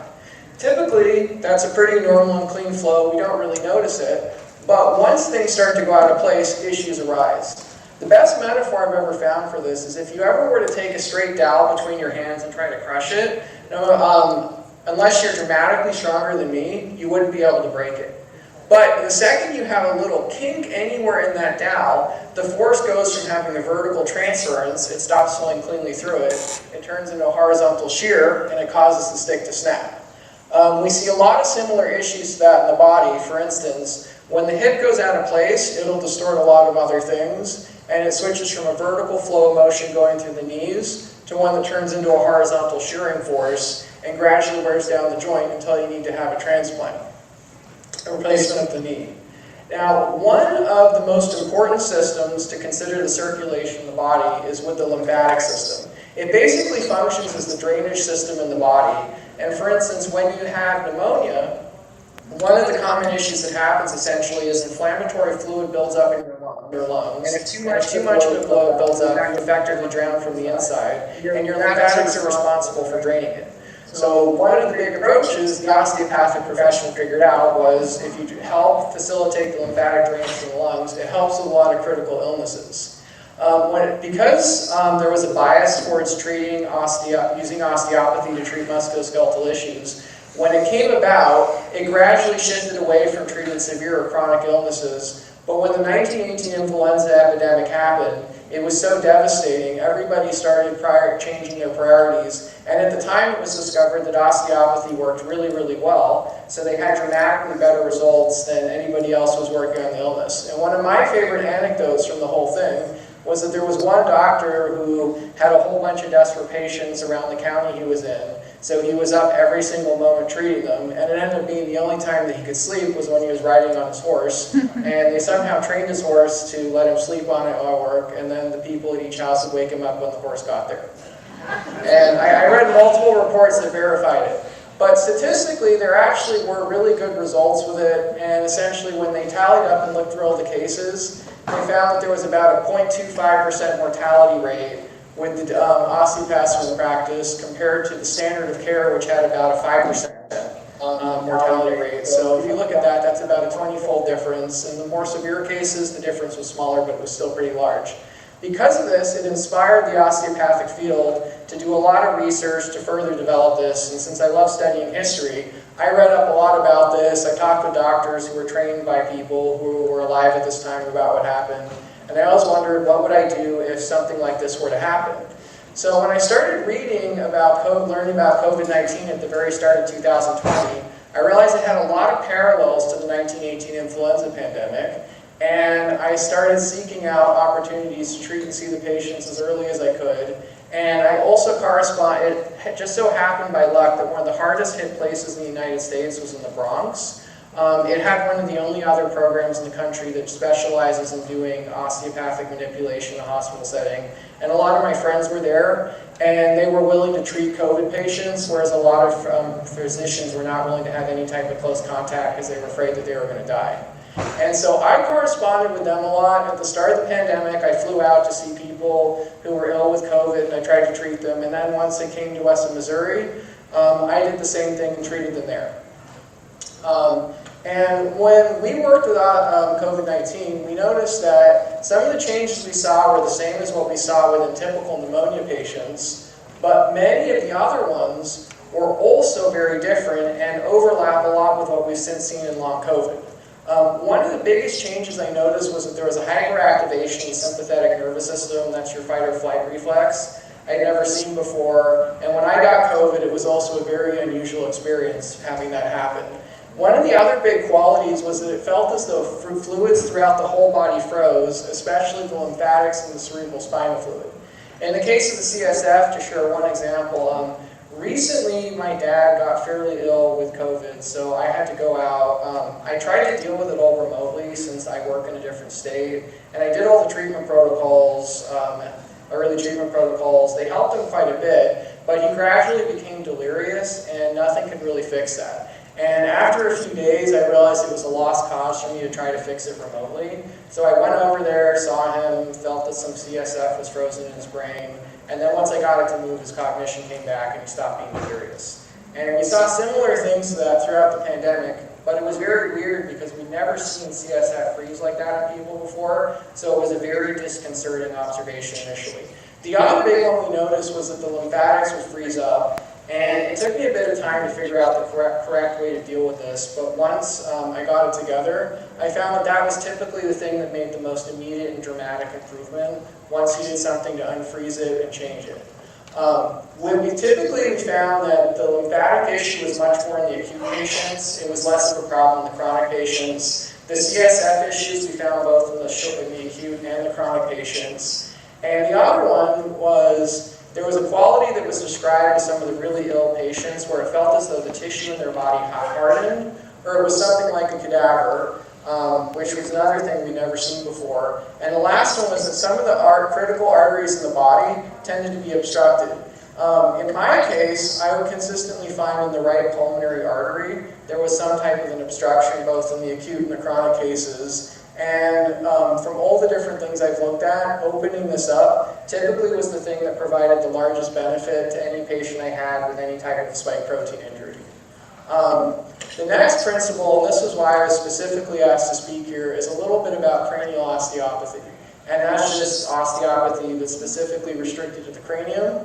And the basic principle of it is that there's a lot of different things that all move in the head simultaneously. One of them is the bones have a very slow, gradual movement. The membranes of the head have a slow, gradual movement. The CSF has a slow, gradual movement. The nervous tissue has a slow, gradual movement. And other parts of the body move in connection with them. And what will often happen is because they all function together as gears, once one of them gets jammed up, other ones get jammed as well. And because everything in the brain is so tightly packed, getting something a little bit frozen or a little bit impinged is enough to cause significant issues. So cranial osteopaths in practice, they often end up getting all the weird neurological issues other people don't really know what to do with. And a lot of the patients who have complex chronic illnesses often see them as well because they find this approach is often quite beneficial when they don't know what to do. One of the things that's really helpful to understand about the skull, and obviously you never have something this dramatic happening, I'm just showing it on the slide to make the point, is that because there's lots of very tiny holes, lots of things have to pass through in the skull, the second something gets a little bit out of place, it becomes enough to impinge it and cause some type of issue. Another one too is that frequently when you have some type of trauma or some type of concussion, it'll lead to a part of the brain getting compressed and having a little bit of an issue. One that I've personally run into multiple times, that place where I'm pointing to with the arrow is the point of the brain, part of the brain that allows people to speak. And I've met multiple people that have had either a compression, an impact, or something else, which compressed that area and they gradually lost the ability to speak, but once you got it uncompressed, the function came back. One of, I think, probably the most significant and common nerve compression issue I run into is with the vagus nerve. The vagus nerve has a lot of important functions, but two of the biggest ones are it's your natural remedy for anxiety, and it's also the thing which controls you having a more stable, slow, and even heart rate, and it makes your digestive system work properly. And typically speaking, one of the wonderful things about modern life is that the place where the vagus nerve exits your body is at the base of your skull where you have a lot of muscles. And anytime you stare at a screen, you cause those muscles to chronically become extremely over-tightened. So as a result, there's always a baseline level of tension people have in the vagus nerve, and frequently something simple like doing a light decompression can make a big impact for them. Now, the reason all these principles become a lot more important when you have individuals who have complex illnesses is that they often have a very inflammatory nature, Lyme disease being an excellent example. And what happens because they have an inflammatory nature is that the places where things would normally travel and go through, the total space that's available for them shrinks. And as a result, a small misalignment becomes enough to create a compression, which causes a functional impairment. And I made these drawings, but is the point they're making kind of clear? Yeah, in the arms, the right one is just showing when you have more inflammation and swelling, you have much less wiggle room for it. And one of the many things that we found is that this is a common issue with individuals who have long COVID and spike protein problems, is that there's just swelling in the body, which causes various types of impingement. Another kind of unique thing I found with COVID, that I've never seen another disease do this, is that it causes a gradual fibrotic change in the body where soft tissue tightens and shortens. And in certain cases, that causes significant compressions. The two most common places that we found it consistently causes a problem are in the two places where it initially enters the body through the ears and through the nose, where there's a fascial tract that follows each. In the case of the ears, you have a tract that goes from the inside of the ear to your eustachian tube, which drains the ear. And when it's tight, it interferes with the drainage from the ear. So oftentimes after COVID, I find people who have chronic swelling in their ears, or they just feel pressure in there, certain hearing difficulties. And once you release that fascial tract, the drainage comes back. The other one is that there's a tract that goes from the nose up into the head that lies over the nerve that lets you smell. And frequently when you decompress that one, some of the lost smell that people have will come back, although I found if it's gone for a long time, you have to do something in addition to just decompressing the nerve in order to have it come back. And so, kind of going a little bit further forward with this, one of the big difficulties with this approach in medicine is it requires you to be very sensitive and be able to feel a lot of subtle things in the body. I think that that's very doable. It's just something that's not really taught within the educational system. So it results in there being a relatively small number of people who teach or practice this. And a big part of my mission has been teaching cranial osteopathy to medical students, physicians in practice, and holistic healers who I think can benefit from it. But once you start taking the approach of listening to what goes on in the body, it gives you a lot of big insights of how to treat and address illnesses you wouldn't be able to get in other ways. Within the field of integrated medicine, at the end of the day, a lot of what you do is basically guesswork where you try a therapy after therapy after therapy and see which one works. But frequently, if you start being able to read the specific tissue qualities that are there, it gives you a lot more of an insight of what sort of thing is appropriate. For instance, there's a very specific feel you get that tells you a nerve is overactivated, and it's something that you have to treat by giving it an injection, and it'll make a response to that. Other times, from feeling the tissue, you can tell it's too lax, it needs a certain type of nutrient, or other times you can feel there's just a systemic quality you can only fix with a certain IV therapy. In the case of working with osteopathy and chronic COVID, there's a couple big observations we've made. There's quite a few cranial osteopaths who are treating spike protein injuries, and as time goes on, a lot of them are having patients come in from hundreds of miles away to see them. And all of them are saying the same things, which is they're finding compressions and barriers to motion are helping these patients. And the top issue they're all finding is there's some sort of artery in the body that has an obstruction in it that needs to be treated. The second one is that frequently when these treatments are done, they don't hold. So the patient gets a pretty big benefit, but the benefit gradually wears off. And the only way that the treatments will be sustained for a long period is if some type of therapy is done in parallel to it that treats the systemic illness that's present. Conversely, One of the problems people have been doing the whole body therapies fine is that while they can make the patients generally better, there's often a couple key symptoms or issues that they have that never resolve throughout the whole process. And our observation has been that typically if there were a couple areas of a pre-existing compression or a structural issue, those have to be treated structurally in parallel to doing the general therapy. So both kind of need to be done, and one without the other gives incomplete results. And so I know you've all stayed late, so I want to thank you for listening. I thought the trajectory of my life was changed because I had a couple pretty severe traumatic brain injuries when I was 13, and I think my life would have ended up in a very different direction if I hadn't had a good cranial osteopath helping me. And so because cranial osteopathy is difficult to learn, there's a lack of access to physicians who can provide it. So one of my missions has been to speak publicly about it and train people, and we really appreciate the welcome we've got from Adam.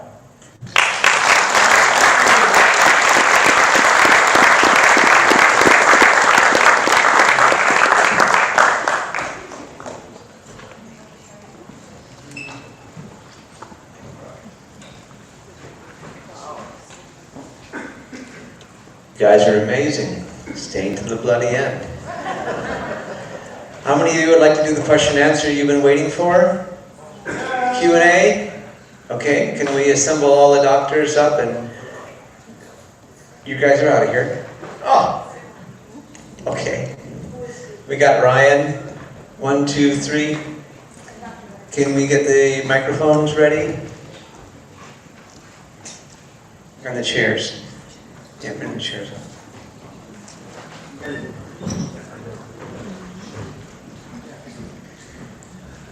And since a lot of information is there, remember we will have it up on the website, the hi.childrenshealthevents.org website.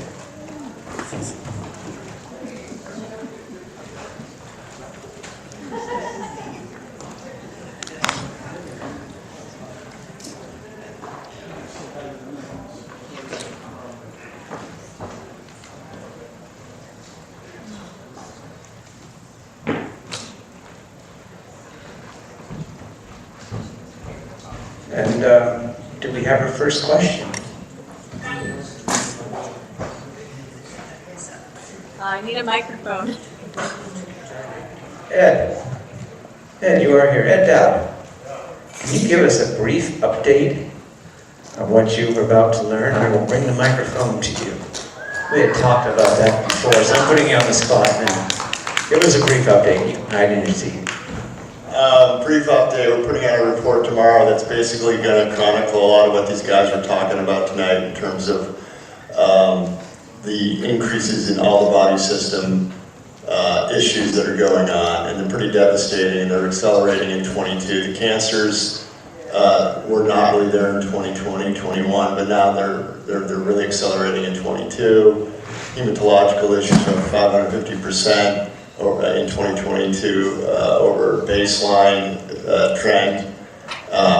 Musculoskeletal issues, it just goes on, and it's going to be a report that they can't run from. They can't run from this data. So we have the data, and we're going to need the doctors, the good doctors up there, to kind of take the ball from us, because all we're doing is just taking this database, scrubbing it, we're putting it into a nice format where you can go into every system, and then within the body system there's causes. You can drill down into causes. You can look at the monthly, you can look at the yearly, you can look at the different percentage increases, different Z-scores, which are standard deviations, absolute numbers. You can go by age or total. So you're going to be able to drill down, and you guys can do whatever you want with this data and come to any conclusions you can to help prove the case of what's going on. So we're going to present it and then pass the ball over to you guys, and we hope a lot of you take our data, just write about it, and just and carry it forward, because this is going to be a big deal, I think. That's it. Thank you. Where do we find it? Financetechnologies.com. Right, spelled PH. PH. I need a microphone. It's going to be under the UK PIP data. personal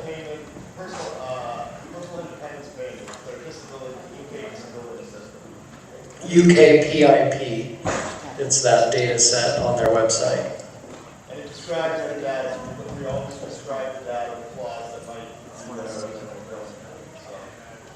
hopefully you find it useful. Okay. Thank you so much for staying so late, and I know you traveled to be here, and we're up very late, so we'll try to keep this. There, now we can see Holly. Hey, Holly. Hi. Okay, so there's a lot of duplicate questions I'll kind of combine. A lot of people are asking about different therapies. One that several people have asked about is ozone therapy. And apparently there's some doctors on our island that are working with it and having great results for long COVID and vaccine injury. And do you guys know anything about that? Yeah, I was on our, that weekly Zoom that we doctors were talking about, just sharing ideas. One of my colleagues, she just started it in her clinic, and I have some colleagues in California that have been doing it and other places. Like Dr. Kory said, not everything is for everyone. So basically it's extracorporeal. You take the blood out, run it through a filter, ozonate the blood, and then in some of the setups you actually UV light the blood as well. And it's expensive in terms of all the equipment you need to do it and all the filters per treatment. And a lot of patients have seen pretty fascinating turnarounds. There's some interesting ideas mechanistically why it would work. And ozone will inactivate viruses, but it will also, the UV light and the filters will take some of these patients that have more the clotted, congealed, thickened blood and remove some of the debris from the blood as it's filtered as well. So again, I don't have large study sets on it, but technically it's not an approved device, so it's being used off-label experimentally, but I've heard a lot of anecdotal evidence that patients have seen improvements with it. Okay, and we have several people asking about the difference between spike protein coming from a natural infection versus receiving the vaccine, and how that relates with long COVID, and also if shedding can result in long COVID. So the spike itself from the infection, when it's on the surface of the virus, there's a bunch of different conformations. It's kind of a shapeshifter. So everybody, sees, this little spike in their mind. Really, it has three parts, an S1 and an S2 fragment, and a little protein that holds it together. And there's three of them clustered together like a treble hook, if you're a Fisher person. And in the vaccine, they put two little amino acids to lock it into what we call the open position. The difference with their shots, with the adenovirus vector shots, J&J, AstraZeneca, you make a lot of spike protein right away. With the mRNA shots from Moderna and Pfizer, you make a fair amount, but you make more spike protein chronically. And the difference between the injections versus the infection is in an infection, your body, if you're immune competent, will clear a virus generally within about 7 to 10 days. The virus is gone, and when you're sick, it's in fact, when you're sick, it's actually a good sign because it means you're clearing something. So the amount of spike protein from a natural infection is going to be less than with the gene-based injections. The shape of the protein is almost identical with a few amino acid substitutions. And in the laboratory, we have genetic probes now that we're working on to where we can tell to the base pair level whether or not that persistent mRNA is from Pfizer, Moderna, or natural infection. Okay, and I received a few questions from nurses asking, I think that because it's such specialized information and there's so many details to it, it's just to break it down in a more simplified treatment protocol, like where would you start if you were a nurse? There's nurses who are asking, what should I tell my patients about healing vaccine injuries? Well, I think, am I on or not? I got it too close. You're on now. Okay, you hear me on this? Yep. Maybe trade. Well, we start with the fundamentals. Maybe trade. Try this one more time. Here we go. Third time's charm. So the fundamentals are go back to what Dr. Kory is speaking about, as well as Dr. Cole. Getting back and de-stressing the patient's lives, getting good quality sleep, getting nutritional changes to occur. Probably the hardest things to really implement in a patient's lifestyle is the nutritional change. You know, we espouse the Mediterranean diet in the rheumatology population. We think with studies out of Harvard, 100,000 patients over 10 years, that proved to be the most anti-inflammatory diet. And its response, Dr. Cole mentioned the cooking oils to avoid. Adamantly, that's a serious problem. I've implemented in my practice a lot of attention to insulin resistance. And so I'll get a fasting insulin level and a fasting glucose, take those two numbers and multiply them together, divide them by 405. And the ideal is to have a ratio come out, or a result to come out, index of less than 1. That means you're normal and you have appropriate insulin sensitivity. If you're between 1 and 3, you're in a realm of what's called pre-diabetes. And you spoke earlier that right now, 3/4 of U.S. citizens are pre-diabetic or on that route. And you may stay in pre-diabetes for literally decades. And that's when we should be implementing intervention, not waiting to become a type 2 diabetic. We should start in a pre-diabetic phase to turn that around. Because diabetes and insulin resistance is very pro-inflammatory. I prescribe more Ozempic and more Mounjaro than my local endocrinologist friends because I see that as being part of the regimen of treatment for anti-inflammatory protection of the patient. Vitamin D, I want to see all my patients have a vitamin D level of 50 nanograms per DL. 50 to 80 is, I call the sweet zone for making that to be positive for them. For patients who have autoimmune thyroid disease, I really stress the fact they get iodine supplement with selenium along with their vitamin D. Oftentimes they catch it before they go into hypothyroidism, require thyroid replacement. If you start the supplements early enough and effectively enough and consistently enough, I can stop them from becoming hypothyroid and get those antibodies to go away. And so all those parts are the initial parts, the fundamental parts we go after. You know, a lot of my patients already are on hydroxychloroquine.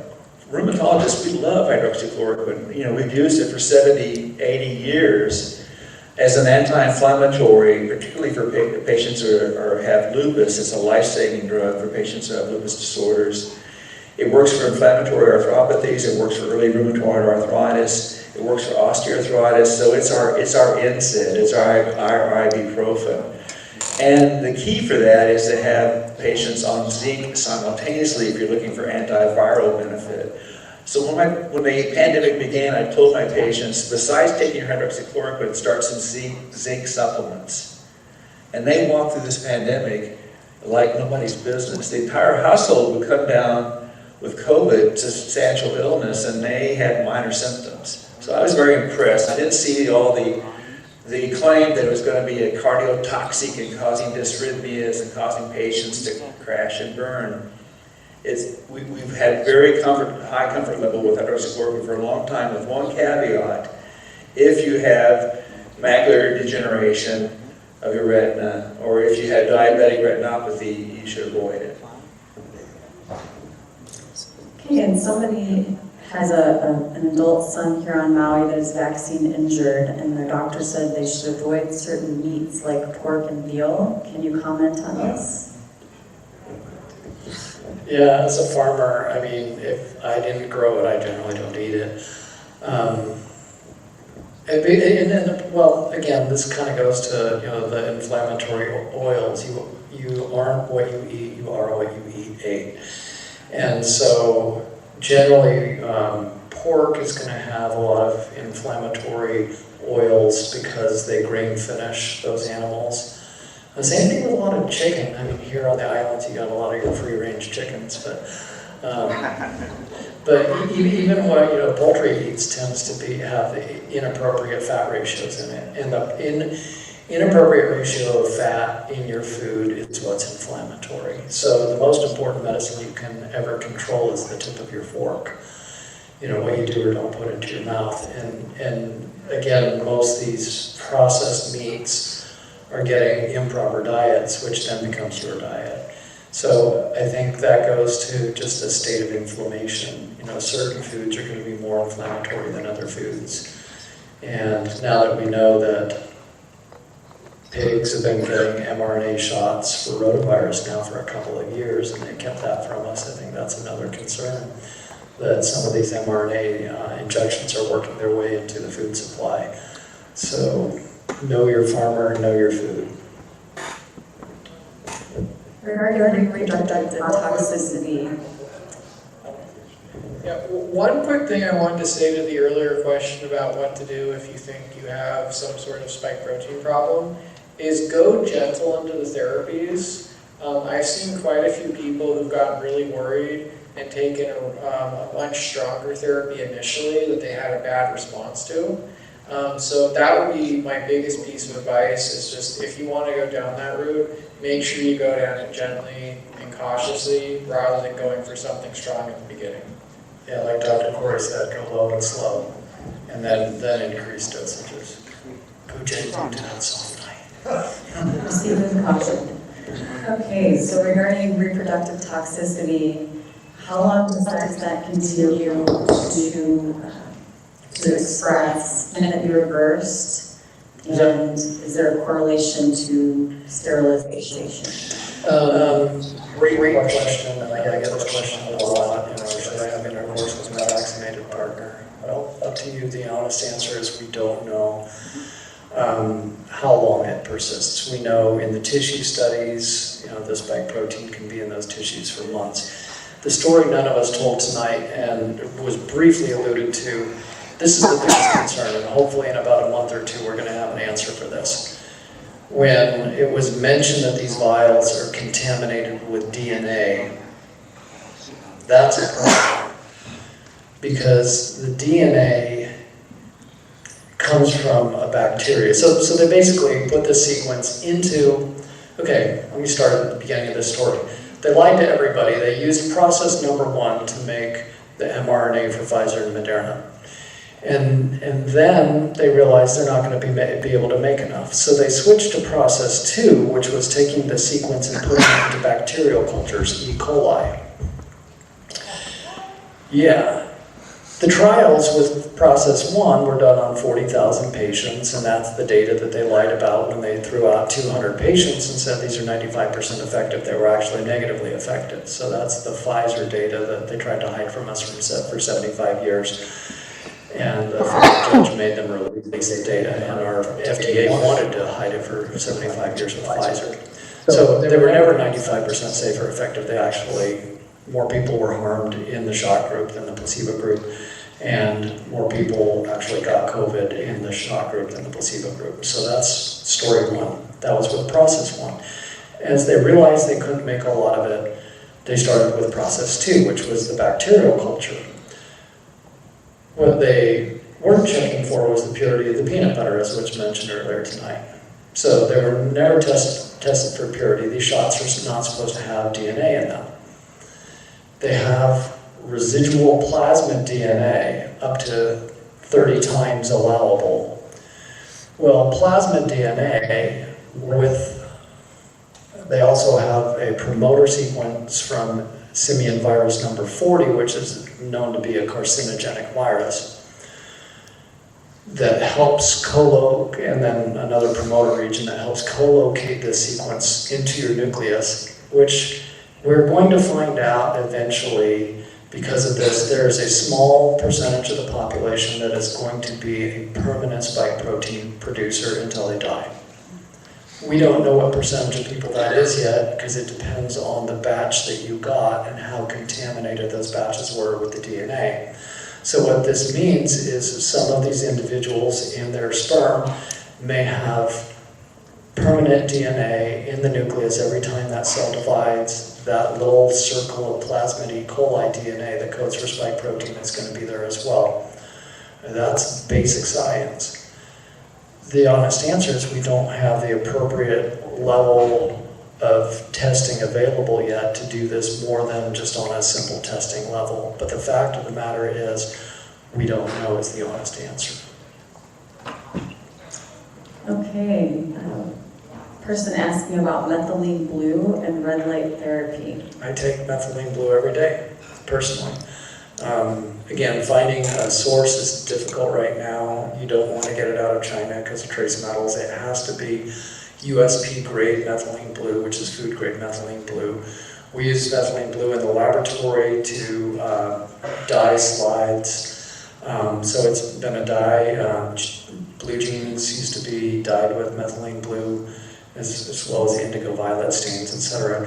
Methylene blue actually contains a precursor molecule to hydroxychloroquine. But the important thing about methylene blue is a lot of chronic long COVID is mitochondrial damage. And the mitochondria is, the battery of your cells. And if the battery can't make enough charge, your end product, your energy, your ATP, then you're fatigued. Well, what methylene blue does is there's a broken point in the pathway of energy production. And there's a little bypass step where the methylene blue bypasses the cytochrome C oxidase system and donates an electron so you can get to the final step of making the charge at the end. So methylene blue, for women, you can generally work, again, low and slow, work your way up to about 50 milligrams a day. If you take too much, you can get burning your urethra, which is not too comfortable. You can take it, twice a day, you can split your dose. But I've seen in a lot of chronic fatigue patients, adding methylene blue will increase in energy and decrease fatigue. And another thing I like for mitochondria, and I don't know if you want to comment on this, is vitamin B1, but benfotiamine format. And we found, certain patients that are, B1 deficient, when you add that, their mitochondrial energy production skyrockets. And then near-infrared light, I'm a huge fan of light therapy. Near-infrared light will penetrate through skin, muscle, and bone anywhere from 2 to 3 inches, 8 centimeters. And near-infrared light is amazingly anti-inflammatory. And so you can tune down inflammatory pathways. You can use it in sports injuries. It decreases scarring and fibrosis, decreases cytokine production. But when you combine it with methylene blue, it's synergistic. And there's a lot of evidence in neurocognitive disorders. If you use near-infrared light on the skull and combine it with methylene blue, you can reverse a lot of neuroinflammation as well.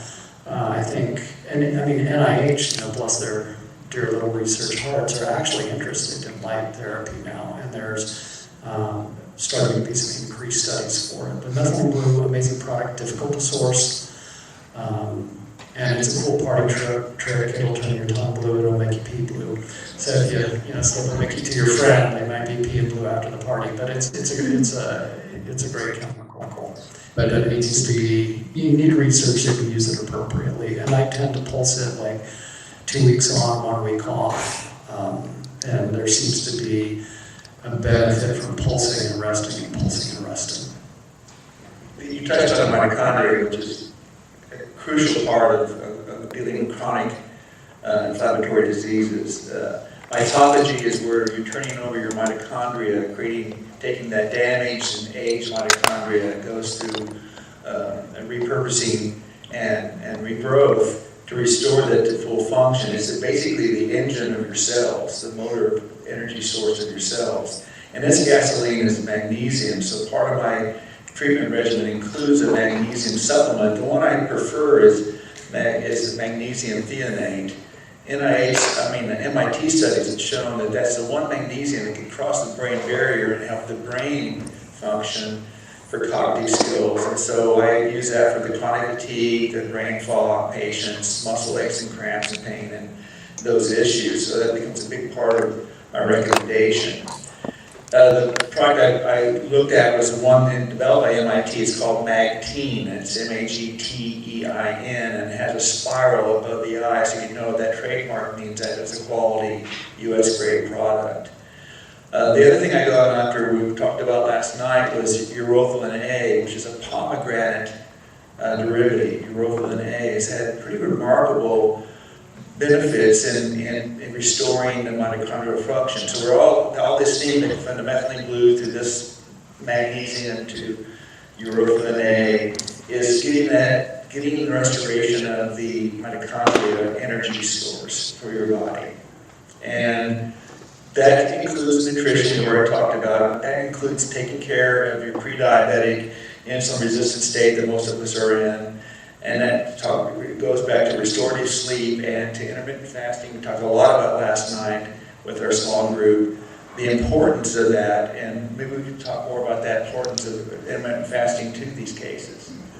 Yeah, and intermittent fasting, you have cells in your body that get tired, and they kind of like try to hang on, and they're not very active.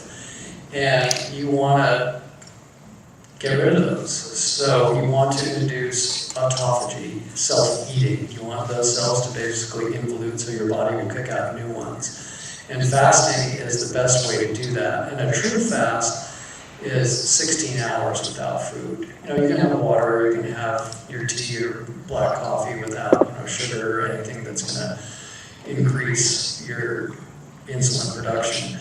So a true fast is 16 hours to get to the state to where your cells say, okay, now I'm going to turn over. If you really want to rev the fasting process, you want to do a 48-hour fast. Again, now stay hydrated. You can add some electrolyte solutions without sugar, and keep yourself hydrated during that fast. But it's one of the best ways to tell your body, hey, it's time to make new cells and new healthy active cells that are going to be more immune surveillant, etc. Another way to get rid of senescent cells is hot-cold therapy.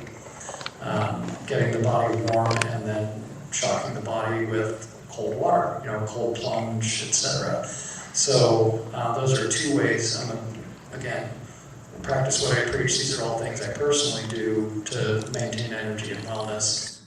And there's great evidence behind a lot of these. There's even a lot of mammalian evidence that the less calories you eat, the longer you live, plain and simple. And we, depending on what you do or don't believe, but evolutionarily, going back to our ancestors on the plains of Africa, we come from a state of starvation.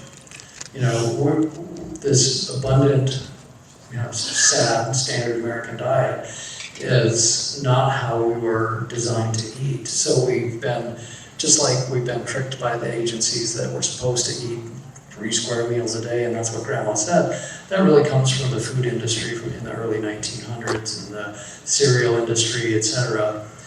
And so you want to be cognizant of, you should only eat when you're hungry, and if you can fast more often than not, you're going to improve your immune health and you're going to improve your mental clarity. Your brain actually doesn't want to run on sugar, it wants to run on ketones. You'll find once you get into a fast, your mental clarity, after you get through that initial hunger period, it becomes much more, sharp in your cognitive processes, and it's very anti-inflammatory. So that's my 20 cents on fasting. Not that necessarily mentioned drug things, but I spoke earlier about Ozempic and Mounjaro, which I'm a particular fan of, utilizing getting weight loss for my patients to get their enzyme sensitivity restored. The concern is when you stop those products, you often see a rebound of weight gain. But the weight gain process could occur over the next 12 to 16 weeks after they stop receiving those injections once a week. What I'm trying to do with that treatment is to get the patient to lose that 30, 40, 50 and more pounds and then feel what life is when they're lighter, when they're feeling healthier, when they're more mobile, and they're less inflamed. And then I think if they understand that feeling, they'll embrace it and continue on that lifestyle changes that motivates them to continue that status of their health. Okay, I'd like to address one of these specific case questions. This person writes that their adult son has dots on the torso area and went through some major tests by oncologists, which all came back normal. They diagnosed him with Mastocytosis. That sounds right. And this was right before the pandemic, so they didn't take the COVID vaccine. They're wondering if you have any advice on how to treat it or through the protocol you recommend. Yeah, mastocytosis is a tough one. It's one, I diagnose under the microscope, and it's an excess production of mast cells. And there are certain, patients that will develop multifocal skin lesions in its collections. Mast cells, again, like Dr. Kory mentioned, they're histamine-releasing cells, so these lesions are very itchy. Some patients have mast cell activation syndrome in their whole body, not just skin lesions like this young man. So the best way is to try to stabilize the blocking of the release of those histamines from that cell. Now, there are a lot of things in the diet that are high in histamine. Unfortunately, dark chocolate, which I love, strawberries, a bunch of other things. So you can actually go on a mast cell, or a low histamine diet in certain individuals, so these mast cells won't degranulate, is what we call it, when those histamine particles are released from the mast cell. But you can also block the effects of those mast cells with antihistamines. So it's a tougher condition to treat. It can be managed, and so just like you would treat mast cell activation syndrome, for mastocytosis, you would be doing similar things. So you can look up. There's an excellent physician out of the UK that she lectures quite a bit on mast cell activation and has a whole clinic. And I forget her name at the moment, but she's on YouTube. So if you just Google mast cell activation syndrome, you'll find her and what her standard protocols are. Okay, and this question is related to stem cell therapy. This person went to Mexico to the Bioadvanced Medical Clinic and received stem cells. 2 months later, came down with Delta COVID and then pneumonia. I was in the hospital. They wanted to intubate them, and she said no. He or she said no. Wondering why these stem cells didn't help, and is it only helpful after the fact? It's not helpful preventatively. And she developed a rash and has never felt the same. So that's been the situation with the crisis of the pandemic. In crisis, people act in desperation, and a lot of people went offshore and looked for the stem cell solution. And in foreign countries, I heard of patients that went to Panama and spent $30,000, or Cayman Islands, or in Asia and other places of the world. It's all about the sourcing. It has to be properly handled and ethically sourced and investigated to make sure you're not going to cause a contamination or an autoimmune response or allergic response. I'm not a fan of the actual cell. Let me pose what's going on with this stem cell history and treatment. One thing that's very popular in orthopedic, sports medicine, and rheumatology is do what's called protein-rich plasma, platelet injections, protein-rich platelet injections. That's where you take an autologous sample of a person's blood, you take 20 cc's of blood, you spin it down the centrifuge, and you take off the platelet portion and use that for an injection into a tendon, into a joint space, to try to affect an improvement of their arthritic condition or their bursitis or their tendonitis. Basically, what you're doing is we think of platelet cells as being, I said earlier, the band-aids that stop the bleeding. They go and they clot off the injured area, and you think of them as being blood clot mechanism cells. But their purpose is far beyond just that. Once they go to an area that's been injured, they start stimulating healing, regeneration, and growth factors that locally promote healing process. So when we're doing that treatment with a protein-rich platelet injection, we're causing a pseudo-trauma. we're tricking that joint, we're tricking that tendon or that bursa to think, hey, there's been trauma here, we need to start a healing process. And that stimulates the stem cells locally to go into action. So that's where we were using a crude way of fooling the local stem cells to come into a healing process. Then you talk about this case where they actually receive stem cell treatment. Well, the cells themselves can be somewhat precarious. The benefits have been, at times, when you give a stem cell, they can actually cause little microemboli and actually clog up the circulation to the lungs. They can cause allergic reactions or immune responses. And so I think they failed us for the full hope of their development, if they could bring us to regenerative and restorative and reparative medicine. And that's why I didn't ever get involved in that world. The thing I went to next was the exosome treatment. Now the question I think proposed by that person was, why didn't the stem cells keep that person from getting ill? Well, it is sometimes about timing. It's the quality which that person received. But the actions of the activation of the exosome is principally at the time of the insult, at the time of the infection, at the time of the trauma, at the time of the stress. That's when they're released, and that's when they go to the organ system that needs help and addresses the issue. They're like a cruise missile honing device that goes right to where they're needed, and that's a miracle of the body. The body knows where the damage is, the body knows where the trauma is, it knows where the insult is, and instructs itself to heal its restoration to health in a local fashion. If you do that ahead of time, I'm not going to say it's going to guarantee you any source of protection. So I think it's, again, you don't want to necessarily do these treatments in advance of an illness state. Yeah, they're not as preventative. It's like when the lizard loses part of its tail. The stem cells there know how to regrow a tail. And same thing, when you have an active infection or injury, your stem cells at the site of injury need to be stimulated to stop the process and heal in a regulated manner. So I think that would be a good analogy. Right, exactly. Okay, and would you recommend stem cell treatment, the exosomes, for stage 4 colon cancer? That's another failure area for the stem cell technology and exosomes in particular. We do believe the stem cells have a potential to be anti-tumorigenic and help prevent tumor formation, especially like lymphomas and some other types of cancers. But as far as cancer treatment, there's not a lot of hope in that realm, especially advanced stage cancers. They're talking about using the exosomes as a carrier of the chemotherapy or the anti-cancer treatment modalities, and to be more targeted getting that chemotherapy or the cancer therapy locally to where the tumors are at.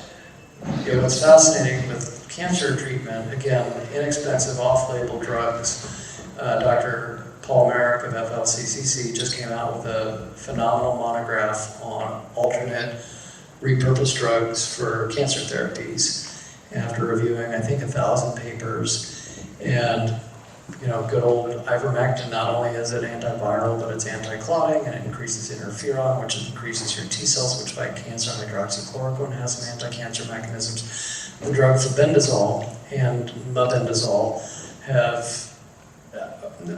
story. So I have a neurosurgeon colleague, her aunt in another state had a small cell carcinoma of the lung. The doctor told her, go home, you're going to be dead in 3 months, good luck. So Dr. Urso and I put her on ivermectin, febendazole, and low-dose naltrexone. She went into her doctor 3 months later. Not only was her tumor gone, but she gained weight. Now she's living a normal life again. There are alternate therapies for cancer that have, phenomenal research behind them. Problem is they don't make any money for the drug industry or the oncology industry, but they're cheap and reasonable evidence that they're not harmful. Febendazole, you gotta watch your liver enzymes and check that, reasonably frequently while you're on it. But there are some amazing medicines that have been around a long time for, supposedly end-stage cancer. one of the best medicines of all. And vitamin D isn't a vitamin, it's a pro-hormone. There are 17 cancers related to low vitamin D levels. And to decrease the chance of metastatic breast cancer, actually vitamin D is FDA approved as a prevention for metastasis. So, those are some simple things to think about, but I strongly recommend going to flccc.net, reading Dr. Merrick's new monograph, and all the alternative options to either try and or add as an adjunct to current therapies for people with unfortunate, widespread disease, which we're seeing more of, and we're going to continue to see more of after, the effects that, I mentioned in my talk and some of my colleagues have talked about. So don't give up hope is the message I'd like to share there. As well, I instruct my patients with advanced stage cancer to seek out immunotherapies for their cancer and join into sanctioned trials in academic centers, and they can go online and seek out the current research projects that are enrolling folks with advanced cancer treatment. But look for the immunotherapy approach, which encourages your own immune system to fight that cancer instead of going with radiation or chemotherapy approaches. Yeah, and going back to one more thing we just talked about, fasting has a phenomenal effect against cancer. Okay, and I know this is very nuanced and complex, and every case is very unique, but how would you recommend treating post-COVID ICU neuropathy? Post-COVID ICU neuropathy.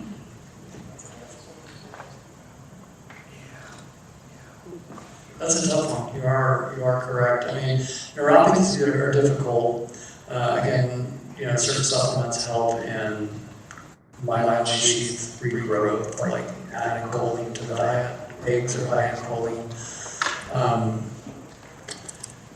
And acetylglucosamine is another supplement that will help regrow the myelin sheath. Thank you, folks. Nathan, right? Yeah. Thanks, brother. Are you guys leaving tomorrow? Yeah, tomorrow afternoon. Aloha. And acetylglucosamine. Yeah, but neuropathies are difficult. One of my favorite things for neuropathy is hyperbaric oxygen therapy. Reoxygenating those tissues to give them the opportunity to regenerate and regrow themselves. With some other adjunctive therapies as well. B vitamins, not too much vitamin B6. Vitamin B6 can actually mess up and increase the neuropathy symptoms, but adding, thiamine, vitamin B1, benfotiamine. Again, neuropathy is a bear to reverse and treat. I wish I had an easy answer. My response to the patients that ask that question or have comorbid neuropathy issues is I tell them that there has been proven animal and human studies showing that there is improvement of brain injury, spinal cord injury, and peripheral neuropathy injury with exosome technology. But it's not an immediate response. You're talking about the restorative state of these nerves taking a very long time. So it's not like you're going to get this experience and then in a matter of, again, weeks or months, see improvements. It may take 6 months to longer. That's one thing I was impressed about the exosome experience is that once you had one single dose of exosomes, the healing process extends out to 6 months to a year afterwards. So there is somewhat a frustrating waiting period to see response.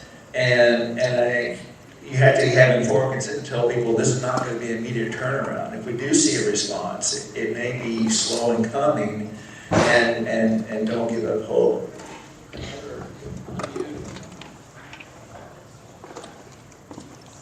Hello. Okay. Two other unusual therapies that are out of the box to consider in terms of neural growth are psilocybin and ketamine. And so ketamine therapy is known for chronic regional.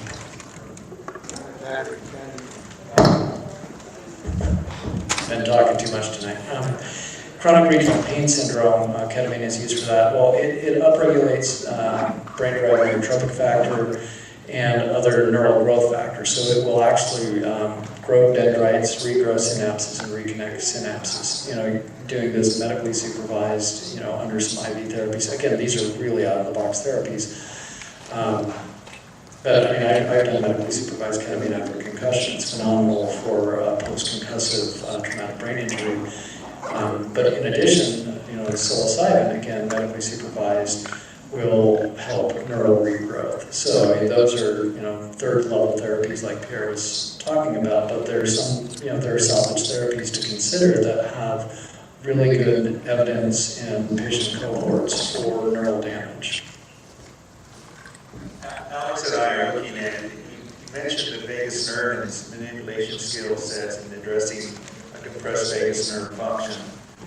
And vagus nerve stimulation is a technology that's been utilized in managing rheumatoid arthritis, refractory convulsions in epilepsy patients, chronic regional pain syndromes, and widespread pain syndromes.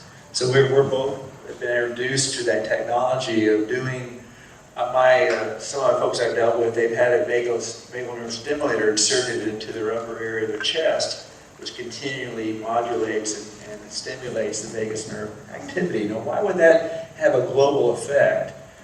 Well, the vagus nerve innervates the GI tract. And the GI tract, as we talked about last night again, is the source of our immune system, is housed in that location. And whenever you read about improvement in the gut function, improvement in the microbiome of the gut, you're going to have improvement in the immune system status and in the global pain response and healing process.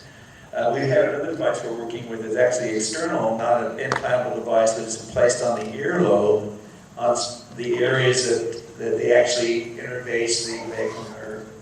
You might mention some more experience with that.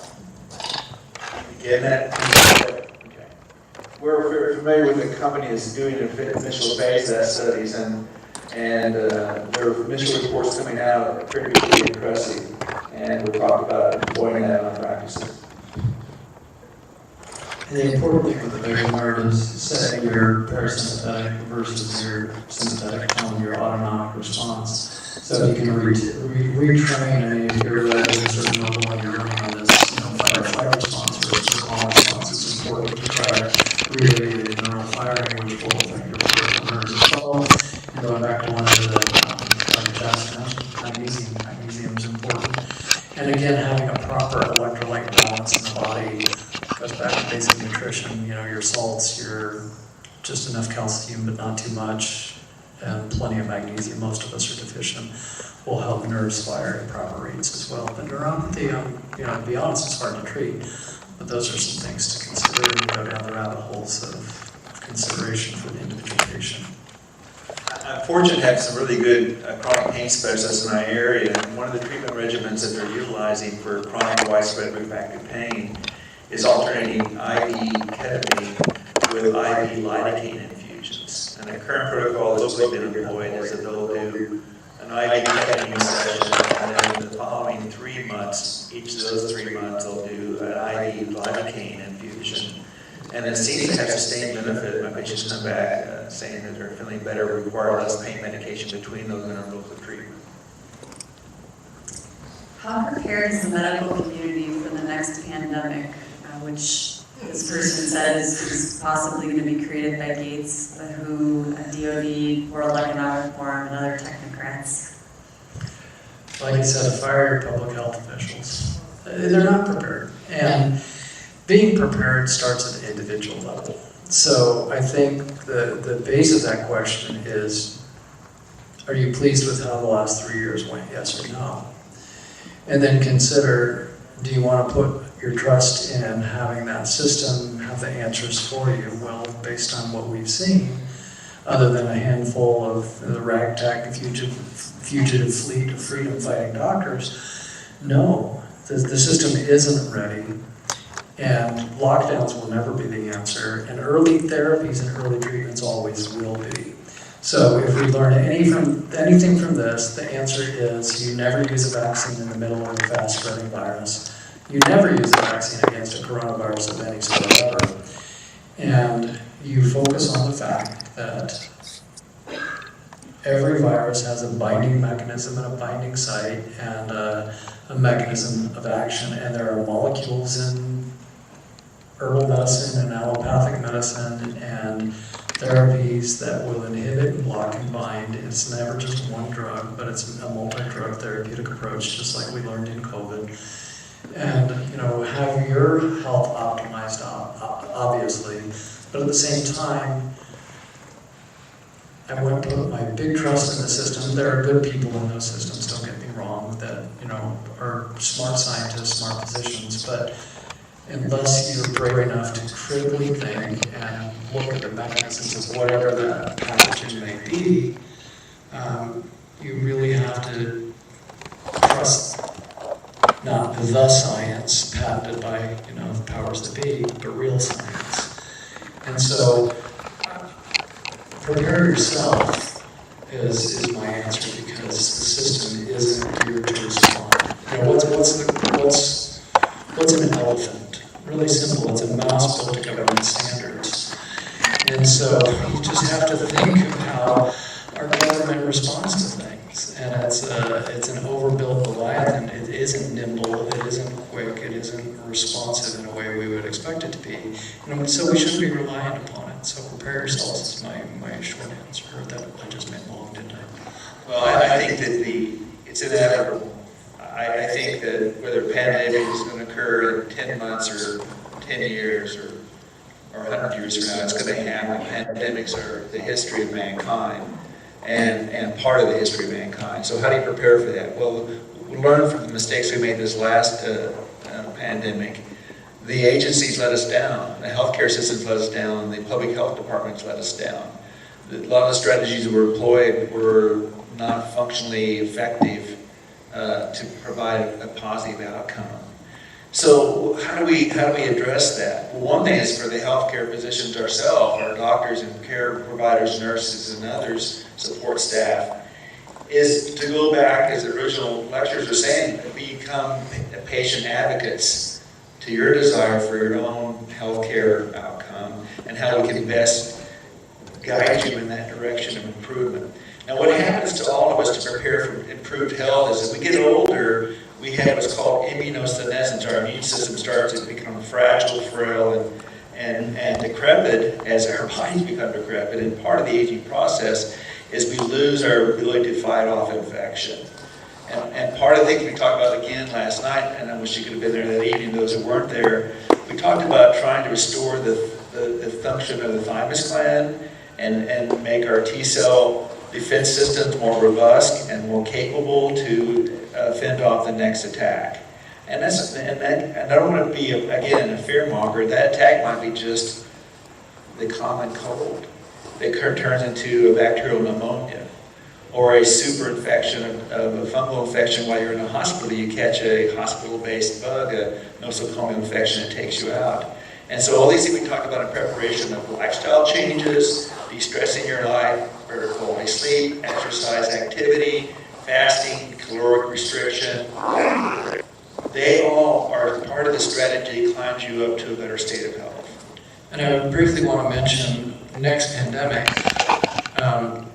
If you're not aware of what's going on at the WHO and the health amendments to the WHO, which our administration actually put forward, would give ultimate power to the WHO to control the sovereignty of all nations.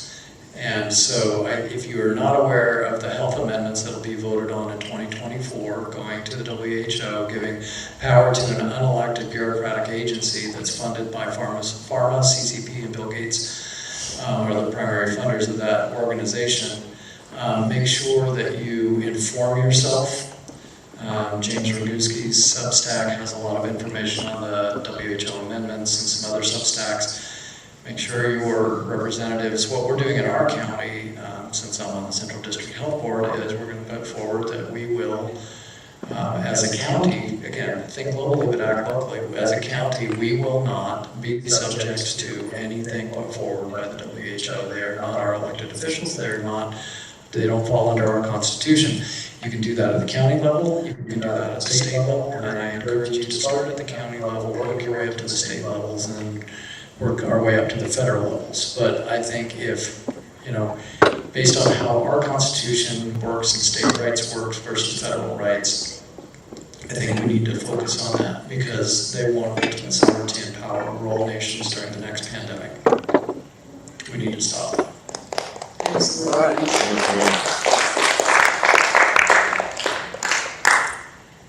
Has anyone tested nanosoma formula for spike protein damage? I'm not familiar with what that is. Nanosoma. No.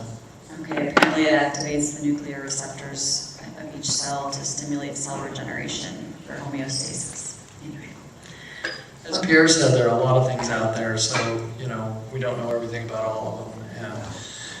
And, ultimately, some of them may work, some of them may not. And I think, you need to be caveat emptor, buyer beware. But, make sure there's reasonable science, mechanistic plausibility behind certain things, and then there's at least some data sets, not just testimonials showing that those things are worthwhile. Again, I'm speaking out of ignorance in terms of that particular molecule or substance. I don't know. That's my honest answer. I think Pierre said during his lecture that we have to maintain a healthy level of being contrary to any type of new therapy proposed.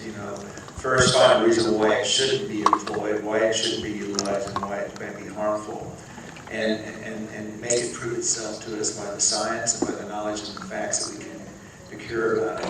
So we haven't bumped into that one individually at this forum right here. We may well bump into it in the future because we are in still crisis mode for the patients who have long COVID. The long COVID casualty group and post-vax casualty group is right now 3 million people in America. That's a struggle. I made a full career treating 3 million people with rheumatoid arthritis. So it's tenfold more challenge right now to keep up with the need. Yeah, one thing I'll throw in is all of the therapies I have seen that have worked really well for treating long COVID were things that were well known and regularly in use prior to it, and they just seem to have an overlap that was needed. And I can only think of 3 things that came about in the last few years that I think are particularly useful or applicable to this illness. So as a result, like they said, I would be skeptical of things that are all being brought out, brand new and marketed right now.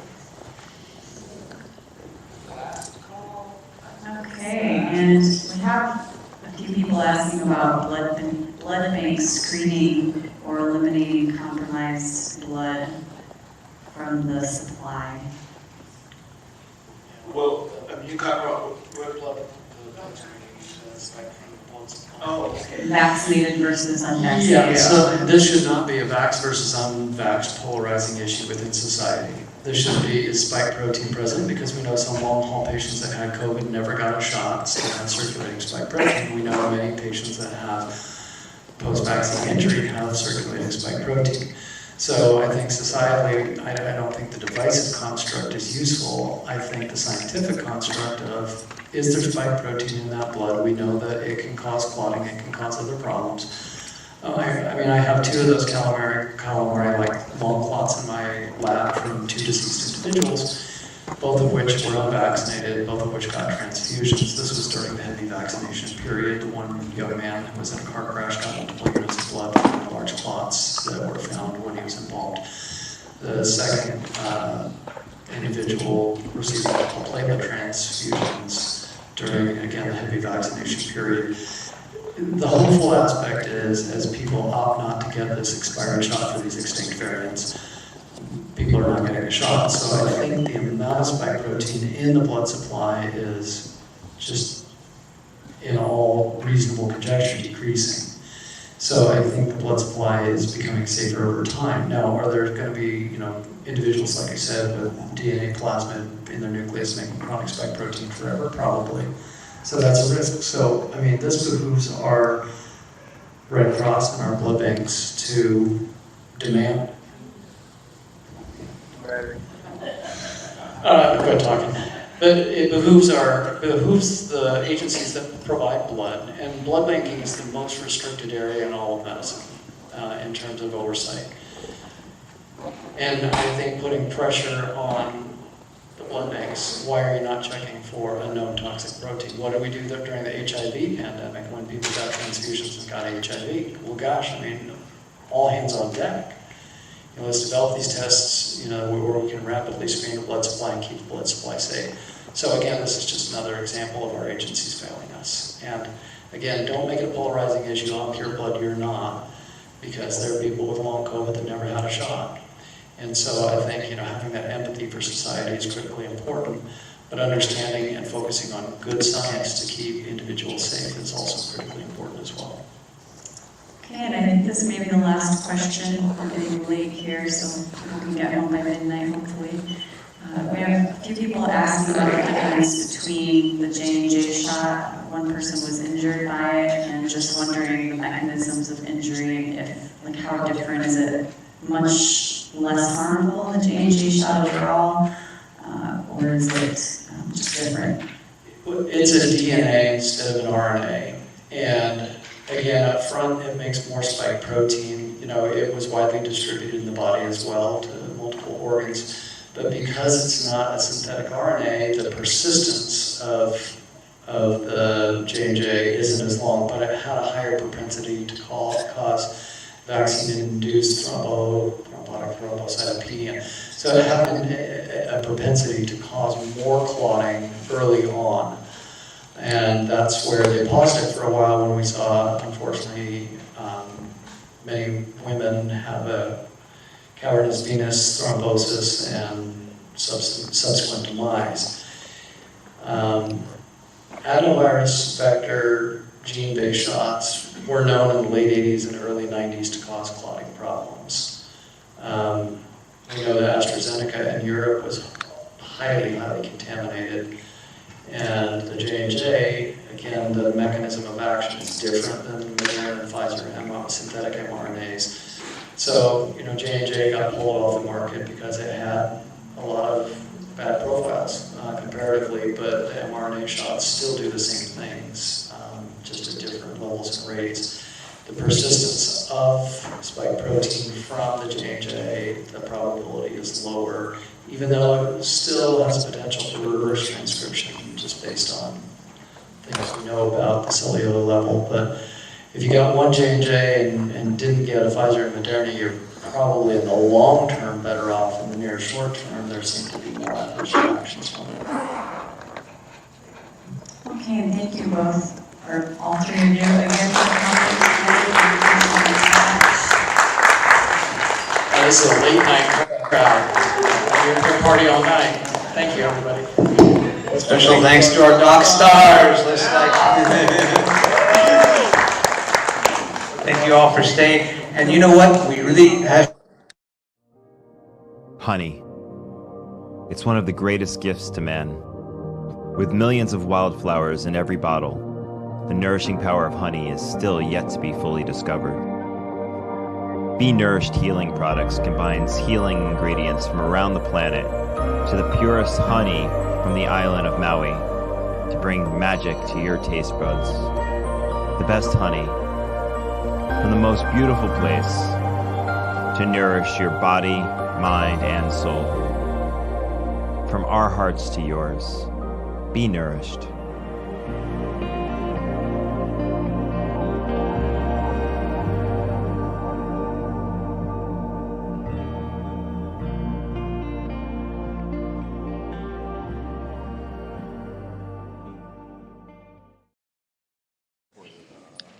Yeah.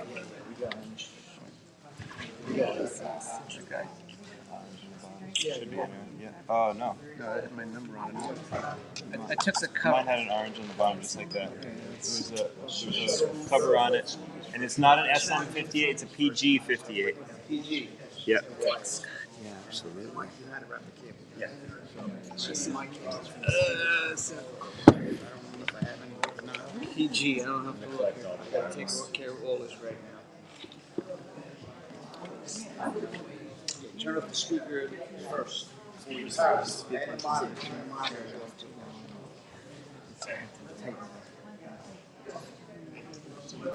is great. It's live.